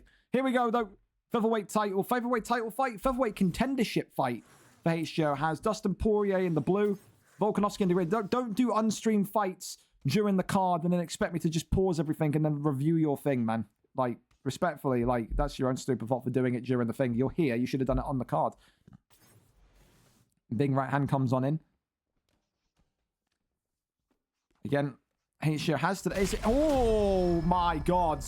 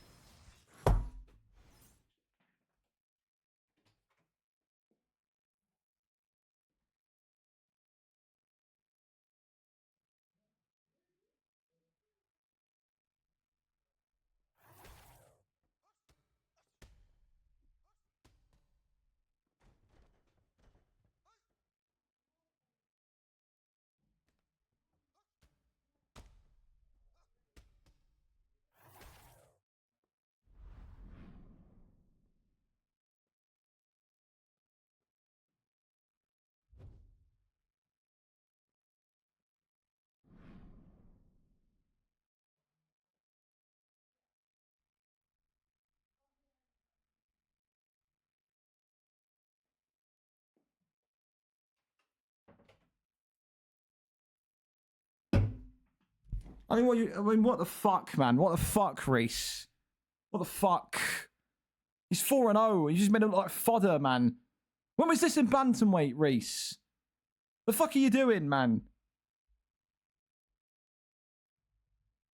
46 seconds. Jesus Christ. I'm gonna come. Fucking Christ almighty. Well, what do you... I don't know what you even say to that. I feel for HJO has. Came on short notice. Fast in front of 10-6. Was 0-3 in bantamweight. Maybe he's in that grey area. Maybe he's too good for featherweight, but not good enough in bantamweight. I don't know. Maybe he's that grey area fighter. I don't know. That's fucking devastating. Anyway, let me quickly review this and then we'll go to the main card. I'm fucking lost for words.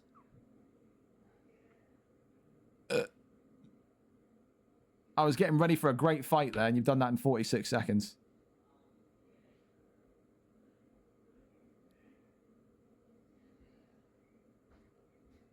What am I looking for here?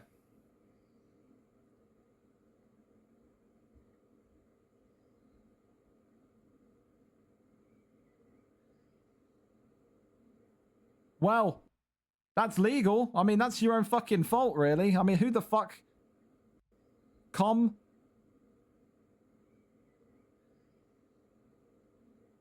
I mean, that's legal. I don't know what the fuck he's doing there. He's completely sold that.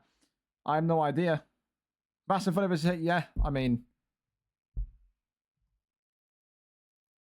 I'm so confused at why he put his hands up, but it's all legal. It counts. Well, listen. Prelim card is done. We can kick Breezy Tricks out now. I mean, that's happened. So, I'm I'm amazed still at how quick that fucking fight went. But yeah, Breezy Tricks can come back in UFC 6. Everyone gets their fair share of, if you fucked off a fight in UFC 4, I will let you come back in for UFC 5. Breezy Tricks has missed the UFN, the BMF, and then missed today. Not interested. Don't care how good you are. If you're too fucking slow in the head to know what time to show up, I don't want you. It's that simple. It's that simple. No apology, no groveling is going to do it. We'll see you in a year. I'm not arsed, mate. Absolutely not. Well, grab a beverage, grab some fucking snacks, a bit of fruit, whatever. We're going on to the main card. What fight are you looking forward to? I mean, fuck if I know, man, because they've all been so good today. But yeah, we're going to ping the Discord and then we're going to go straight into it. 6 title fights tonight, don't forget. 6, not 1, not 2, not 3, not 4, not 5, but 6, including that main event between Dave and Leloh as well. So, yeah, should be good. If you got any friends, remember, tell them we've got until the first fight begins in the main card for the prediction card to be filled in. Remember, your chance to win free money. Who's going to say no to free money? Are you? Are you dumb? Are you stupid? What are you doing? So fill out the prediction card. Get going, get going, get going. Of course, the main card trailer coming your way. God bless. See you in 60 seconds. We're up and away.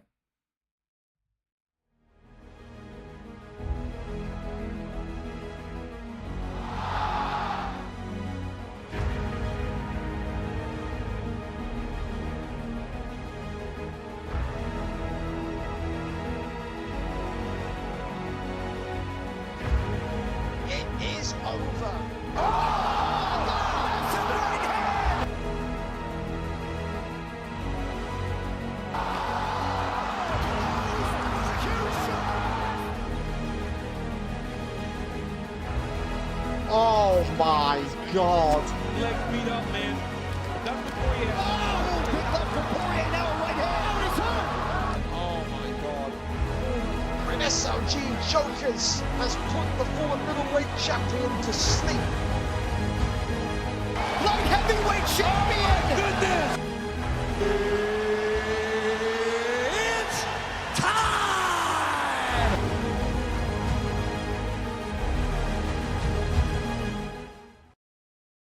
And we're here. I mean, I'm still fucking in complete shock of what I just saw with Bass Inferno's fight, personally. But I mean, what the fuck, man? Some Randy said, excellent to a racism click me getting banned, please. Great. Fantastic. Fantastic. Driscoll, not a chance in your fucking life ever. No one can understand you. You've got that farmer's Irish accent. On the comms desk today, Dio and Dex Primacy. We'll get them on in just a moment while we build up the fights. Of course, tonight's main event of the evening, a massive one, Dirty Dave versus Leloh. Maybe Dex Primacy will be interested in that one, but also the welterweight title on the line. BPE Jokers, VRL Kieran, Dio back in his old stomping ground of welterweight after weight changes. Will he be feeling that there's a bit of an added interest in this one for him tonight? 2 former champions, 2 people keeping an eye on their respective divisions, their prospective super fight chances, but a heap of excellent fights. Of course, this one as well, Jack Hanna versus Aussie Kid tonight, going to be great. The return of Mark the Shark and Nathan NK as well.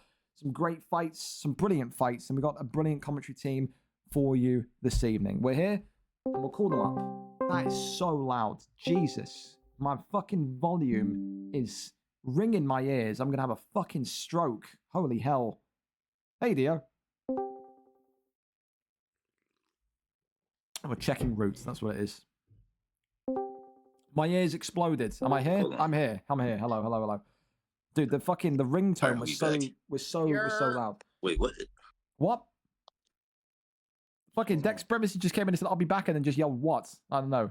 I don't know what's Wait, happening. give me 1 second. Yeah, you take your time, Dex. We're fine. Something up right Me and now. Dio will hold the fort. It's fine. Dio, it's been a while. Where the fuck have you been? It's been like 17 years since we've seen you on comms, man. What the fuck is this? I've been chilling, man, trying to perfect my craft. You feel me? I'm sick of getting my ass beat on the main event cards. Well, you're back in welterweight. That's your stomping ground. You should be happy. Yes, You should be I'm very happy. You should be very happy with that one. I mean, you're going to be keeping an eye on that one tonight, though. The Frenchman BPE Jokers against VRL Kieran. You're going to be keeping an eye on that one. Welterweight strap on the line. That'll be good.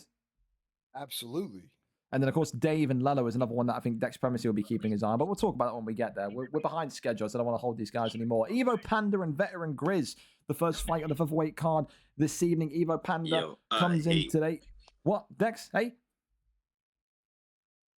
The fuck is, I don't know, Dex is just R2D2ing in the corner there. 4-2 for Evo Panda. 4 wins in a row today. Comes in against Veteran Grizz, who, of course, is also 4-2. 3 wins in a row. Someone's win streak has to go. Winner of this one today, you'd probably say, due to the win streak, due to how kind of close these two are together in the rankings and how important this fight is, would be up there for one of the next title shots. Of course, you know, OG, Mud, and Jack are fighting for the belt today. We know, of course, Hitcher has just lost in devastating fashion to Bass Inferno. So because of that result between Bass Inferno and Haz, this absolutely is a number 1 contenders fight between Evo Panda and Veteran Grizz. Let's go over and see who wins it. No need to wait on this one. 5-star fight is now enabled for all of these bouts since we're on the main cards. We are there. We are set. We are ready. I will send you to the link. Evo Panda is streaming for us. There you go. You all good, Dex? Are you over there just fucking... Are you having a... Okay. It was acting kind of fishy. I don't know what was going on, but it's good now. Hey, Gringo, man. Yes. Yo, we need to change that main card intro. We like 8 months in the UFC 5. Listen, bro, relax. I need to get more clips for it first, okay? I'll get more exciting clips for it. I need like more knockout of the year. I've got like 1 knockout of the year contender. And we're like 8 months into the game. All right, that's it. Oh hell no.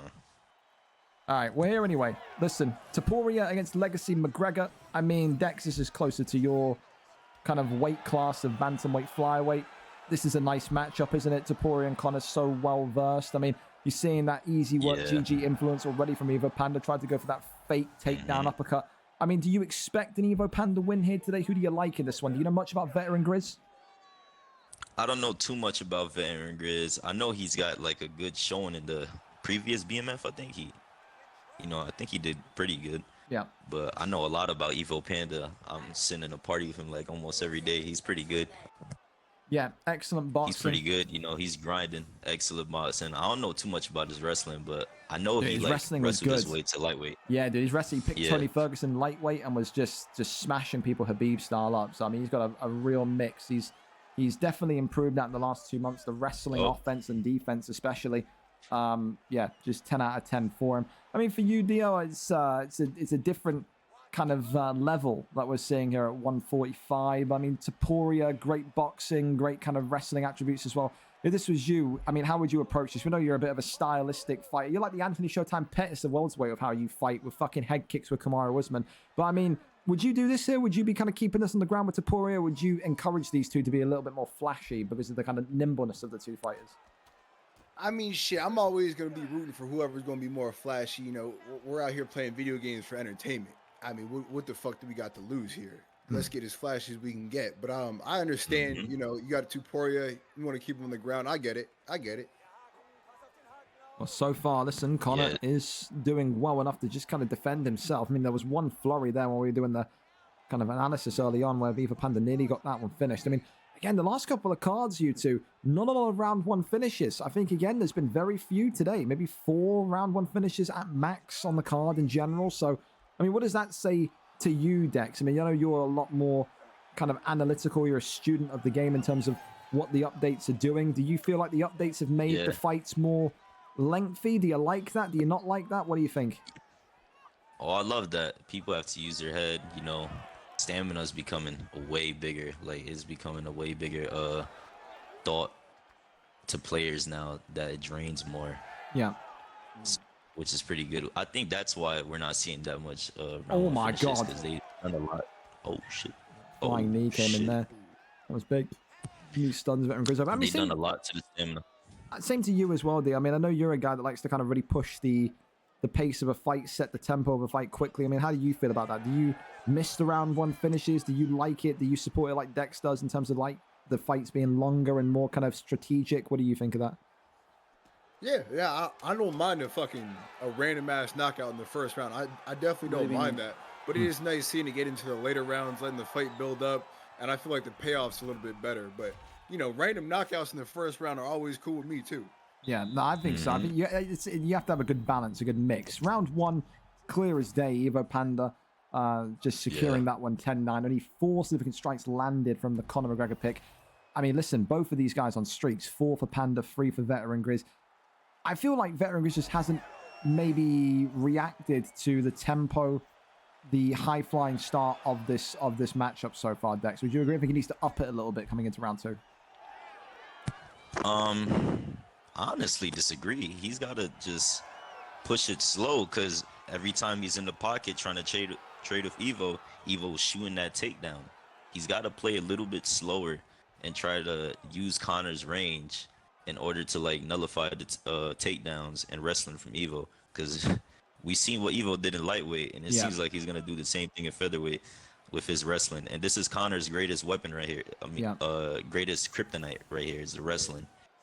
I would say the only reason why I'd say that is because usually when you're seeing a guy start off so wrestle-centric, they prefer that kind of long, dragged-out, kind of slow, methodical pace of the fight. I feel like if Grizz can maybe get a couple of takedowns denied, get in Evo Panda's head that way, make him respect the takedown defense, then you can use that kind of glide that Connor has to kind of maybe start getting the fight going. But it's big ground and pound here, and Ilia Topuria again just on the brink of getting something magical here. I mean, this is the thing as well, you know, Dex. So many people, you know, back in UFC 4 often said about Evo Panda, he's on the cusp of being a bantamweight flyweight, and it never happened for him in 4.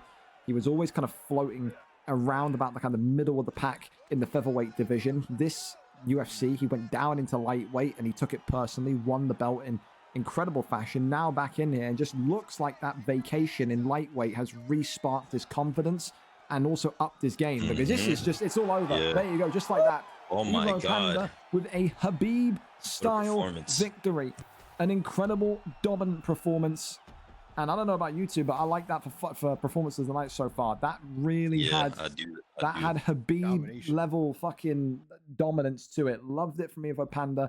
And from that now, we know Evo Panda will be next for the winner of Jack 13 and OG Mud. A great victory tonight for Evo Panda indeed. And of course, we all on the commentary desk wish him luck, because he's got an exam tomorrow. He's in the UK, so he's still doing his exam. So good luck, Evo. Get to bed. Yes, sir. Don't fail that shit. Yeah. Don't fucking become a, I don't want to insult a job, but like, don't become a fucking, I don't know, man, a postman or something. I don't know. Maybe postman pay well. I don't know, but you know what I'm trying to say. Yeah, nah. Don't want to be a retired OnlyFans. Yeah, exactly. Yeah, don't be that. Don't be doing that. Dude, there was a story on VFL, the FIFA side of it once, where a guy that was playing FIFA competitions every night posted his exam results when he was 16. So we got GCSEs over here. You guys don't have them. I think they're like SATs. And he posted them, and he was known for being like consistently one of the best like goalies in the league. And he was playing every night, posting his exam results. His exam results looked like a fucking sneeze. That's how bad they were. It was terrible. I felt so guilty because, you know, I mean, that's bigger than me. But hey, I'm not bothered you doing studying. All right, that's your It was definitely worth it. Yeah, definitely. I'm sure. Yeah, I'm sure the virtual glory was so fucking worth it. Yeah, absolutely, dear. Up next we go. Yeah, it's worth it. Up next we get a Morgs, an inverted overlap in the middleweight division, a #1 contenders bout here. Morgs, of course, today 7-10, 3 wins in his last 5. Inverted overlap, the number 2, 5-2, 4 wins in his last 5. The only loss he took against Lawballs, the former middleweight champion. Tonight, someone gets their streak extended to 2, and whoever wins here will meet Julian WSM in the octagon next week for that vacant middleweight strap. Will it be Morgs? Will it be inverted overlap? 2 of these guys that love to strike. Morgs will have maybe that little bit of a wrestler's background to him, but never ever doubt the power in inverted overlap's hands. He's like the Alex Pereira of this middleweight division for sure. There's the link for you two. We're here, and we are set to go. This is our second fight on UFC 5. I mean, it's only ever lost for more info. Well, there you go. The second time you two have fought. Is that in general, or is that on in VFL? Because I know you guys fight in various different leagues, so we'll just double check it as they load in. You are good to go in, fellas, whenever. But again, Morgs has been one of the most. Oh yeah, it is. It's the second time they fought. VFL 123 the last time they fought. Morgs won in round number 1. It was back on the 15th of February though. So again, 4 months nearly have passed. What has changed? Day after Valentine's Day. Slow. Anderson Silva against Chimaev. Oh, I don't know. Dia, what'd you make of that matchup? I don't like that. I don't know about you. I don't like that. Let's see what you got, Morgs. Come on, baby. Bring Hamzat in here, mate. Yeah, I don't know. I think if you're Anderson Silva, you maybe pick that Dex because of the defense off the back that Silva's going to have. Do you think that's maybe the thought process? Maybe, but I think Silva's even a weird pick. Izzy is the pick for middleweight. It's not Polton, it's not Chimaev with his shit cardio, it's not Silva. it's Izzy. Izzy's the pick you want in middleweight. I think the argument back for that though is I think you need to be a certain kind of player to use Izzy well. I think you need to really role play Izzy and just point fight, don't you? You can't really just go aggressive in there with Izzy. I think, and that's what a lot of those. That's what I do. Yeah, no, 100%. I could expect it from a high IQ player. 100%. I think when these guys coming up from just some of them coming up from light heavyweight, they're so aggressive and rash, aren't they? That they don't know how to start fight slowly. And look at this, a big ground and pound here. Oh God! An inverted overlap. God! Jesus Christ, nearly in some big trouble here. If he does have a Chimaev-like performance, maybe it. Oh! But you're going for the armbar here. Always locked it in. Ooh. An inverted overlap. Is he gonna? Oh yeah, he's got him stuck in here. He's got to be patient.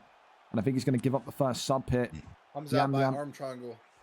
And there's the first submission in. This is the thing with inverted overlap. I called him the Pereira of the division because, again, I believe it. He's got great knockout potential. He's got great combinations on the feet. But when it hits the canvas, boys, he is not fully there yet. He certainly isn't.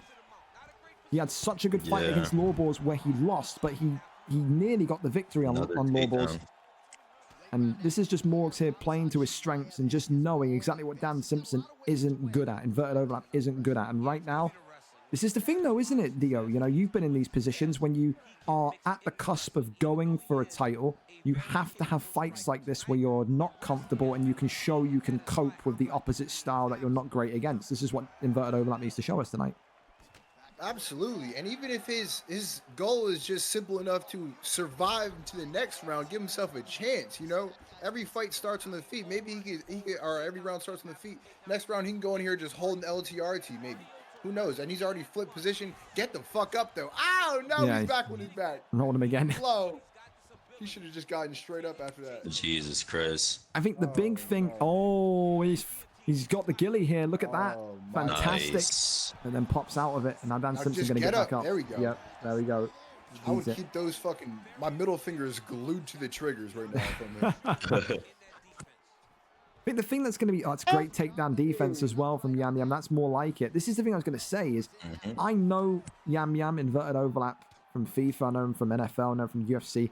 He is one of those players, and I am honest with everyone. I have no reason to lie. He's got a temperament. He gets angry very, very, very quickly. You could be having a game of heads or tails with this guy, and he would fucking break his room in half and be lost. Like, this is the big, you know, difference point today, is if he gets taken down over and over, how is he going to react? Is he going to fight full of aggression and emotion in round number 2? He's got to keep calm. He's survived the round, exactly like you said, Dio. If the aim was just to survive the round, he's done a good job. He's proven to himself that he can hang in there. But now he's got to try and get some sort of damage going. We all know, though, Khamzat Chimaev, incredible power for a middleweight as well. He can't sit and strike too long with Khamzat in the pocket. He's got to make use of Silver's speed. Yeah, and that ground and pound, bro, that's really going to start taking a toll on him.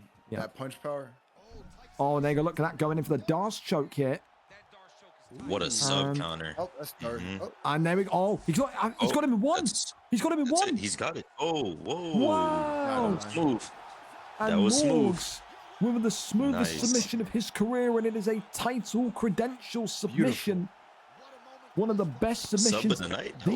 I think so. I think you're right, Dex Primacy. It is the sub of the night, and it will be Morgs next up for middleweight gold. He has embraced that wrestler's background that he had from a year ago, because he strayed away from it, became a kickboxer for so long when his wrestling was looking so improved in UFC 4.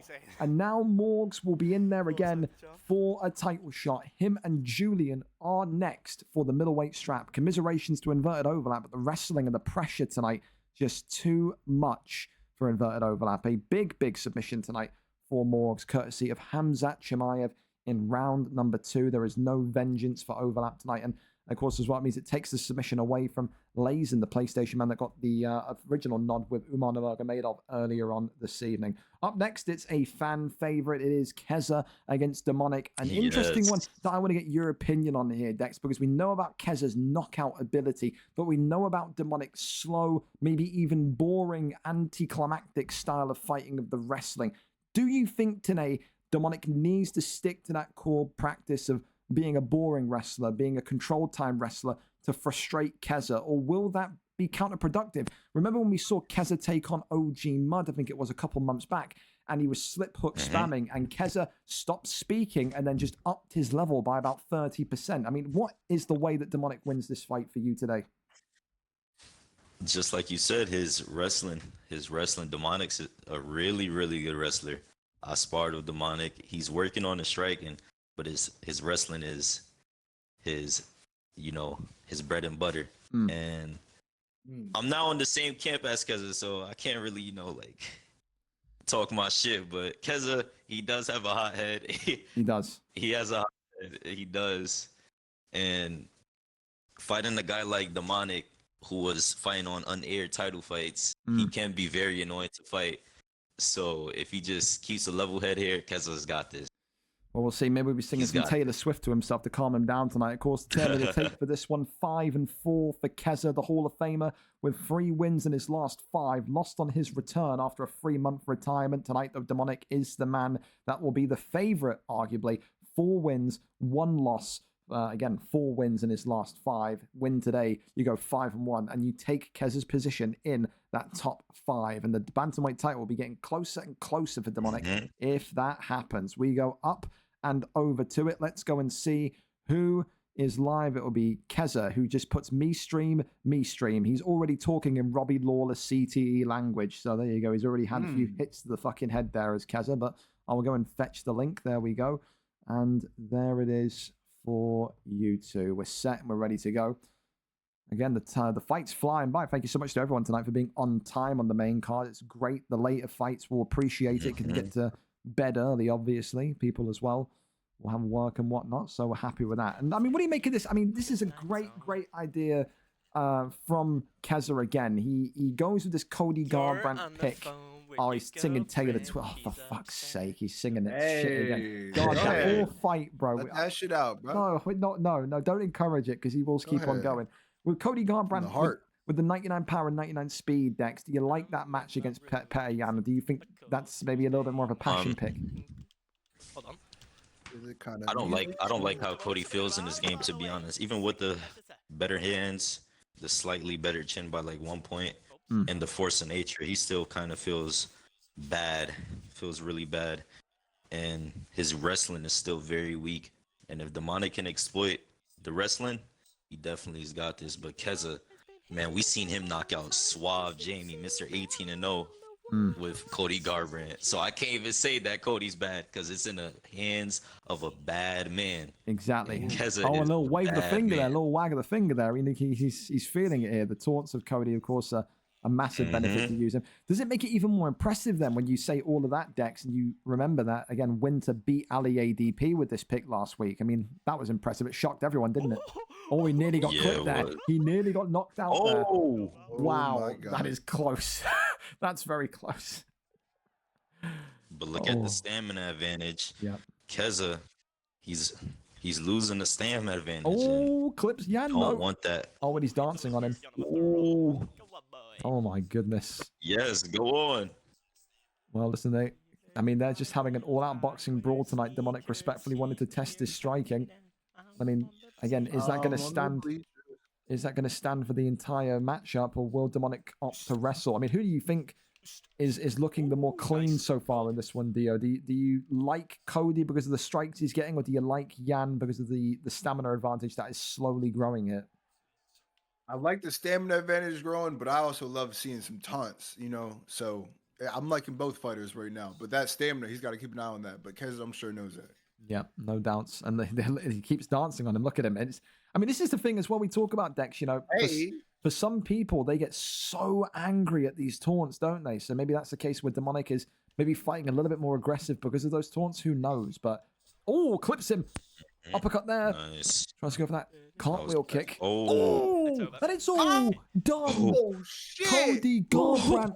Keza gets it done. Yo, let that shit out. Oh, shit. And the liver Puntlian with another trademark victory. And he is bellowing. It's like prime Tyson Fury in the octagon right now. Listen to him go. Bro, if a nigga knocks me out and then starts singing Taylor Swift, I'm meeting him in the parking lot and blowing his brains out. God damn. That's just me though. I don't know about y'all. Yeah, I wouldn't want to be knocked out by a guy. Listen. Well, Taylor Swift got some classics though. She's got some classics. Okay, but after a brutal knockout, I want to hear one of them classics. You know what? I might take a little visit with Taylor Swift actually too, just because you singing that shit. Yo, you're gonna get the Swifties on VFL Street. Another freaky. I forgot to play it. There you go. Sorry, I forgot to. Whoopsie. There we go. I'll put that up for you. I completely forgot to unmute it the entire time. I'm sorry. I've been clicking the button all night. Because if I don't mute it, then it keeps going on repeat. So that's my fault, Synergy. But yeah, Jesus Christ. Well, listen, another big return up next, Dex. Mark the Shark, the pressure boxing sensation from Ireland, takes on Nathan NK this evening. And what a big matchup this is. Nathan NK at this point, 3 losses in a row in the flyweight division, but still has a real aura about him, a guy that can very much so derail your title opportunities if you allow him to. Both of these two tonight looking to rectify their losing streaks. Mark the Shark 5-4 on a 2-fight losing streak. Nathan 6-8 on a 3-fight losing streak. Only one of them can get back in the green this evening. Mark has been out for a long time, though. We know Mark, this is his game, and we know that he plays this every single day, but it's a different feel when you're in there competing. Do you expect there to be an element of ring rust today, Dex? Because the last time he competed in VFL, the 28th of March. There might, fighting for VFL, I even believe in VFL rust, man. It's a different feeling fighting for VFL than anywhere else. So he might have that rust too, but Mark's a veteran, and he probably don't even got that type of rust. He's a veteran. One of the hardest fights I've had in flyweight. I had to spam takedowns against that man to even get a win on him. What is it that's so difficult about from a guy that's never fought him? Me and Dio never played him. Is it purely the pressure? Is it the combinations? What is so difficult? He's never stopping, man. Like, bro, if you could rewatch our fight, we were even on head health, low head health. He keep on going, and that's the type of pressure boxer he is. He's a great pressure boxer, and if he sticks to that game plan, I think he can knock out Nathan NK. But Nathan NK, he beat Easy Work. Let's not forget that. He did. He's beat Easy Work. He's got some good wins under his belt. Yeah, so we can't count him out too always much. And again, even after that Easy Work win, still massively disrespected by some of the bantamweights and flyweights. I just think it's so uncalled for. He just operates silently, and he can take that kind of momentum in the division away from you if you allow him to. Of course, today in the black and gold, the returning veteran, the future Hall of Famer Mark the Shark, against, of course, Manal Cap in white for Nathan NK. I mean, what do you make of the Manal Cap pick, Dex? Do you like that against Pantoja? I like it against Pantoja, because Mark's not a wrestler. Now, if it was against, a Dirty Dave or maybe a Leloh, someone that likes to exploit wrestling, bad wrestlers, then I'd be like, take him down, go to work. Because Manel Cop, he has very bad ground stats, and you know how dirty Pantoja can get on the ground. But it seems like Mark doesn't really need that right now, because he is just putting on the pressure, man. Yeah. God damn. I mean, Dio, this reminds me similarly to your fight that you had against, I think it was it Ollie in the welterweight division against Leon Edwards, where again, it was just unrelenting. How do you cope with someone that pressure boxes you like this? It just sticks to you like glue. What is the strategy? I mean, me personally, and I'm not in the best shape to talk about my strategy, but I'd say go teeps. Depends on who you got. I'd stay throwing lots of teeps, but that's probably easy to counter. So, I don't know. Don't listen to me. I'm also just real happy he picked Cop. Manuel Cop has one of my favorite interviews of all time. Hey, listen, we can't. I know what you're talking about. We can't say it on Twitch. Oh, right? I'm not going to say nothing. Obviously, no. Hey, your whole teammate. Every time I see him, I start laughing. A bunch of baguettes. Oh, big clip there. Oh. That's big. That's that Mark the Shark pressure. The Irishman is absolutely wading through Nathan NK. But look at that. Nathan NK opens up the cut. It's not clean sailing yet for Mark. It's that power of Cap that just makes him so dangerous. You don't need a lot of shots to get the split with Manal Cap. Certainly not. Ducks underneath. Oh, avoids the pull. Mark the Shark just putting on the pressure again. Again, just controlling, dictating where the fight moves to every time. Great flying knee, though. You just notice it's not even a single back step from Mark the Shark. It's incredible because you have to have such a talent, such defensive movements and micro movements, Dex, to be able to just avoid damage. I mean, obviously he hasn't. He's been split open, but still, he looks fresh. He doesn't look like he's even remotely caring about that cut on Pantoja. Yeah, this is the most polarizing thing about Mark.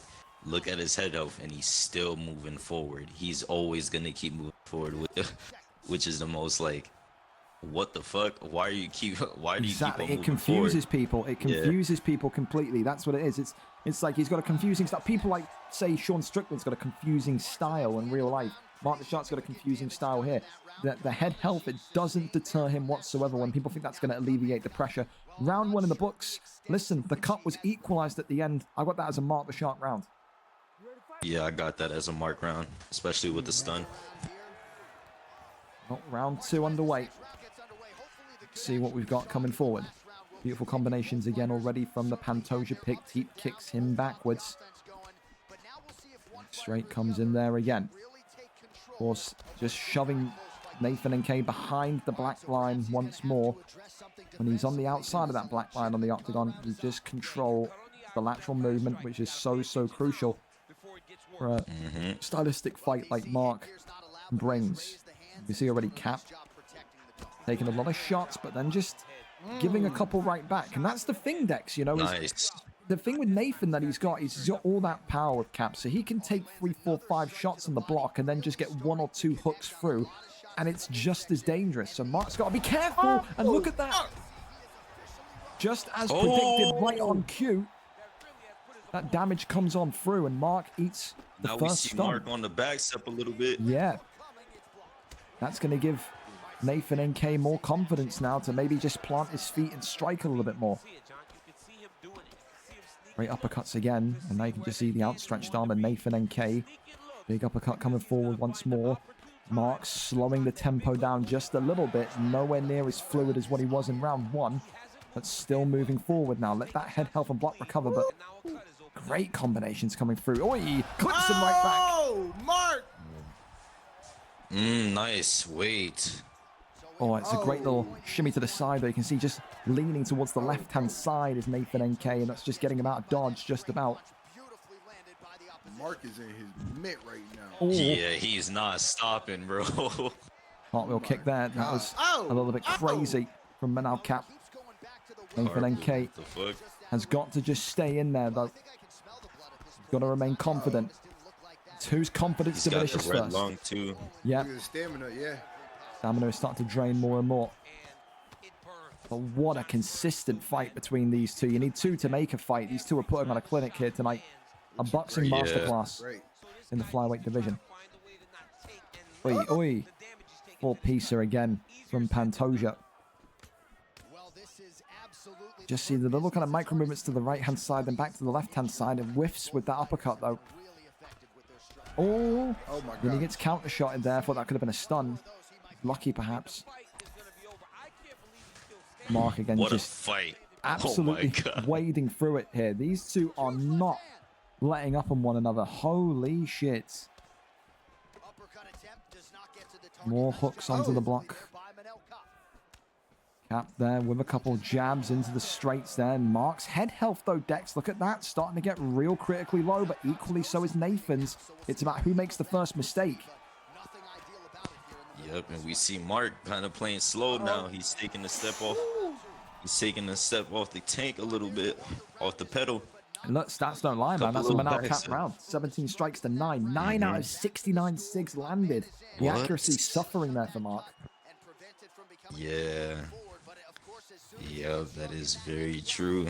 But this doesn't go to decision, though. I'm not gonna lie. If it does, I swear, there's no logical explanation if it does. 3rd and final round in this thrilling, action-packed fight in the flyweight division. 1-1 going into the 3rd. Mark the Shark on his return. Will he be victorious? The crowd favorite, bringing the pressure, but he's been trapped. Manal Cap, Nathan NK, and into side control he goes. A moment of brilliance here. He knows that the victory is close. He wants that extra damage on the ground. Really smart here from Nathan and Kate. Yeah.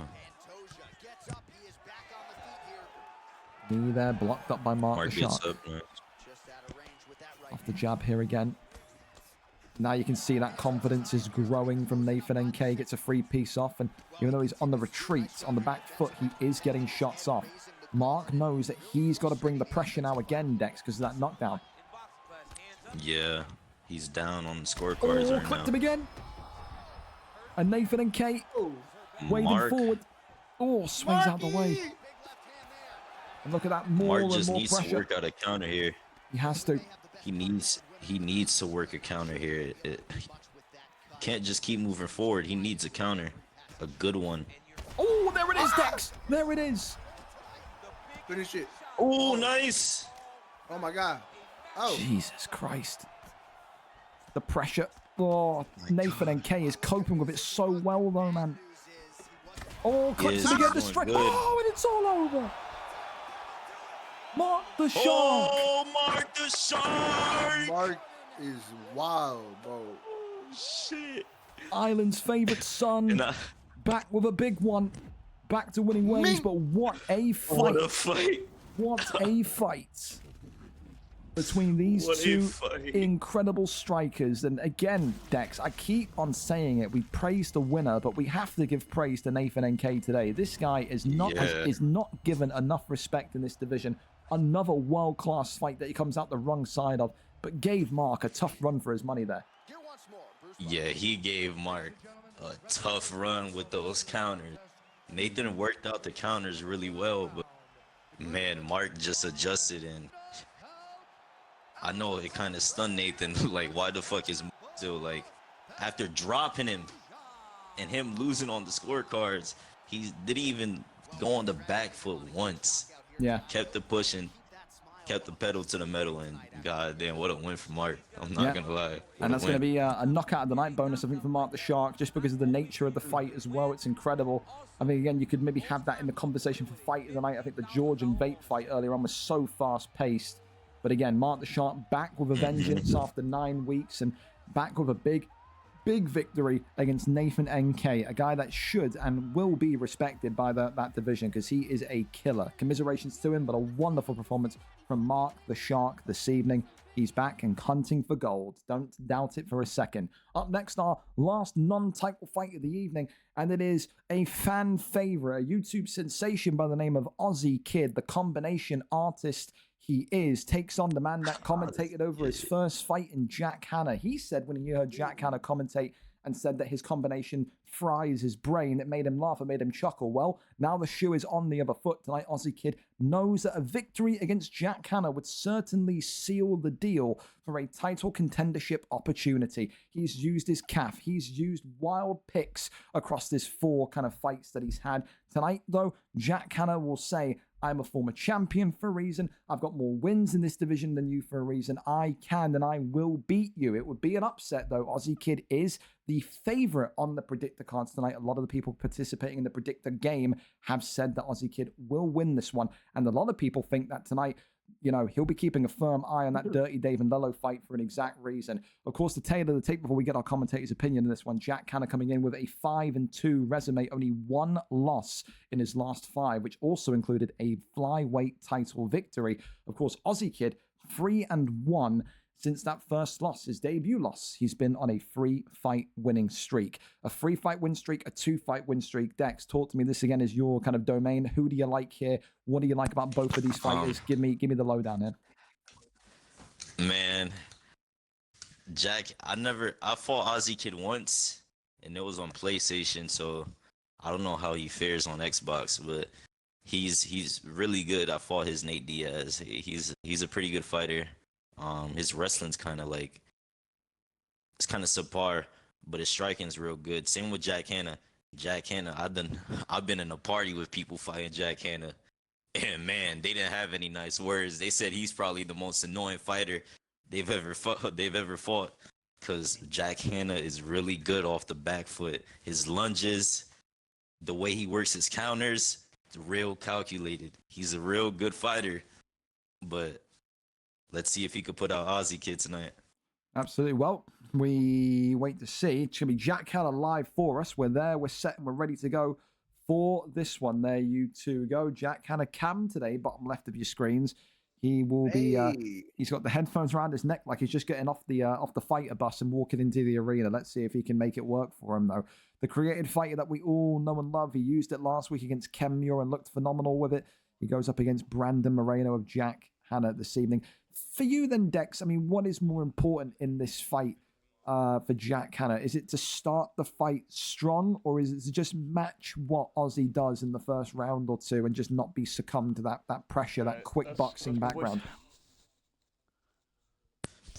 Yeah, start the fight strong, to be honest, and just work out that Jack Hanna game plan and just be on the back foot and work his counters out, those lunges. I'm telling you, if he's dialed in, you're going to see it. You're going to see just exactly what I'm talking about.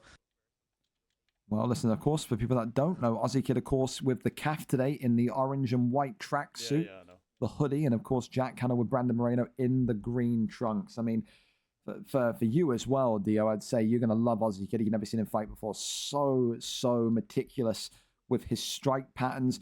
He was throwing 8-piece combinations against Kevlar last week. He just has no sense of retreat, no sense of slowing down. His tempo and his speed dictates fights. And again, in the 3 victories we've seen so far, that's what has maybe struggled, or what people have struggled against, is trying to match that pace. We saw Kemur trying to wrestle a little bit, but even then, his wrestling IQ so good as well. Defensively, that may be. Of course, you know, Ozzy says he wants to go for that belt ASAP. This is the fastest way to get there. You beat Jack Hanna tonight. You're on a 4-fight win streak. You've beaten a former champion. There's nothing really that can stand in your way to fight Dave or Leloh. But again, Jack Hanna, very reserved so far. He's leaned forward. He's in the gamer position in the bottom left, and he's just ready today to say to people, this guy isn't the boogeyman that you think he is. So far, though, Jack surviving and almost kind of getting his own strikes in there well enough. But the thing that I loved here, Dex and Dio, is again, just like we saw with Mark the Shark, advancing towards him, controlling him for 75% of this round so far. He's had him behind those black lines, controlling where this fight moves to. Yeah. Absolutely. It's going just like what Dex was talking about earlier, about how he's landing those shots on his back foot, and then he's kind of just angling out. But the shots he's landing are all almost counters from his back foot. Seeing Jack kind of trying to get those teeps to kind of push him away, and look at that, another big right hand lands upstairs. Of course, Ozzy Kid said his last 2 fights have gotten progressively more and more difficult. You can only expect the same here again tonight. They are not easy when you get to this high up level, and he will not be fearful of that. He wants the competition. He wants to be up there against the best. That's a great counter shot there from Jack. Kind of big uppercut lands, but look at that, the cut now opening on Moreno. Body work. I like Ozzy's Kid's game plan now. Against a back foot fighter, you always want to shoot. I always say this, man. I always say this. Against a back foot fighter like Jack Hanna, you have to work the body. Yeah. You have to work the body. You got to. You're not gonna win a fight chasing headhunting a back foot fighter. Hell no. You're not gonna do that. And we see it right here. He's matching his stam while pressuring him. Yeah. Which is what you want. And he's got damage. He's got good damage. He's making Jack think now. Because if you're just headhunting, Jack could just lunge out the way, hook, and he's got a good counter on you. But he can't do that because Ozzy's Kid's level changing. Which is a very good game plan. The thing that I say as well from Jack Hanna's perspective, I agree with you. I think it's an Ozzy Kid round as well. I think I like the pressure he's putting in. Jack Hanna using those teeps on the back foot just to give himself a little bit of time, a little bit of spacing as well. I think that's what maybe we didn't see in the last fight from Nathan NK. But look at this. When the fight's in the middle of the octagon, you can tell Jack Hanna's confidence just shoots up. It radiates up instantly. That's where he's got to keep this fight. He cannot allow to have himself pushed back. He's maybe at times going to need to push forward and bring the kind of pressure towards Ozzy himself. Look at that big uppercut there from Jack Hanna. Stuns, well, not stuns, but opens up the cut there. And that's the most damage we've seen from Ozzy Kid so far in the last couple of fights. Jack Hanna giving more to Ozzy Kid to think about. Let's go, Ozzy Kid. Let's go. He's talking to him now. Says, "Come on, Aussie kid, let's go." So he's maybe taunting him a little bit. Oh well, maybe he's poked the bear a little bit too hard there. That's a big knockdown from Aussie kid. He asked for Aussie kid to let's go, and he obliged, and he's rocked again, right back upstairs, and it's absolutely tornado-esque from Aussie kid. And he has poked the bear at the wrong time. He said, "Come on, Aussie kid, let's go." Jesus. And he has absolutely lit Jack Hanna on fire here. Yeah. And now, if Ozzy Kid wants, he could take a walk. But he's putting the pressure on Jack Hanna right now. Jesus Christ. Big shots again. Jack Hanna starting to feel the pressure way, way more. Goes back to the body. There's Aussie kid. Yeah. Continues to push This forward. is the blueprint. This is the blueprint. Again, he's pinned behind these lines, Dex. That's the massive problem. He just can't find the way round. Another shot to the body. No, the thing is, Jack wants you to pin him between the lines. He wants you to pin him behind the lines. He wants that. But we see the level changes that Ozzy's kid doing. We see it, and it's confusing Jack because he's not just headhunting. I think you heard him say that body. I think earlier on the round you said I didn't realize my stamina was that fucked. He said so. I mean, again, it's just it's mesmerizing because you're so focused, aren't you, on defending these quick head. Oh my God! Drops him with a head kick, and this could be all she wrote. Backside here, and Aussie kid. he survives. He survives it, and he rolls him through. Big moment there for Jack Hanna. On the ground now. I don't even know the block, man. Oh, well, he gets flipped right back, and Jack Hanna there leans back in his chair. He knows that could have been a massive, massive mistake. Tries to go for the arm. That one there is denied. You need to be a little bit more silky smooth to catch a top-level competitor like Aussie Kid with that cheap shit. Jack Hanna. Respect him, damn it. Denies him again. I've got fucking, like, pretty much fucking 60, 70 GA on him. So he's a bit pissed off about the lack of stamina that Moreno has. I mean, he doesn't have a point with that, does he, Dex? He has been taking a lot of shots to the body due to the level change that you talked about. I don't think he can be too complaint-worthy with that, can he? Yeah, he can't complain about the stamina. I mean, Aussie Kid's been he's been level changing real good. Level changing real good. Well, round 2 in the books. That is 2-0 to Aussie Kid on my scorecards, and this could be game, set, and match quickly. Jack Hanna already stunned in the 3rd round. He's retreating again. He needs to allow himself to recover. Of course, Brandon Moreno does have one venomous shot in that right hand. Aussie Kid needs to be respectful of it, but he can see that head health of the Northern Irishman is dropping and dropping and dropping. And now, of course, Jack getting more tired. The stamina absolutely derped. He can't get more than 3 shots off, and he's dropped him again and against the cage. And this one, not over yet, survives it. Oh, my goodness me. And now it's going to be over. Top mount. Jesus and Christ. Aussie Kid, has he done it? Yeah. Oh, he hasn't. He survives it. Wow. Good defense from Jack Hanna there, to be fair. On a clinic right now. I don't know. Has the back now. Denies that one. Does not want to be put down into... Oh, and look at that. Aussie Kid knows, lets him up, and he knows that he is on the cusp of winning here. It's another big shot here. Aussie Kid circling his prey. Jack kind of trying to fend him off with the teep here. More shots to the midsection. He can't do anything. Stamina is just cooked. It is gone. Flying knee? You don't even got a flying knee, do you? Body kick again. More shots. If he does, that's all I'd be fucking throwing right now. If he gets a flying knee knockout, I'm walking out the house. I'm going for a walk. I'll let you lot finish off the card. Time it, Jack. Time it. Tomorrow, Osman head kick from when you're once a weight, Dio. But body shot again. Look at that. The cut, the nose. He is absolutely leaking. Here is Brandon Moreno. Jesus Christ! Look at that cut. Look at the lung. He's got a red lung. If Jack wants to be petty, I said Jack. If Aussie Kid wants to be petty, he'll just walk back. Clipped him.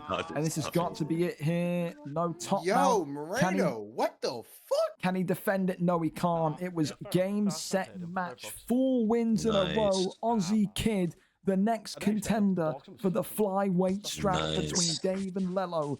He is here. He is inevitable. One of the best combination artists that you will ever see. What a victory. What a way to secure yourself that #1 contendership spot. And Aussie Kid's win streak continues. And you have to think, going back to, again, his debut Dex, I mean, how good does it look now for someone like Black Panda, the only guy that's got a victory over Aussie Kids? I mean, you have to take that to the bank with you. So, I mean, it was nearly 2 months ago, granted, but that seems to have woken up a monster in Aussie Kid. A fantastic performance again tonight, and a world-class showcase of the striking. Dex, I mean, you gave it in the featherweight division. I'm going to ask you now, does that take Evo Panda's performance of the night for you? Where do you put that? And I think you are enough. Honestly, Well, your head must be in the sand. to be honest, he came in with a game plan, and he executed that game plan well against a very high-level player. Evo did great, but I do like Aussie Kid's performance much better because he did it against a much higher-level player. You're the man. And he made it look great. There you go. I'd say that's a performance of the night for Aussie. And that, hey, listen, I mean, we talk about potential super fights, Dex. You know, if he wins the belt, if you win the belt, that could be a future opponent of yours. Do you see holes in his game? Do you see a way that you beat Aussie Kids? Are you ready to reveal that yet or not? Oh, yeah, I'll reveal it. Eat by whatever I want. Hey. Fighting talk there. But listen, we're on to our 6 title fights now. A great run, including the welterweight strap, which no doubt Dio the Demon here, the former champion, will be keeping his eyes on. But tonight we could very much see the first French champion of UFC 5 as BPE Jokers back into the limelight with a title shot. I mean, Dio, what are you looking for here tonight? You ruled this division with kind of high flying knees and head kicks and exciting fights. Are you looking to see a little bit of craziness in there tonight? What are you hoping to see in your now new division? Of course, you're in lightweight, the new division of welterweight in this title fight tonight. What are you looking forward to? Yeah, I want to see some craziness. Go ahead, pop a perk, get crazy. Let's have an exciting fight. Nobody wants to see a slumper. We're seeing some good fights over here tonight. I expected nothing less when I get my hands. Nah, I'm just kidding. I can't talk shit. When I get my hands on them, I sound like a 1980s WWE wrestler. The Black Hulk my Hogan. hands on them. I'm gonna smash them, brother. Smash them. They just don't even sound right when I say shit, you know. Well, listen, it's going to be a big one. Of course, tonight you would probably say that the Frenchman is the favorite in this one because of maybe the recent kind of troubles Kieran has had in big fights. Of course, Kieran benefited from the lack of attendance from Jay Shermer. He's got stuff going on. So, of course, Jay Shermer will be waiting in the wings for what will be a title shot opportunity. Jokers today, the number 4 ranked 5-2 Frenchman, 3 wins in his last 5, a 2-fight winning streak for him. Of course, on the other side of the coin, though, VRL Kieran, 3-2, 3 wins in his last 5. And again, streaks don't exist here. You see, there's only 2 people on streaks in this division, Jay Shermer and BPE Jokers, purely because how topsy-turvy this division is. Anybody can beat anybody. It's a predictor card nuker, if you want to call it that tonight, because either of these 2 could win. You talk about Jay Shermer, you talk about Jokers, they're identical. This is why the fight would have been great between Shermer and Jokers. Great kickboxers, aggressive starters, Anthony Showtime Pettis level entertainment of fight. But when you talk about VRL Kieran, he's so balanced. We've seen him with the excellent striking, but we've seen him completely dominate fights with wrestling also. What way does he go today? He's won or was close to winning the middleweight championship of the world. Can he now go one step further and win the welterweight championship of the world on his first attempt? We are up and over to it. VRL Kieran is live for us. We're here, we're set, and we are ready. Indeed, indeed, indeed. It was a National Sausage Roll Day yesterday. Well, that's fantastic, Leloh. Cheers for that one. Okay. Sausage roll? Yeah, listen, you gotta try a sausage roll. Breezy Tricks messaged him as well. What the fuck is this? My power went out. Well, okay, if his power went out, then I'll give him a break. But I mean, he's going to be doing unstreamed fights if that's the case, because I'm not trusting. You missed last week and you missed this week. There's no way. Shavkat Rakhmanov and Gilbert Burns, by the way. How do we feel about that? I don't like that one. Am I wrong for saying that? Gilbert Burns in a welterweight title fight? Theo, do you like that? I mean, I guess we'll have to find out and see. You said the other bull that's using Shavkat's from France? Yep, Shavkat user, Shavkat Rachmanov, BPE Jokers, hailing from Paris, I believe, if I'm not mistaken. There will be the first French champion of this UFC in VFL. Of course, for Kieran, fighting out of Scotland with Gilbert Burns in the yellow trunks today. Again, Gilbert Burns, though, very loose, very fluid, great boxing, but of course has the ability to maybe kind of have that underrated wrestling to him as well. But I mean, Dex, you can't look past Shavkat, can you? He's got everything. He's got great striking. He's got those incredible submissions as well. He's got great counters to those kind of ground situations. Who do you like here? Shavkat. Gilbert Burns just feels like fucking shit. He does. He feels so slow, doesn't he? He feels so slow for a welterweight. He does. And for being like one of the smallest welterweights, he feels, I don't know, he's not really good, man. I would have picked Leon, because Leon's the pick for welterweight. There ain't nobody else that's better than Leon. Yeah, I think the way that somebody once upon a time at UFC 4 described Gilbert Burns at welterweight as like a Brazilian armadillo, because he just feels weird. There's no other way to really describe it. Is that he just feels like he's top heavy and he's got a lot of durability, but there's nothing else really there. So again, will the Brazilian armadillo maybe make it work today? I mean, the thing that, good sway around the side, good little movement there from Kieran, to be fair. And this is the thing that I like from Kieran. We saw it in the middleweight division. We see it again here tonight at 170. He just moves in and out of the pocket. He's never sitting still, never remaining stationary. Of course, when you're BPE Jokers, you've got all that reach of Shavkat Rachmanov. I mean, you've got to be a little bit more kind of, oh, my goodness me, stuns him, goes back to the body. And that's how Flying knee. Theo calling for his signature move here. He keeps ducking, nigga. Right back to the body. Oh, shit. Oh, what a body kick. Theo, you need to load up Google on a tab right now and just translate what the fuck do a fucking flying knee means in French and just yell it into the mic. Oh, yes. Good idea. Good idea. Is that a poop? Nah, I don't know. They got some fucked up horror movies over there in France, so that's why I fuck with France. Yeah, I was gonna say that's why you probably love France, man. Absolutely. Well, takedown is there. Takedown, nice. And this is the thing, you know. Get off his back. This is the thing though as well, Dex, is that for BPE Jokers, as I said, he's got that Anthony Showtime Pettis type feel as a fighter. Very good with the kickboxing on the feet. We have not seen him consistently deal with the wrestling. He can get out now and again, but he will sometimes struggle with the consistency of these denies. So that's also a big factor in this one as he gets back over into top mount with Gilbert Burns. And if he gets the posture up here, with the strength of Gilbert Burns, the Armadillo as he was called in UFC 4, he gets some good damage off here. Armadillo's going crazy right now. Kind of nice defense by Jokers, but I mean, the good news for him was that there was only 20 seconds of that to deal with. I think if you're Kieran, you've got a game plan now. Get him to the ground and get to top mount immediately. Round one, though, I don't think anyone's got any disagreements here. That's a Shavkat round. BPE Jokers up 10-9. One to the French.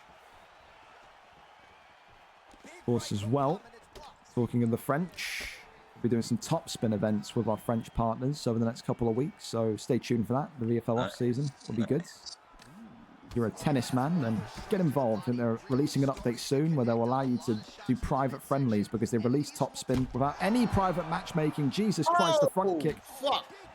Oh, shit. Kieran there eating the big toe of the Kazakh, and there's the takedown. That's smart, though, man. He needed that. He needed that. Yeah, it seems that Joker's really is kind of fish on out of water on the ground. Hang on. Oh, I can't get the deny off though. Listen, gets dominant position. Now you'd think what Jokers is going to do is try and fake, get the posture up, and then get back up. Exactly as predicted. Look at that. He doesn't want to be down there. He's confident in his abilities up top.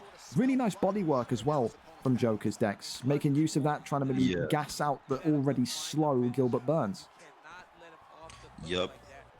Very true. And for Jokers, it's a plus because it seems Kieran wants to wrestle. And if Kieran does get on the ground, he has less stamina advantage. He has a nice stamina advantage to work with. Yeah, makes those submission maneuvers that maybe he whips in less dangerous. Big shot to the midsection there, though. I just like the tempo at which Joker is fighting with on the feet. Doesn't look like he's in a title fight at all, Dio. It looks like this is... Oh, my goodness me. What an absolute combination. Oh, shit.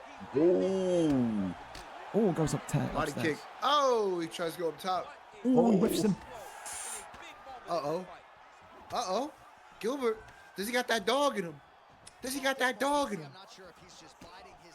Continues just to pour the pressure onto him, though. Shavkat responding back after a near blow. Flying knee comes in there. Oh. That one's for Dio, you'd probably think, but... That would have knocked me out. I'm not going to lie. I would have blocked my body on that. It would have knocked me out cold in front of everybody. Again. I'd be crying right now. Jab again, continues just to go forward. Of course, as well, you look at that stamina. It's a 5-round fight. Kieran missing about 40% of his stamina. Yeah. 3 rounds still to go. Oh. He needs a takedown, bro. Yeah, he's going to need one round of just pure wrestling, isn't he? That's what he's going to need. Take that stamina away, yeah. Yeah. Even it up a little bit. Continues just to spin at the body. These big, brutal body hooks, body uppercuts, body spin kicks. He's just got that kind of that pokiness. Like we talk about the poke to the body that Ali has, the poke to the body that Naznim has, and you can see Joker's here doing it himself, just zapping at the body, making Kieran forget that it's happening. Round 2 in the books, a closer round, but still for me, it's a Shavkat round. That's 2-0, 2018 to the man in blue. Oh, that front kick. That's why I rocked him. He's trying to take a little sidestep. Yep. Right, yeah, that was Shavkat's round. Round 3, and you'd think right now how in control the Frenchman's looking, it would be a moment of madness that would lose this title. 4-n, big left hand coming. Right back to the body, goes upstairs. Joker's ducks underneath that one. Though. He's using a lot of stand. Let's go for that Superman punch to Shavkat. Of course, BPE Joker's won the welterweight strap back in UFC 4. Oh, clips him with the right hand. Goes back to the body. Head kick upstairs. And now Joker's is cranking up the tempo. The jab again. Ducks underneath. Tries to go with that right hand. Joker's working off of that go-go gadget extendo jab that Shavkat's got. Big overhand comes in again. Big straight once more. Great head movement though from Kieran. This is the thing, when he sees that head movement, he's just got to go for the body shots. Just like that, you can see Kieran is trying to kind of shift to the left to the right. Oh, that's great though. Follow through kick. Flying knee! Flying knee! Flying knee! Oh, see right there. That would have been knockout. Wow. Flying knee. Oh, he's dropped him against the cage, and this could be game, set, and match. No, not yet. Oh, flying knee. And Kieran is frozen now. He is stuck in the mud and he's stunned again. And it's a question mark. Kick straight out of La Paris. Oh my God. Oh my goodness. He quits. That looked even more clean than the flying knee. I'm not going to lie. That was beautiful. And the French have a champion once again. A round 3 TKO, 2 minutes and 15 seconds into the round. And the French have a champion for the first time since UFC 4 once again. I love Mark the Shark. I think he's a fucking future Hall of Famer, but the question mark kit cannot be denied. Knockout of the night transfers over to BPE Jokers. It's that pressure. It's those body shots. And again, maybe Kieran will look back at that and go, was Gilbert Burns truly the correct pick? I don't think it was. I agree with you, Dex. I think he's too sluggish. And I think a Leon or someone like that would have benefited him way more. But congratulations to BPE Jokers, the new welterweight champion of the world. Congratulations. Up next, the party continues, and it's a rematch for the ages. Gotta Lisp and XPG Synergy are on the way to the octagon. Of course, these two have met once before. Gotta Lisp and Synergy fought all the way back here at VFL 123. 16 weeks ago on the prelims, Synergy won that fight by round 3 knockout. 16 weeks have been and gone, and a lot's happened, a lot's changed. And what has happened is that Gotta Lisp has had an incredible run. 4 wins in his last 5, one of which included the gold. He now wants to make it a title defense this evening and get revenge over XPG Synergy. The big question mark is will Synergy make it 3 wins in a row and make it his 10th win covered in gold? That's the big one. Of course, you've always got that mental advantage when you've played someone and beat them before, but it was so long ago. 4 months is so long ago for for development in this game. Will Michael Godolist be able to maybe stun XPG Synergy and command that respect right from the off? The champion 7-5 this evening, a boxing specialist against XPG Synergy, the #1 contender 9-5 in that jiu-jitsu discipline. We are up and over to it. Let's go and let's see. XPG Synergy is live for us. Here we have it. There you go, gentlemen. And Rush as well. I love the Luton versus. Yes, Rush. I'm going to put you up after Luton and Jack Daniel. Yes, because I know you got to take your kid to ballet, so that's completely fine. We'll flip the fights just marginally. So you just go and ping McLovin. I'm sure he'll be happy because I mean he's in the UK as well, so it means he gets to go off earlier. So Daniel Cormier for XPG Synergy. I mean it's being hovered over. Maybe he doesn't know who to pick, but it looks like it's going to be the Reem for Michael, or is it? These two maybe having a game of chicken regarding the picks here. John Jones for XPG Synergy. And Michael, will he respond with Alistair Overeem? Yes, he will. I mean, I like Overeem decks, but I don't like this Overeem. I like the Pride Strike Force Overeem. That's the one that I like. I don't think this is a great pick by Michael, but if he won the belt with him, how can you argue, you know?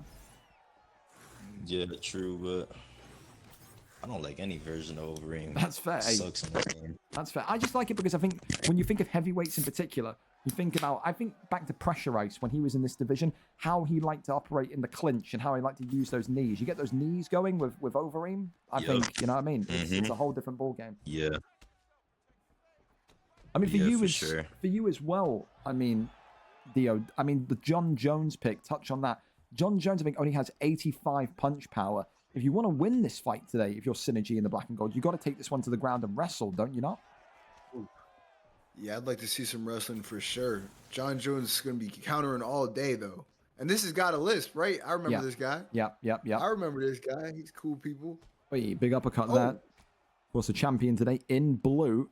A challenger in black and gold. The man in black and gold has beat the man in blue before 16 weeks ago.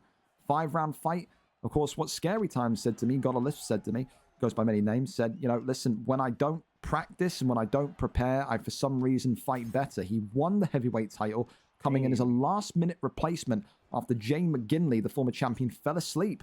He was there, right place, right time, won the belt in one of his most impressive performances to date. So who knows if he's had any warm-ups coming into this tonight, or if he's just dived straight in. You have anything like that? I mean, Dex, we'll ask you both, Dex and Dio, do you two feel like you fight better when you don't do any warm-ups, or are warm-ups imperative? We'll start with you first, Dex. What do you have to say on that? Yeah, I gotta warm up just a little bit. Just a little bit. And Dio, what about you? I'm the complete opposite. Yeah, I was going to say. Complete opposite. Yeah. Every other game, like I need to, especially Mad, you need warm-ups just to see how the players are feeling, how they're moving around the field and shit. But in UFC, I fight so much better.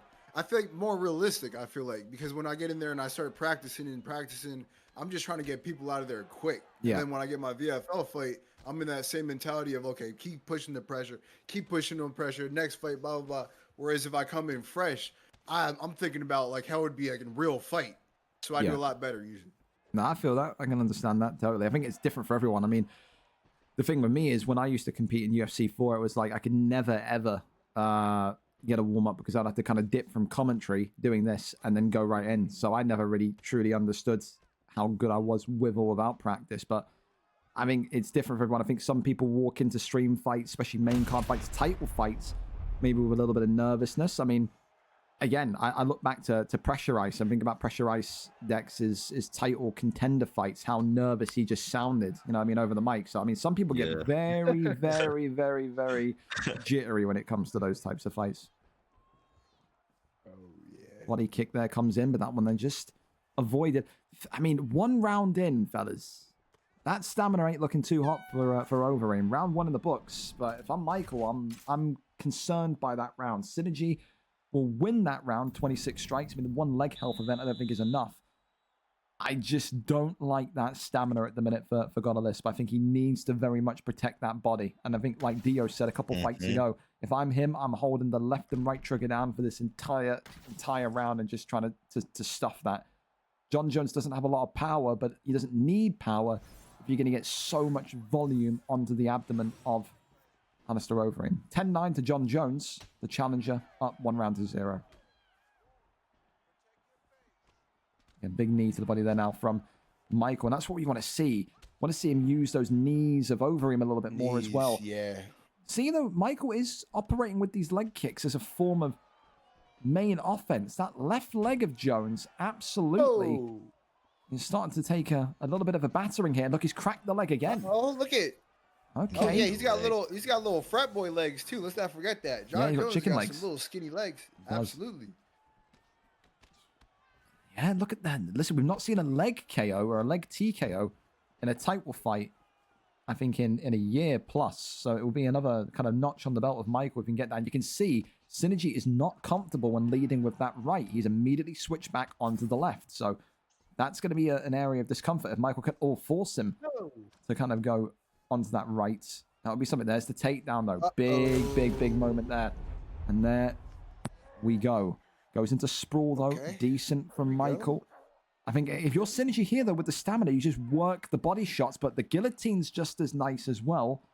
Synergy here, just biding his time, and he's probably going to get the gilly in. Yes, he does. The first guillotine or submission locked in there.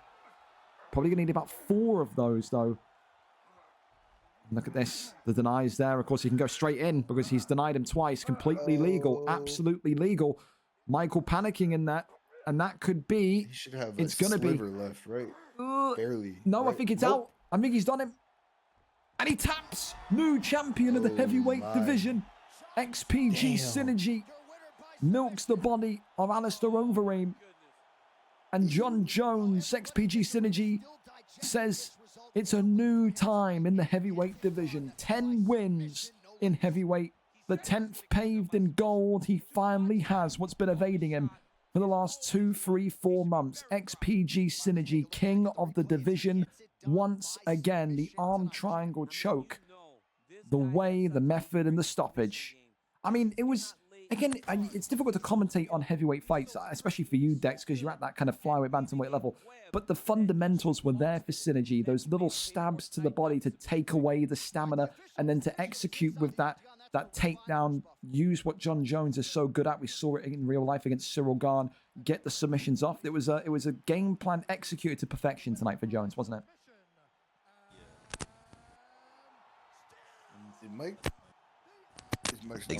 There we go. Wait, hello? Yeah, we got you now. We got you now. Yeah, exactly how I would corner Yazan. Just use the grappling of John Jones. It's good. It's just there, and if you practice the ground game as a heavyweight, you already have a big advantage over like 90%, 100% of the weight class. So it was a nice textbook win.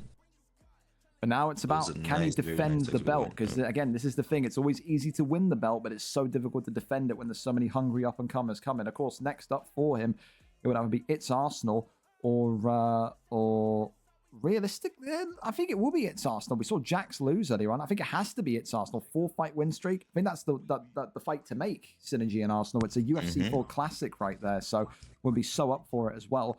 We go over to the next one, of course, and it's going to be Jack Daniel against Luton. Let's see what we've got coming on here. Jack Daniel already live for us. That's what we like to see. Jack Daniel for the light heavyweight division has found his form incredibly. 4-0 since his move from middleweight.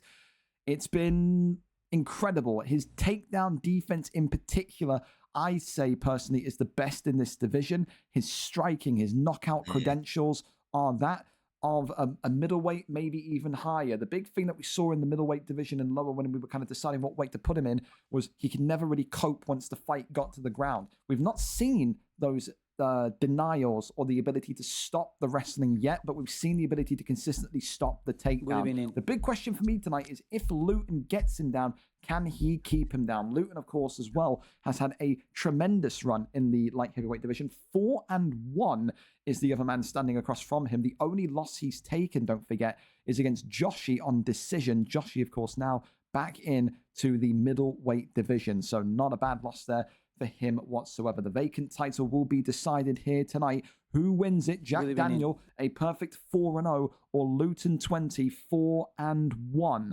We go up and over to it. Jack Daniel is live for us. We are here, we are set, and we are ready to go. And it's Alex Pereira against Ankalaev, a real-life matchup we could be seeing shortly. I mean, Ankalaev, Pereira, you've got to think this is going to be a wrestle matchup, surely. Let's see. I mean, I want to see some fucking standing banger from Pereira. I want to see that fucking arrow shooting the Ankalaev's shin. For real. His little leaky shins. Remember when his shits were leaking against Jan? Yeah. Takedown immediately there, and this is the big question now. This is the big question. We've seen Jack Daniel deny the takedowns, but we've never seen Jack Daniel consistently get up here. And immediately, you know, the thing that I'm interested to see here is how does the Ankalaev pick control this situation? Because Luton here in the white so far, he's in that kind of camp, that crew with guys like Bailey, or now known as Yeah, I'm Carl, who had a whole kind of run in this light heavyweight division, just effectively being the submission guy. And I think if anything today, I'd imagine Bailey will be in the corner telling Luton, just keep this one grounded. I mean, that's the thing you have to do. When you go up against a Pereira, Dio, you have to, if you go in for a belt especially, you've got to make it gritty, you've got to make it a little bit boring, and you've got to use the advantage that you have. And Ankalaev's big advantage to wrestling. Absolutely. Absolutely. And he's going to work on him right now. Hey, I mean, okay, he goes for full guard. Nope, he's back up. He's back up. Sprawl goes for maybe the ghillie. That one there is denied. And now gets up. Okay, that's good from Jack Daniel here.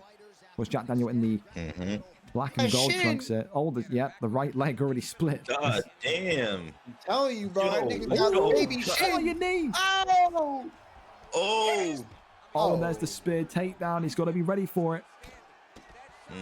I mean, that's the thing as well, though, isn't it? You know, Pereira has the great equalizer for the wrestling decks because he's got those incredible leg kicks. You can break the leg just like Jose Aldo can in the featherweight division. Yup. Ankalaev has like an 88 leg health as well. That check fucking killed this leg because Pereira also got skill checks. But what we need to see here from Jack Daniel is play a lot more slower, work the legs, and get up, please. Get up once it reaches. Goes across. That one there is denied. Goes over into full guards, or crosses over again into half guard. Gets over into sprawl. Lovely. Now backside is there. Posture up. Rains down. The strikes. Big shots here. Coming on through. Jack Daniel. Nearly. That's a great deny, by the way, from Luton. Like, very nice. For a light heavyweight, dude. Very impressive. Posture up is there. 20 seconds. Jack Daniels got to weather the storm here and survive. Doesn't look like he's going to because Luton's stamina absolutely starting to plummet here. And there you go. Just survives it. Listen, a good round for Luton. It's Luton's round as well for me. It's not a round that Jack Daniel can be too disheartened with. He's learned something very quickly about Pereira. Again, the check nearly snapped the leg in two. If I'm Alex Pereira, if I'm Jack Daniel, I am defending the takedown for my life, and I am throwing leg kicks galore to take away all the takedown ability of Ankalaev. If he cracks that leg, the takedown is harder to land. That's the big thing. If you're Luton, you've got to get a takedown ASAP. You cannot dilly-dally on the feet here. Yeah, that's what it does, but... Oh, there you go. Turning takedown. Excellent. Gets it right back down there. Here we go again. Crosses over into top mount now. I think Jack Daniel just needs to play at range, use his teeps. He's got to keep he's got to keep himself calm as well. Oh, this could be it here. Ground and pound. And this one, oh my goodness me, nearly there. And he's right back up. Luton smelling. This might be over. He's smelling light heavyweight gold here. And Jack Daniel, into the armbar. It's smart as well. The stamina was gone. And he's going to be locked in. And Luton extends the arm. And that's the first one of the evening. One down. Maybe two more to go. Looks like it's about 40% of the bar gone. And he goes into it. It's legal. He has stamina, but he gets it denied. Goes over to the half guard there. Unable to do too much. Crosses over. Triangle to an arm, but I've never seen that. I think he did, yeah. I think he did. Now a period of calm here on the ground. You're going to need Jack Daniel to have that that calmness down here, posture up here from Luton. And I mean, it is nice to see though, Dex, especially, you know, you go back to the UFC 4 days of the light heavyweight division where we were seeing light heavyweights windmilling with overhands repeatedly. Now you're seeing this level of wrestling. It's not, you know, quite top level, but I mean, it's an improvement for the division. It's a great sight. Yeah, very good sight. These guys, they want to get better, man. They want to get better.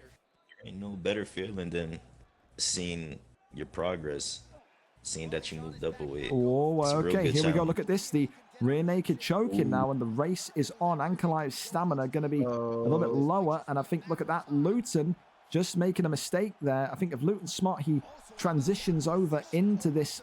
Yes, there you go, into top mount. Beautiful. I was going to say, you got to give up that submission there and just go to a dominant position. Rolls over. That one there is denied. No one has beaten Jack Daniel in a stand-up war. Luton so far saying we don't need to have a stand-up war. I can take the O purely through Ankalaev's wrestling. The fakes here left and right. The posture up is there. Rains down the big shots again. One to the body. Again, though, Luton just needs to make sure he can absolutely get the job done. He doesn't want to sit there and play with his food. He gets caught by an armbar or gets caught by something from Pereira on the bottom, then who knows? Backside is gained. I wonder if he's going to stand right back up here or not. No, flips him over into full guard once again. Tries to kick him off. And no, the arm bar in. And this is not good now. He's going to try and extend the arm. That one is denied. Luton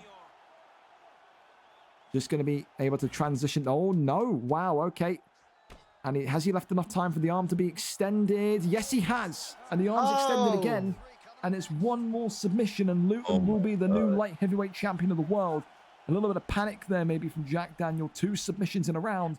That is a clear as day Ankalaev round. 2 rounds to 0. Pereira now is on critical life support, Dex and Dio. He cannot be taken down in this round or he will lose the fight. Absolutely. I mean, when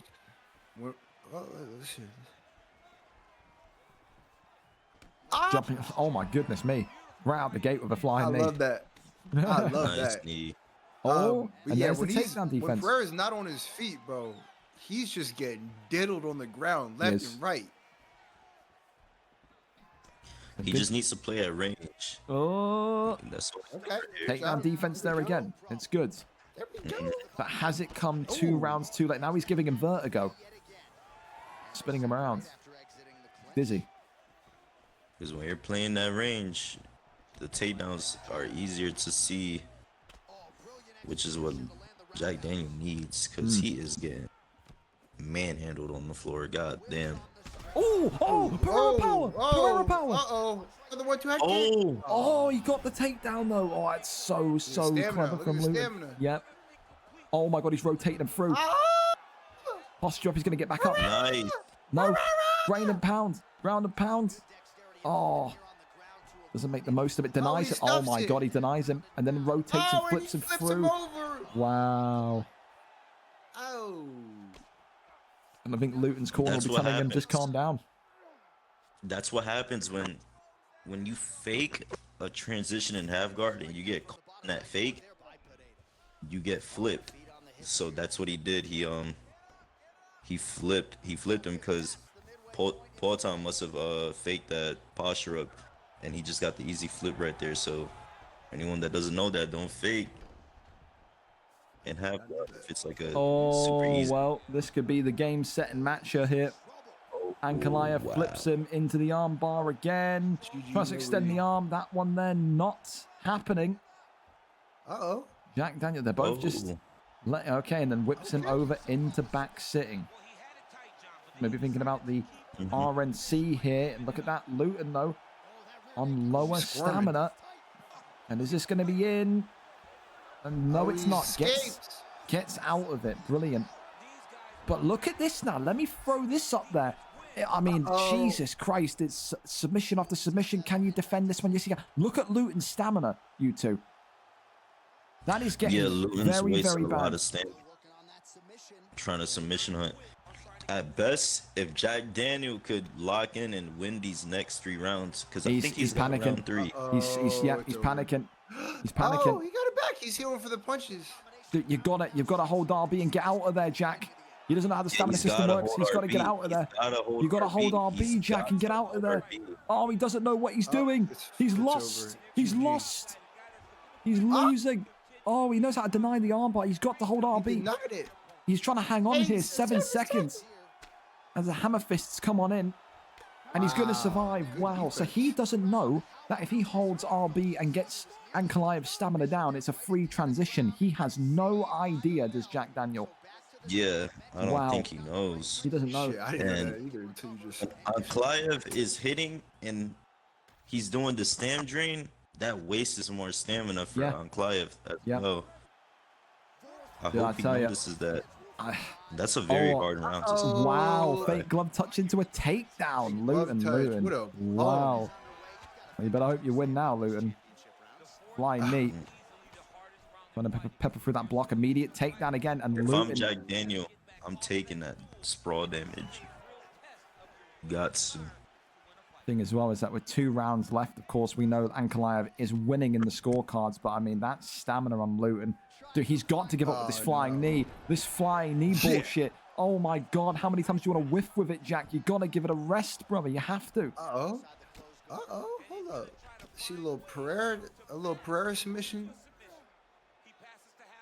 I think you've got more hope of Father Christmas coming down your fucking chimney, dear. I really do. Yeah.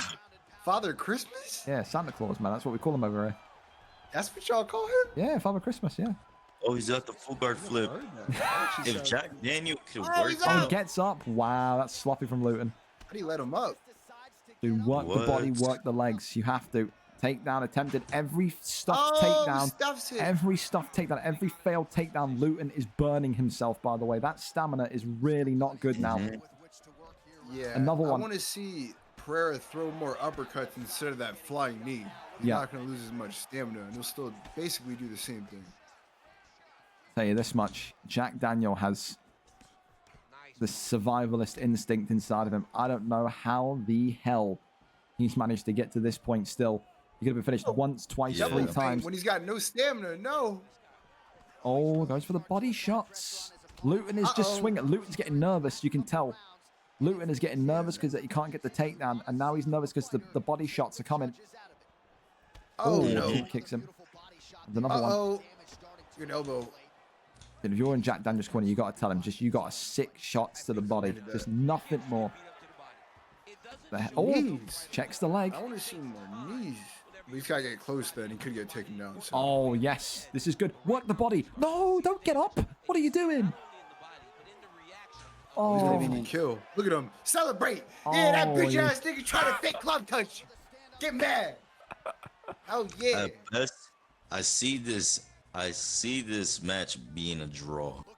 Dude, we've never had a title fight draw before. Would be a first.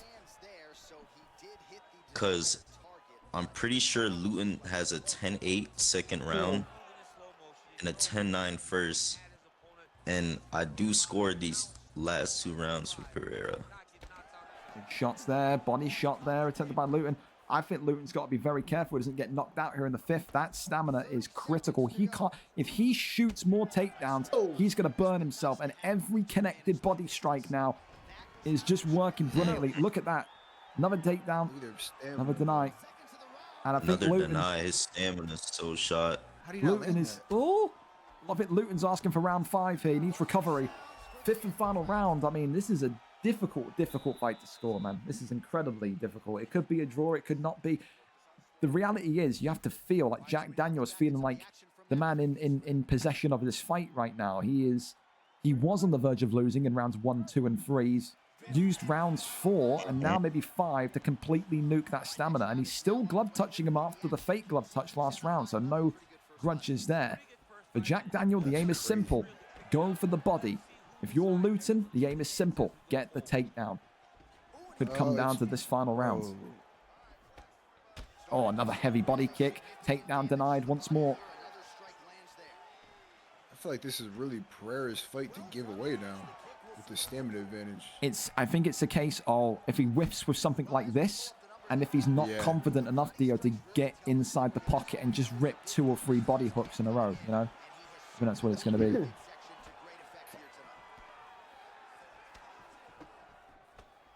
Overhand comes in. 2 head kick. I wonder if Luton's corner are telling him that he's up in the fight, so he doesn't really need to kind of push. It'll be interesting. Overhand comes in, but of course he's not going to get a stun off of that because he's so gassed. Oh, whoa. He's up in this fight. Oh, shit, the double uppercut! Clips him! Oh, Herb just fucking disappeared my into the God. Matrix. Yo, did y'all see Herb B? Yeah, he's a ghost, man. He's actually 700 years old. He's a vampire. Where the fuck did that nigga go?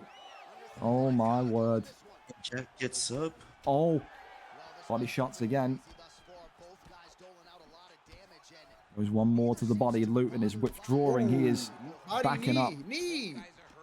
Yeah, I need to see some Oh, body he goes work for the by flying knee. Oh no. Mr. Jack Daniel. The thing is, while Jack Daniel all committing with those. Oh, body rock. Now Can he? flying knee. Oh, the takedown lands. Oh, dude, no fucking way. no. Oh God. Oh Jesus But Christ. he's got no stamina. Good night. Good night. If we get a Pereira submission, I don't even know anymore. I don't. Well, it's a big 1 minute and 38 seconds here for Luton. I can't call what the score is here. I really can't. Good deny. Crosses over. But listen, if this does go to decision, Jack, if you can hear me, do not skip the decision. I want to have the tension of it all. A minute left, though. Oh, no. Oh, he's got him. He's got him. And Luton wins it. 1 minute to go. Wow. With 1 minute to go, the armbar is in. And Ankalaev, yeah, Luton wins a tense battle against the undefeated Jack Daniel. Jack Daniel let one takedown happen in round 5. And that was the beginning of the end after such great body work. Luton so close to throwing that fight away, in which he controlled the opening 2 rounds. But he gets the job done with a round 5 armbar with 60 seconds remaining. And the big question for me is, what did the judges score those opening 4 rounds? Because that has to be close. I mean, Dex, you said you had it as a draw potentially going in. Yeah. I had it as a draw. Well, let's see if the So this judges is agree with you or not. interesting. Let's see. 38-37 Pereira, 39-36 Ankalaev, 38-37 Ankalaev. Judges gave a 10-8 in round 2 to Ankalaev, a 10-8, yeah, across the board, 10-8 in round 2 to Ankalaev. So Ankalaev was going to take the fight. Maybe, of course, that last round, of course, may have made... You never know. If that takedown didn't happen, maybe the 10-8 would have gone the other way for Pereira. It did feel like it was a 10-8 round, that round 5, to which he saved himself. So, hey, fair enough. Congratulations. Luton, the new light heavyweight champion, a round 5 submission with 1 minute to go. 4 minutes exactly with Ankalaev. Congratulations to Luton. A survivalist indeed for Jack Daniel. He will feel devastated by that one. We're going to go to Rush and McLovin as our next fight, because of course we know Rush has to go and take his kid to ballet since he's in the US. So we're going to go to that one first, and then we're going to go to Jack 13 and OG Miller as our co-main event of the evening. So the lightweight title fight up next. Rush, of course, 4-1 on a 4-fight win streak. McLovin 4-1 on a 3-fight win streak. Both have only taken 1 loss in their last 5. Again, it's another game tonight where a win streak will go to sleep. Who becomes the new king of the lightweight division after the removal, after the transfer from the lightweight division to the featherweight division for the former champion? Number 2 takes on number 3. The US takes on the UK in this lightweight title bout. We are up and over to it. Let's go and see who is streaming for us, and it's Rush MMA. Again, he's got Islam Makhachev as his Twitch display picture, so you'd think maybe Islam comes out here. Wonder what we're going to see. We're here and we're ready. Max Holloway against Islam Makhachev. That's the pick. I don't like that. I don't know, bro. Max Holloway against Makhachev. I don't know about that one. That worries me slightly. Thanks as well for the sub, Lopez, as well. Thank you so much. Thank you so much. And everyone's saying Luton needs to rematch him. Not a good pick. Well, I mean, the game plan of each here, very simple. I mean, if you're Max Holloway, you got to fight like Dio when he uses Kamaru Usman. Head kicks, flying knees, use all of that agility and speed. if you're Makachev, get the takedown, get into top mount. This one could be all over. Of course, Max Holloway in the floral shorts tonight. That's great takedown defense as well, ready from McLovin. Rush, of course, with Islam Makachev in the black and gold. Same question, though, for you, Dex. You know, you had a light spell in this lightweight division. Of course, you won the belt against Bass Inferno, I think it was.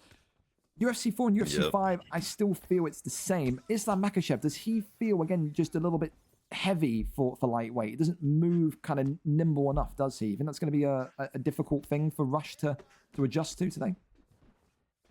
Yeah, he feels heavy, but to be honest, I've been using Islam way more, and he feels very good. Despite being heavy, feels very good, and he's obviously the best lightweight in the game. He's got all the perks that you want. You know, the stats, everything you just favorite. In my opinion, Charles. From Makachev already coming up, and that's the thing. I was going to come into that. You know, Makachev has underrated power, Dex, something like 97, I think it was. I mean, he is incredibly well-rounded. Definitely is. Yeah, he's very well-rounded. I would have liked to see Dustin Poirier, though. I think Dustin Poirier as a counter would have been a good pick, personally. But that's me. Yeah, Dustin's a very good counter pick to Islam. Goes over here into the sprawl position.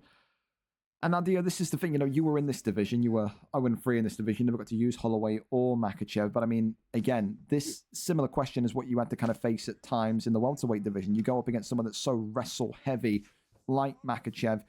Is it a case tonight where you, if you're Holloway, you see Makachev pop up in the selection screen, you have to be perfect with takedown defense. You cannot allow him to have back mount. You can't allow him to have top mount. We've seen before, Dio, one spell in top mount for Islam Makachev, you can be finished. You can. Absolutely. He could be over just like that. Oh, he shakes him off. Shakes him off. Oh, he's twerking. We got Max twerking. He shook him off. Oh, listen, Rush there, cut open by Holloway. Look at that. Those stick arms of the Hawaiian. Look at that stamina, brother. It's true. It's true. It's coming down. Holloway does have upgraded power. He's at like a 92, 93 power. Oh, jumping knee. Wow, nearly that. Whips him into tie clinch here, moves him back against the cage. And this is again the thing though, Dex, isn't it? You talk about, you know, wrestlers and how to counter them. Like you alluded to. Oh, big uppercut there from Holloway. Oh my God. Oh, clinches him. This is the thing, let though. I like the clinch, but as I'm saying, you have to work the body. You have to drain Islam's gas tank. That's the thing. You have to. You can't be getting him into clinches and going for the headshots.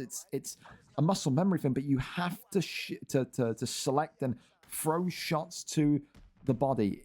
Anything else is a waste. But again, a really back and forth round. I like it from Holloway. I think Holloway got 2 stuns in there, so I think that's a Holloway round, but it's not a round that Rush is dominated in. I think he's still very much in this fight.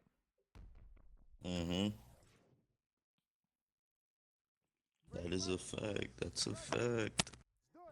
And I want to see. Round number 2, off and underway again. Of course, as well, I think if you're Makachev, as we alluded to, you just need that one successful takedown. You need that one trip into top mount, and you may well take this fight away from Holloway.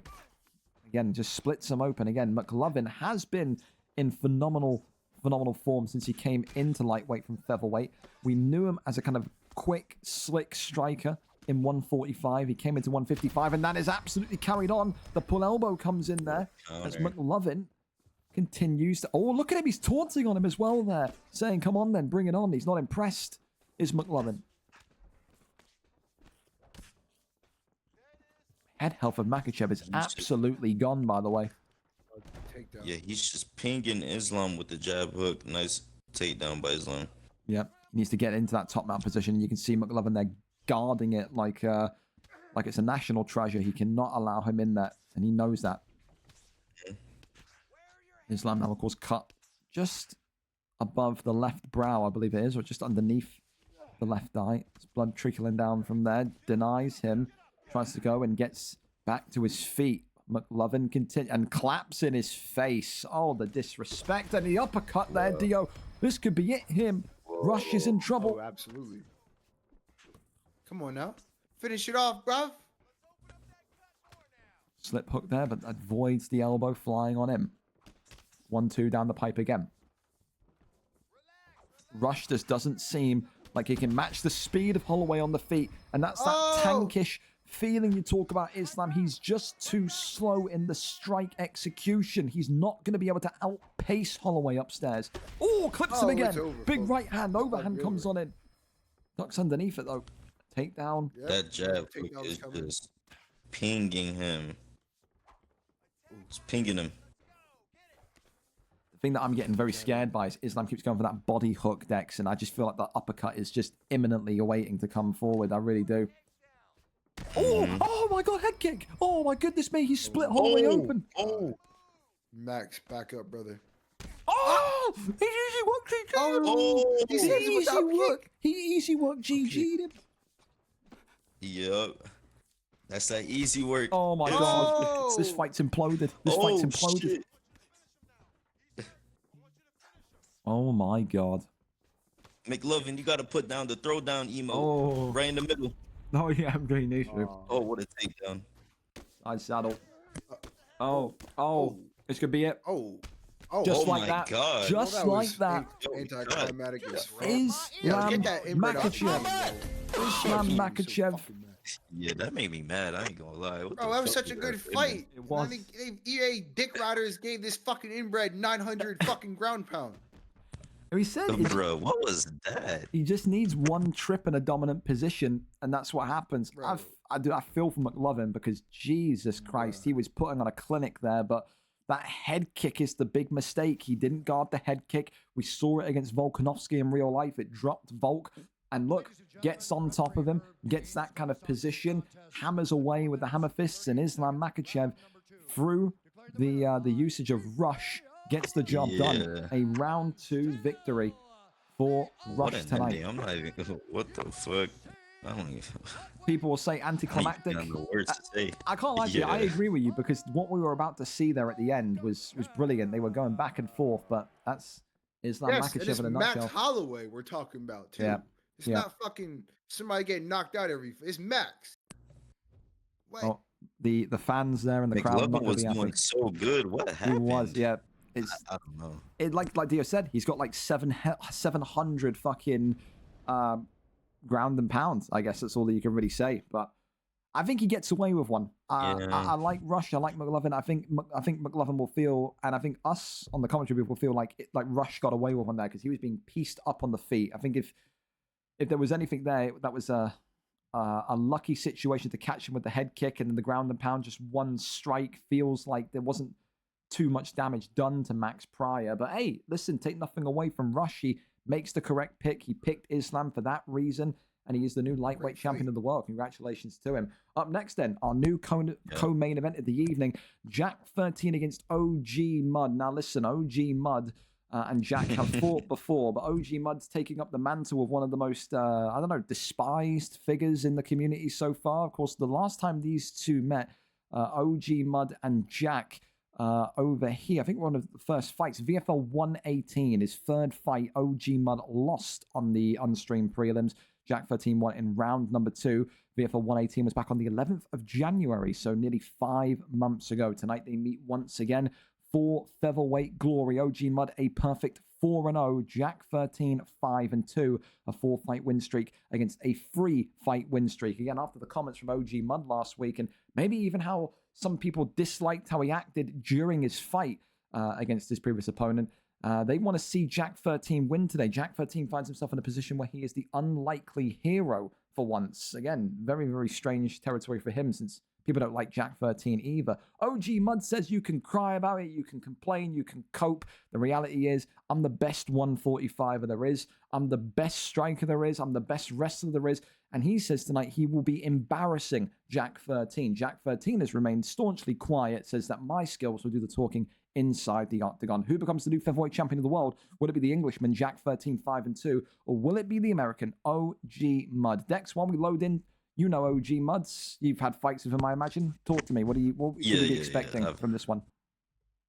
OG Mud's got some slick timing, some great fight IQ, and Chris defense, man.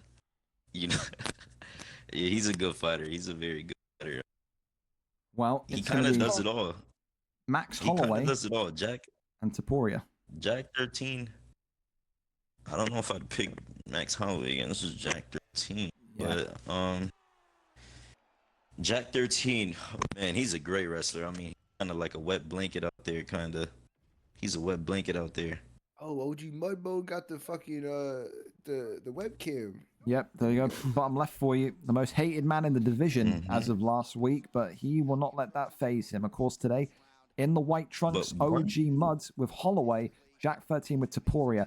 I mean, does that even make it more impressive, Dex, if he beats Jack's Topuria today with Holloway? That would be insult to injury, wouldn't it? Be way more impressive. And he's using the word Max Holloway as well. He's not using the young one.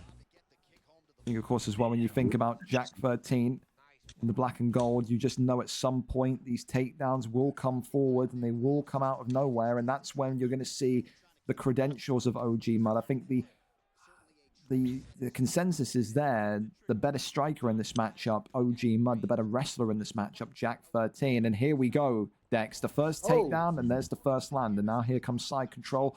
Jack 13's got to make sure that he's absolutely just shored up here. He cannot allow OG Mud to get to a standing base with Holloway. And look at that, the first deny is there. Of course, OG Mud fighting for revenge. He wants to avenge that loss from nearly 21 weeks ago.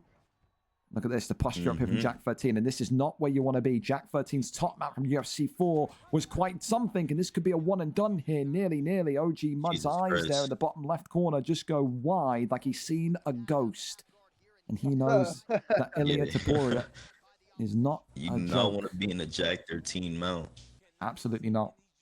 And like you said, Dex, you know, it surprises me as well that he went with Holloway seeing Topuria. You'd think he'd go someone a little bit more protecting, but protect-worthy. You know, obviously McGregor is there for sheer power, but you need someone that can cope on these in these ground situations from Topuria. The big one that people seem to like against Topuria to counter the wrestling is Jose Aldo. We've seen a couple of Jose Aldos beat Topurias in 145.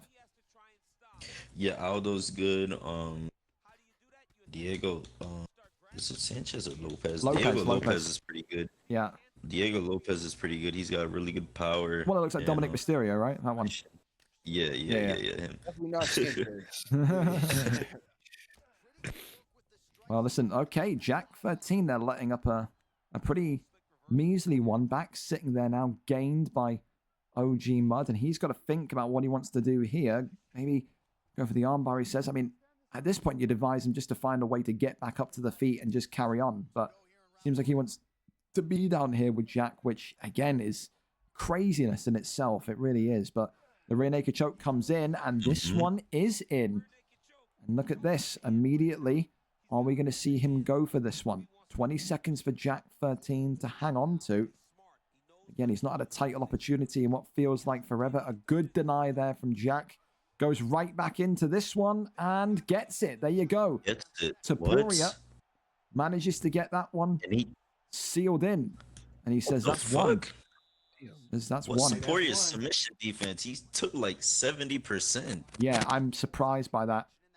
If anyone in the chat here is on UFC, can you go on exhibition, quickly tell us what Topuria's submission defense is? I'm amazed Max Holloway has just taken 60, 70% of the stamina with one rear naked choke. That's wild. But listen. Yeah.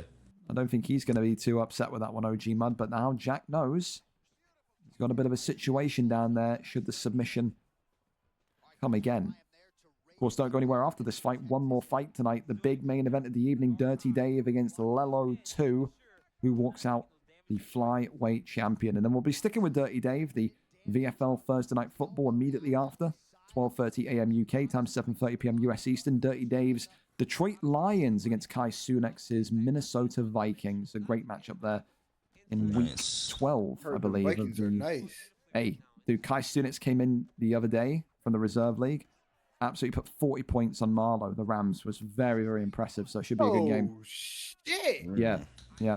Hopefully I don't play that anytime soon, man. What the fuck? Yo, Marlow just beat me. I'm not. I'm not trying.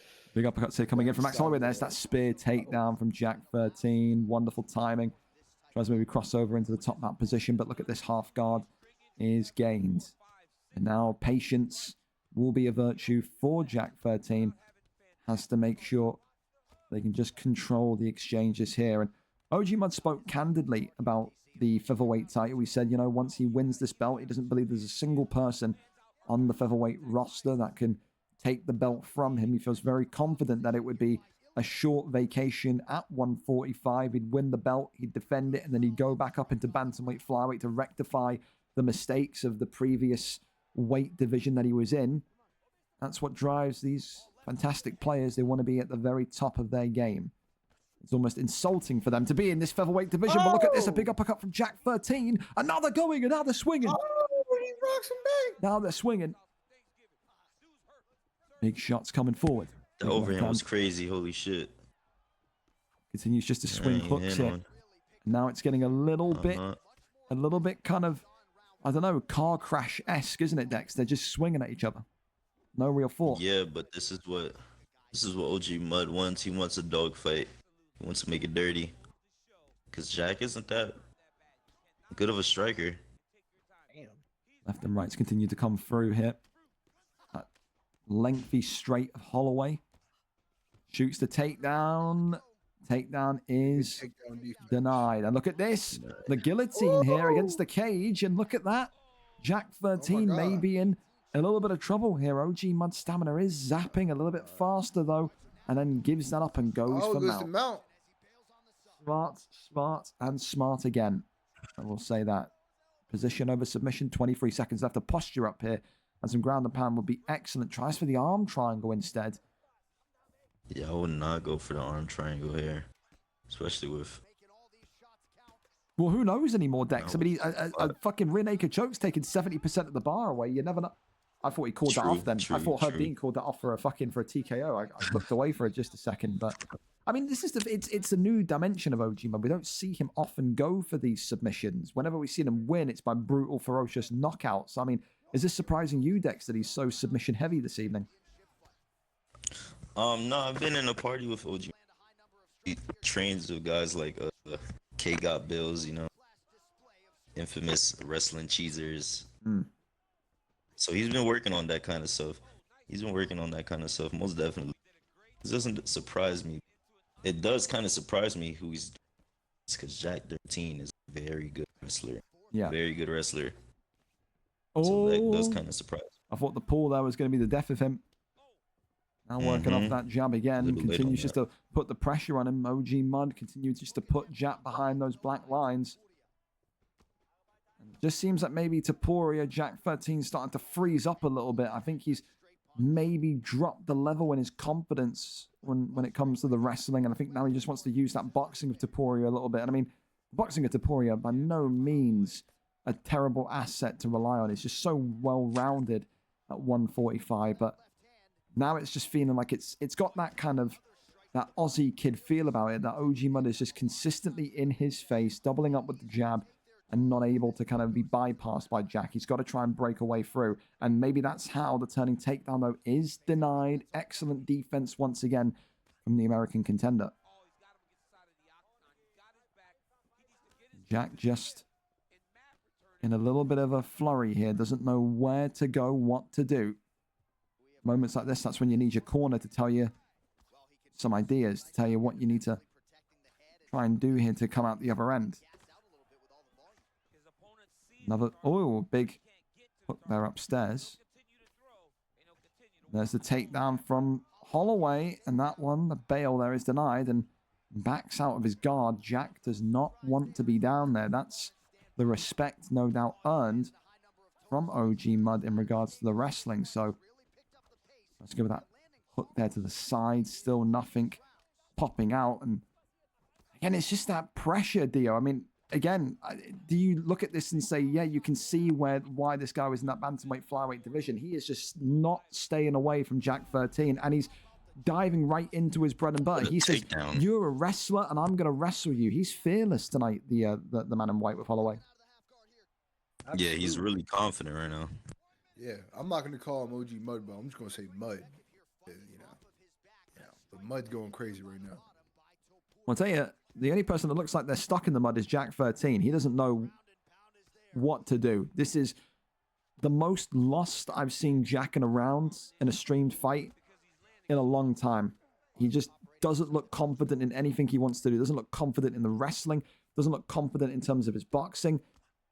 I don't know if he's mentally beat here, but oh, okay, guillotine here. Oh, wow. An OG Mud. Oh, his controller's disconnected. He's got to be careful. His controller disconnected. Oh my goodness me. He fucking launched his controller. Well, listen, you talk about how one singular action can change the rhythm of a fight. That's the action right there. That's big. Wow. Yeah, that's huge. That's huge, man. He this controller at his TV. He fucking used that as a frisbee. He discused that one into the other continent, man. I've just seen it fly by my window here. Fucking unbelievable. Well, Mud, of course. It makes things interesting because now this is a winnable fight for Yeah. Jack. Now it's a very one winnable and done submission for either of them. So I wonder if both of them are now going to say, okay, we're just going to stand up now and go for it. I mean, the big concerning factor for Jack is that stamina, though, Dex. That is incredibly low. Oh, clipped him. Oh, drops him. nice. Kick saves him. Up kick saves him. Oh. Up kick. Just continuing here. And, Max Holloway off the double jab. More and more. There's the takedown, and there's the power takedown. And look at him. Mud is nodding. He wants this. Oh, and his submission counted him. Oh, my goodness me. Oh, and then he goes into the neon belly. I thought Jack was gonna hold him in there and try and maybe get the tap from the arm triangle, but had other ideas. Oh, goodness me. And it is murky waters over here. You can't see to the bottom of the ocean, but someone's going to drown. It's just which one is it going to be? I feel the submission coming in this round. Yeah, I feel it coming. I feel it. I see it. Denies him there. It's a battle of who's got the better denies here. Goes to the back Mud is sitting just staying position. on that timeout. And I think he's hunting for that rear naked choke. And now he patiently waits. He patiently waited in round number one. It's the armbar. The armbar's in. And this could be game, set, and match it. Oh, shit. And this one denied. And OG Mud extends the arm. And this one is done. OG Mud, featherweight champion of the world. Max Holloway against Jack13's Tuporia has done it. What the hell? What a fight. Come on, man. I'm the champ. And there's the belt. I'm the Wow, champ. wrong company, but that's We got the belt. I'm the champ. Yo. I'm the champion. close enough, I suppose. But Gringo, ban me in the chat. OG Mud, know the my UFC missus is Universal subscribed to Champion. your Twitch, mate. Unban should let me, me- mate. I can't. Listen, we already know why I can't do that, man. We already know, but you know, congratulations, a wonderful win. NEC A wonderful win. on Good Sunday. win, OG. And NEC on Good Sunday. win. An incredible Yeah. win as well, especially with Max Holloway against Jack13's Tuporia, but gets it done with the armbar. It was who was going to blink first, who was going to sneeze first, and in the end, it was Jack13 who sneezed first, and there you have it. He gets it done in round number. I need to get the exact time, so yeah, OG Mud's going to go and I don't know, get something to celebrate. But again, for Max Holloway. Bring out With props. the base Max Holloway, like you said, Dex, that makes it even more impressive. And now he is the man to beat, an undefeated champion in the 145 division. Can anybody stop him? That's the question. Jack13 tries, was so close, made the controller fly out of his hands, but he gets it in round 4, 318 with the armbar. And I mean, did Jack do much wrong in that fight, Dex, do you think, or was that just more a case of it was just maybe the nerves got to him at the end? I mean, what do you think? I think OG Mud just fought a perfect fight. I mean, I think he did get nervous on that rear naked choke. There's no way he should be on that naked choke at all. That even surprised me a lot. Yeah. But I think OG Mud just played his game. He was just better than Jack. I didn't see too much faults of Jack other than that rear naked choke. No, I think it's one of those. I think you can say what you want about his personality, a very talented fighter, no doubt. And I think, like I said, he said he doesn't see too many people beating him in this division. It opens up the conversation now of who is next. Of course, HGO has lost that win streak. It's going to be Evo Panda. I mean, how do you see that one going, Dex? Mud and Panda, that's a difficult fight to call.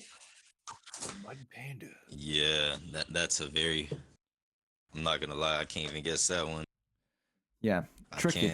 It's tricky because, again, Eva Panda's got that incredible wrestling base as well. Well, listen, we are here then for our final fight of the night. The main event is now live, and it's going to be Dirty Dave against Leloh for the second time. It's another big legacy fight for Dave. He saw the hopes of a super fight disappear once Ali ADP lost last time out, but Dave has to do his part of the bargain. Of course, these two have competed against one another before. They compete against each other constantly across the UFC 4 and 5, across the various leagues and competitions they play. But it's an even bigger stakes matchup today. Of course, the last time Leloh and Dave fought was I think months ago, even years ago. Here it was right there. VFL 42, nearly 100 cards have passed. The 15th of December, 2022, the last time Dave and Leloh fought. And on that fateful night, Leloh won the flyweight gold by round 2 knockout. It's a similar story for Leloh as it is Winter. No one has predicted, or minimal people has predicted, Leloh to win this fight. And just like we said, Winter had that 13-month hiatus of winning gold. The last time Leloh won a championship belt in VFL was all the way back at VFL 42 against Dave. So it's been even longer. We're talking like 17 months since Leloh has last won a main league belt in this league. Nearly 100 cards. Maybe his fortune changes today. Of course, the head of the tape for this one, Dirty Dave coming in with an 11-3 record.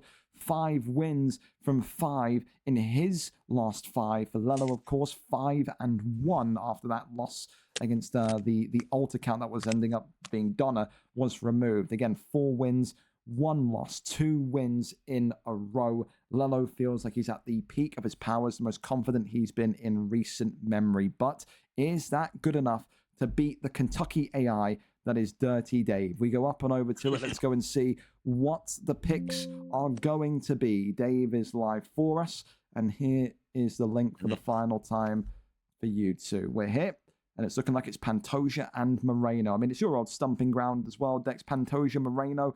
It's the most match-worthy kind of balanced fight you can ask for. You got the wrestling, you got the striking. I mean, do you like that? Leloh going with Moreno? Yeah, I think he's a direct counter to Pantoja. Yeah. Just, you gotta use Moreno against Pantoja. You got to. And I mean, it's not often, Dex, we talk about Dave out to avenge a loss. You know, he's barely lost in UFC 4. He's barely lost across UFC 4 and 5 in VFL. He gets the chance to rectify one of those tonight, a card that was nearly 100 cards ago. And again, just further define himself as one of the greatest to ever do it. Of course, again, you know, he was interested in that super fight with Ali ADP. He may well be targeting you should you end up winning that belt. And that would be another rematch. Of course, you beat Dirty Dave in kind of one of the final runs before your double championship retirement happened. I mean, again, it's one of these tonight where you'll be keeping very, very eagle-eyed vision on this matchup to see what you see in terms of deficiencies of both, because you know that these could be potential opponents coming down the line. Yeah, for sure, for sure. I'm always looking. See here as well, just starting immediately. There's the takedown. And of course, Dirty Dave tonight, the champion in the white with Pantoja, whereas Leloh comes in with black and gold championship trunks with Moreno. Maybe a subliminal message there. I mean, Dio, you've seen so many Dirty Dave fights now. We know this guy plays on his fucking knees every single time. He's just absolutely ready for warfare, isn't he? He's got that kind of, he's the Rambo. He's the Rambo of this division because that's how kind of well-drilled he is. I mean, when you see someone like Dave against someone like Leloh, who again is just a prolific striker, are you expecting Dave to just kind of neutralize this fight, completely wrestle, or do you expect Dave to maybe show a little bit of everything tonight against the Moreno pick? I expect to see a little bit of everything, but you know, Dave is good at just finding out what you're doing and stopping that shit in the bud, moving on and making you pay for it. Also, we know he plays on his knees, the Kevin Spacey special. I love seeing him concentrate. He's good at Madden. He's good at fucking UFC. Anything this young man puts his mind to, he's a fucking demi-lord at. Yeah. He's just a gamer.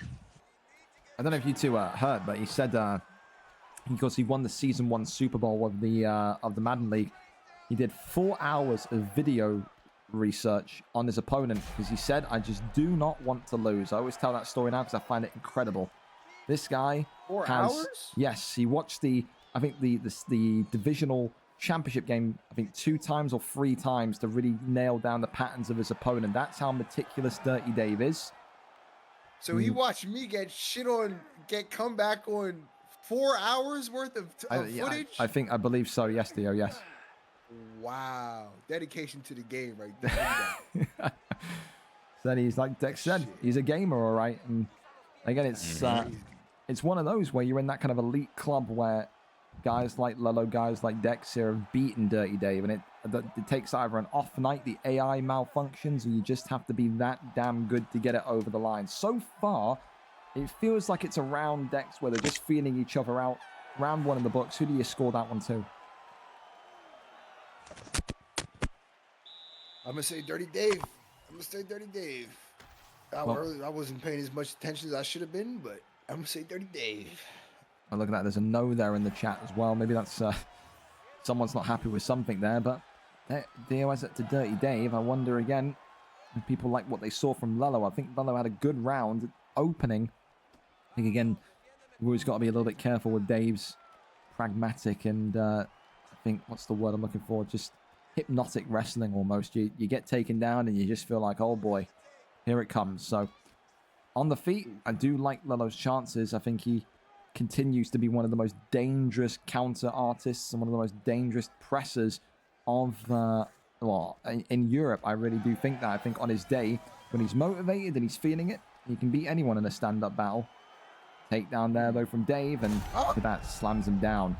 What is the cut appearing on Moreno as well? And this is the thing, you know, that's a sign of Dave's respect to Leloh. He recognizes that the stand-up game may be a little bit too overwhelming, too forthcoming, and says, I just need to quench the momentum, the pendulum momentum in this game, and just try and get this one back down to a slower pace. Try and wrestle back, pun intended, the momentum away from Moreno. Gets a couple strikes there from the posture up, and now just teeing away once more. Gets that deny off there. Goes to the right-hand side, flips him, and rotates him. Now in dominant position for Leloh. Oh, no. Top mount gain for Leloh. Okay. Gives up his back, does Dave. That one faked. Now that one denied as well. Now moves back to backside. Posture up there is denied. Now goes over into sprawl. Then over now into half guards. Exactly what I would do from Leloh. Try and get some sprawl damage there and try to even out. I mean, he's doing well though, Dex, so far. The wrestling exchanges especially, I feel like he's doing very well in the opening 2 rounds against Dave here. Doesn't look scared whatsoever on the ground.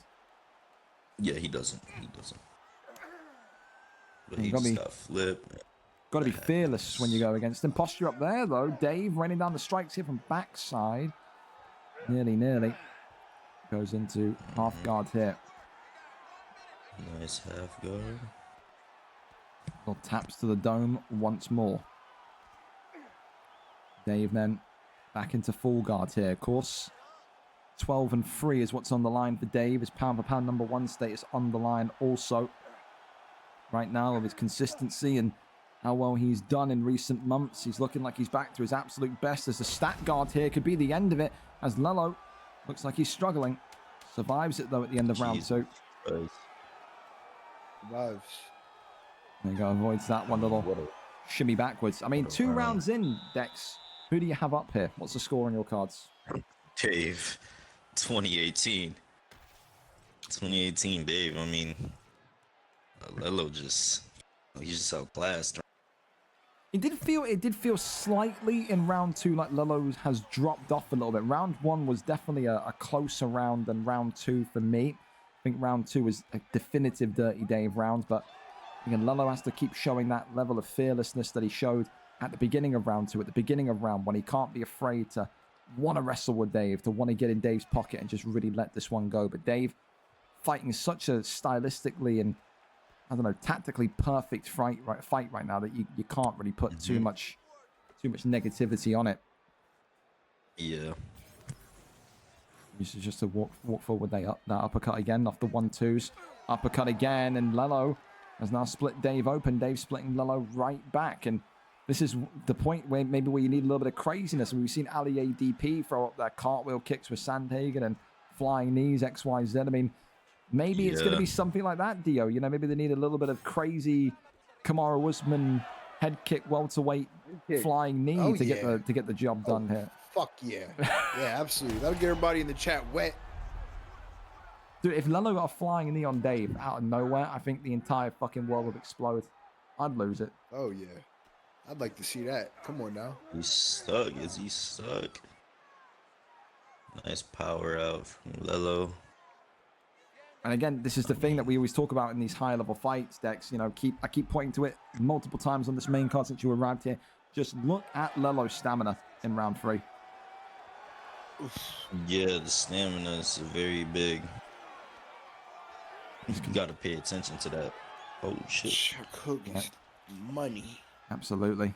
Dave, they're teasing the head kick with Pantoja.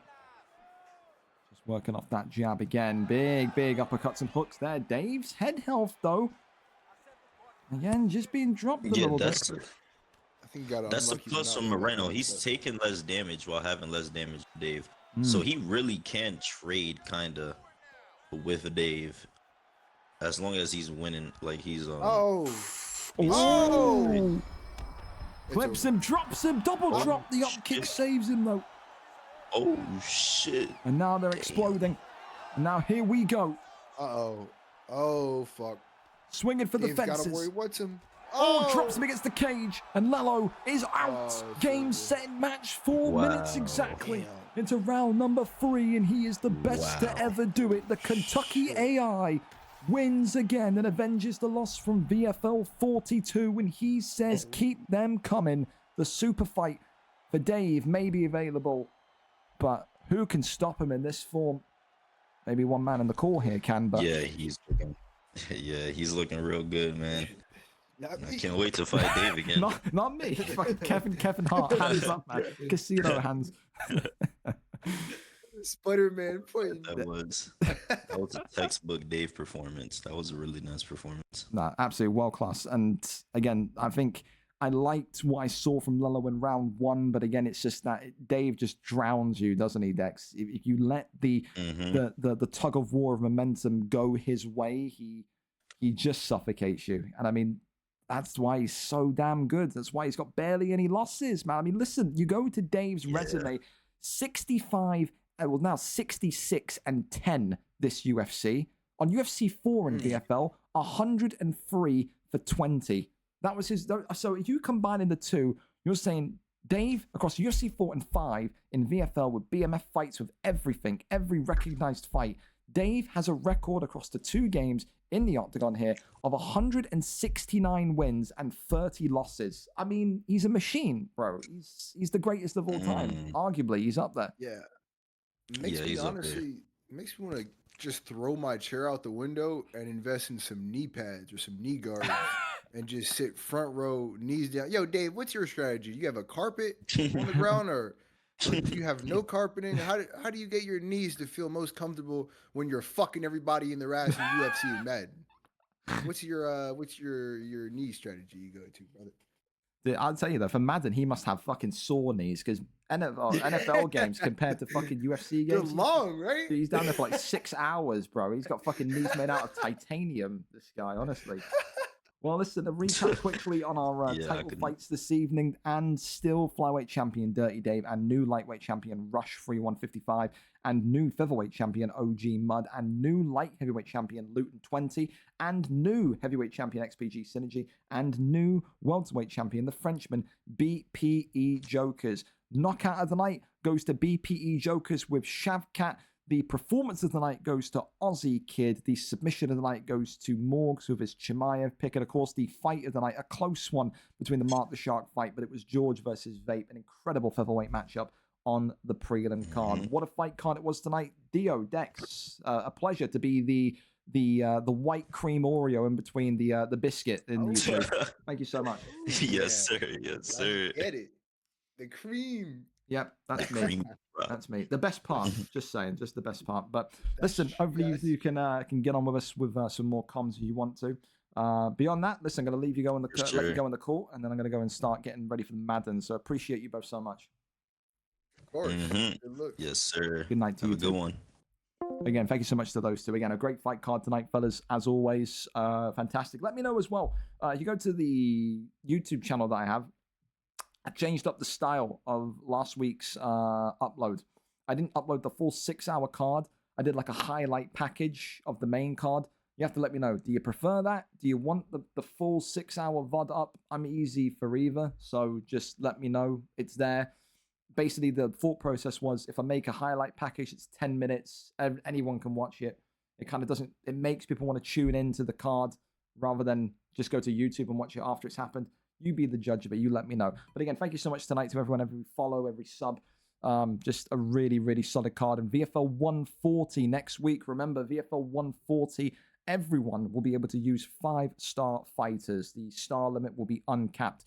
Stick with us. Get a drink, get a snack, get a beverage, whatever. Go and take a mean, nasty shit for 10 minutes. We'll be back in literally 10 for the Thursday Night Football Dirty Day. We get to see him again with the Detroit Lions against Kai Sunex's Minnesota Vikings. Of course, for now, though, if the UFC was your one stop here today and you're not interested in the Madden, completely get it. I do. UFC is why we're here on Thursdays, obviously. But of course, if you're only into UFC, we'll be back next Thursday. We've got great cup games in FIFA tomorrow. So even if you're an American, you want to see some 11v11 cup action, be here tomorrow, 8 p.m. UK time, 3 p.m. US Eastern onwards. It's a great weekend on the FIFA side of things. Thank you so much, though. Have a fantastic night if you're not staying with us. And remember, fellas, please, if you haven't followed Dia the Demon especially, go and follow him. One of the greatest guys on Twitch for UFC.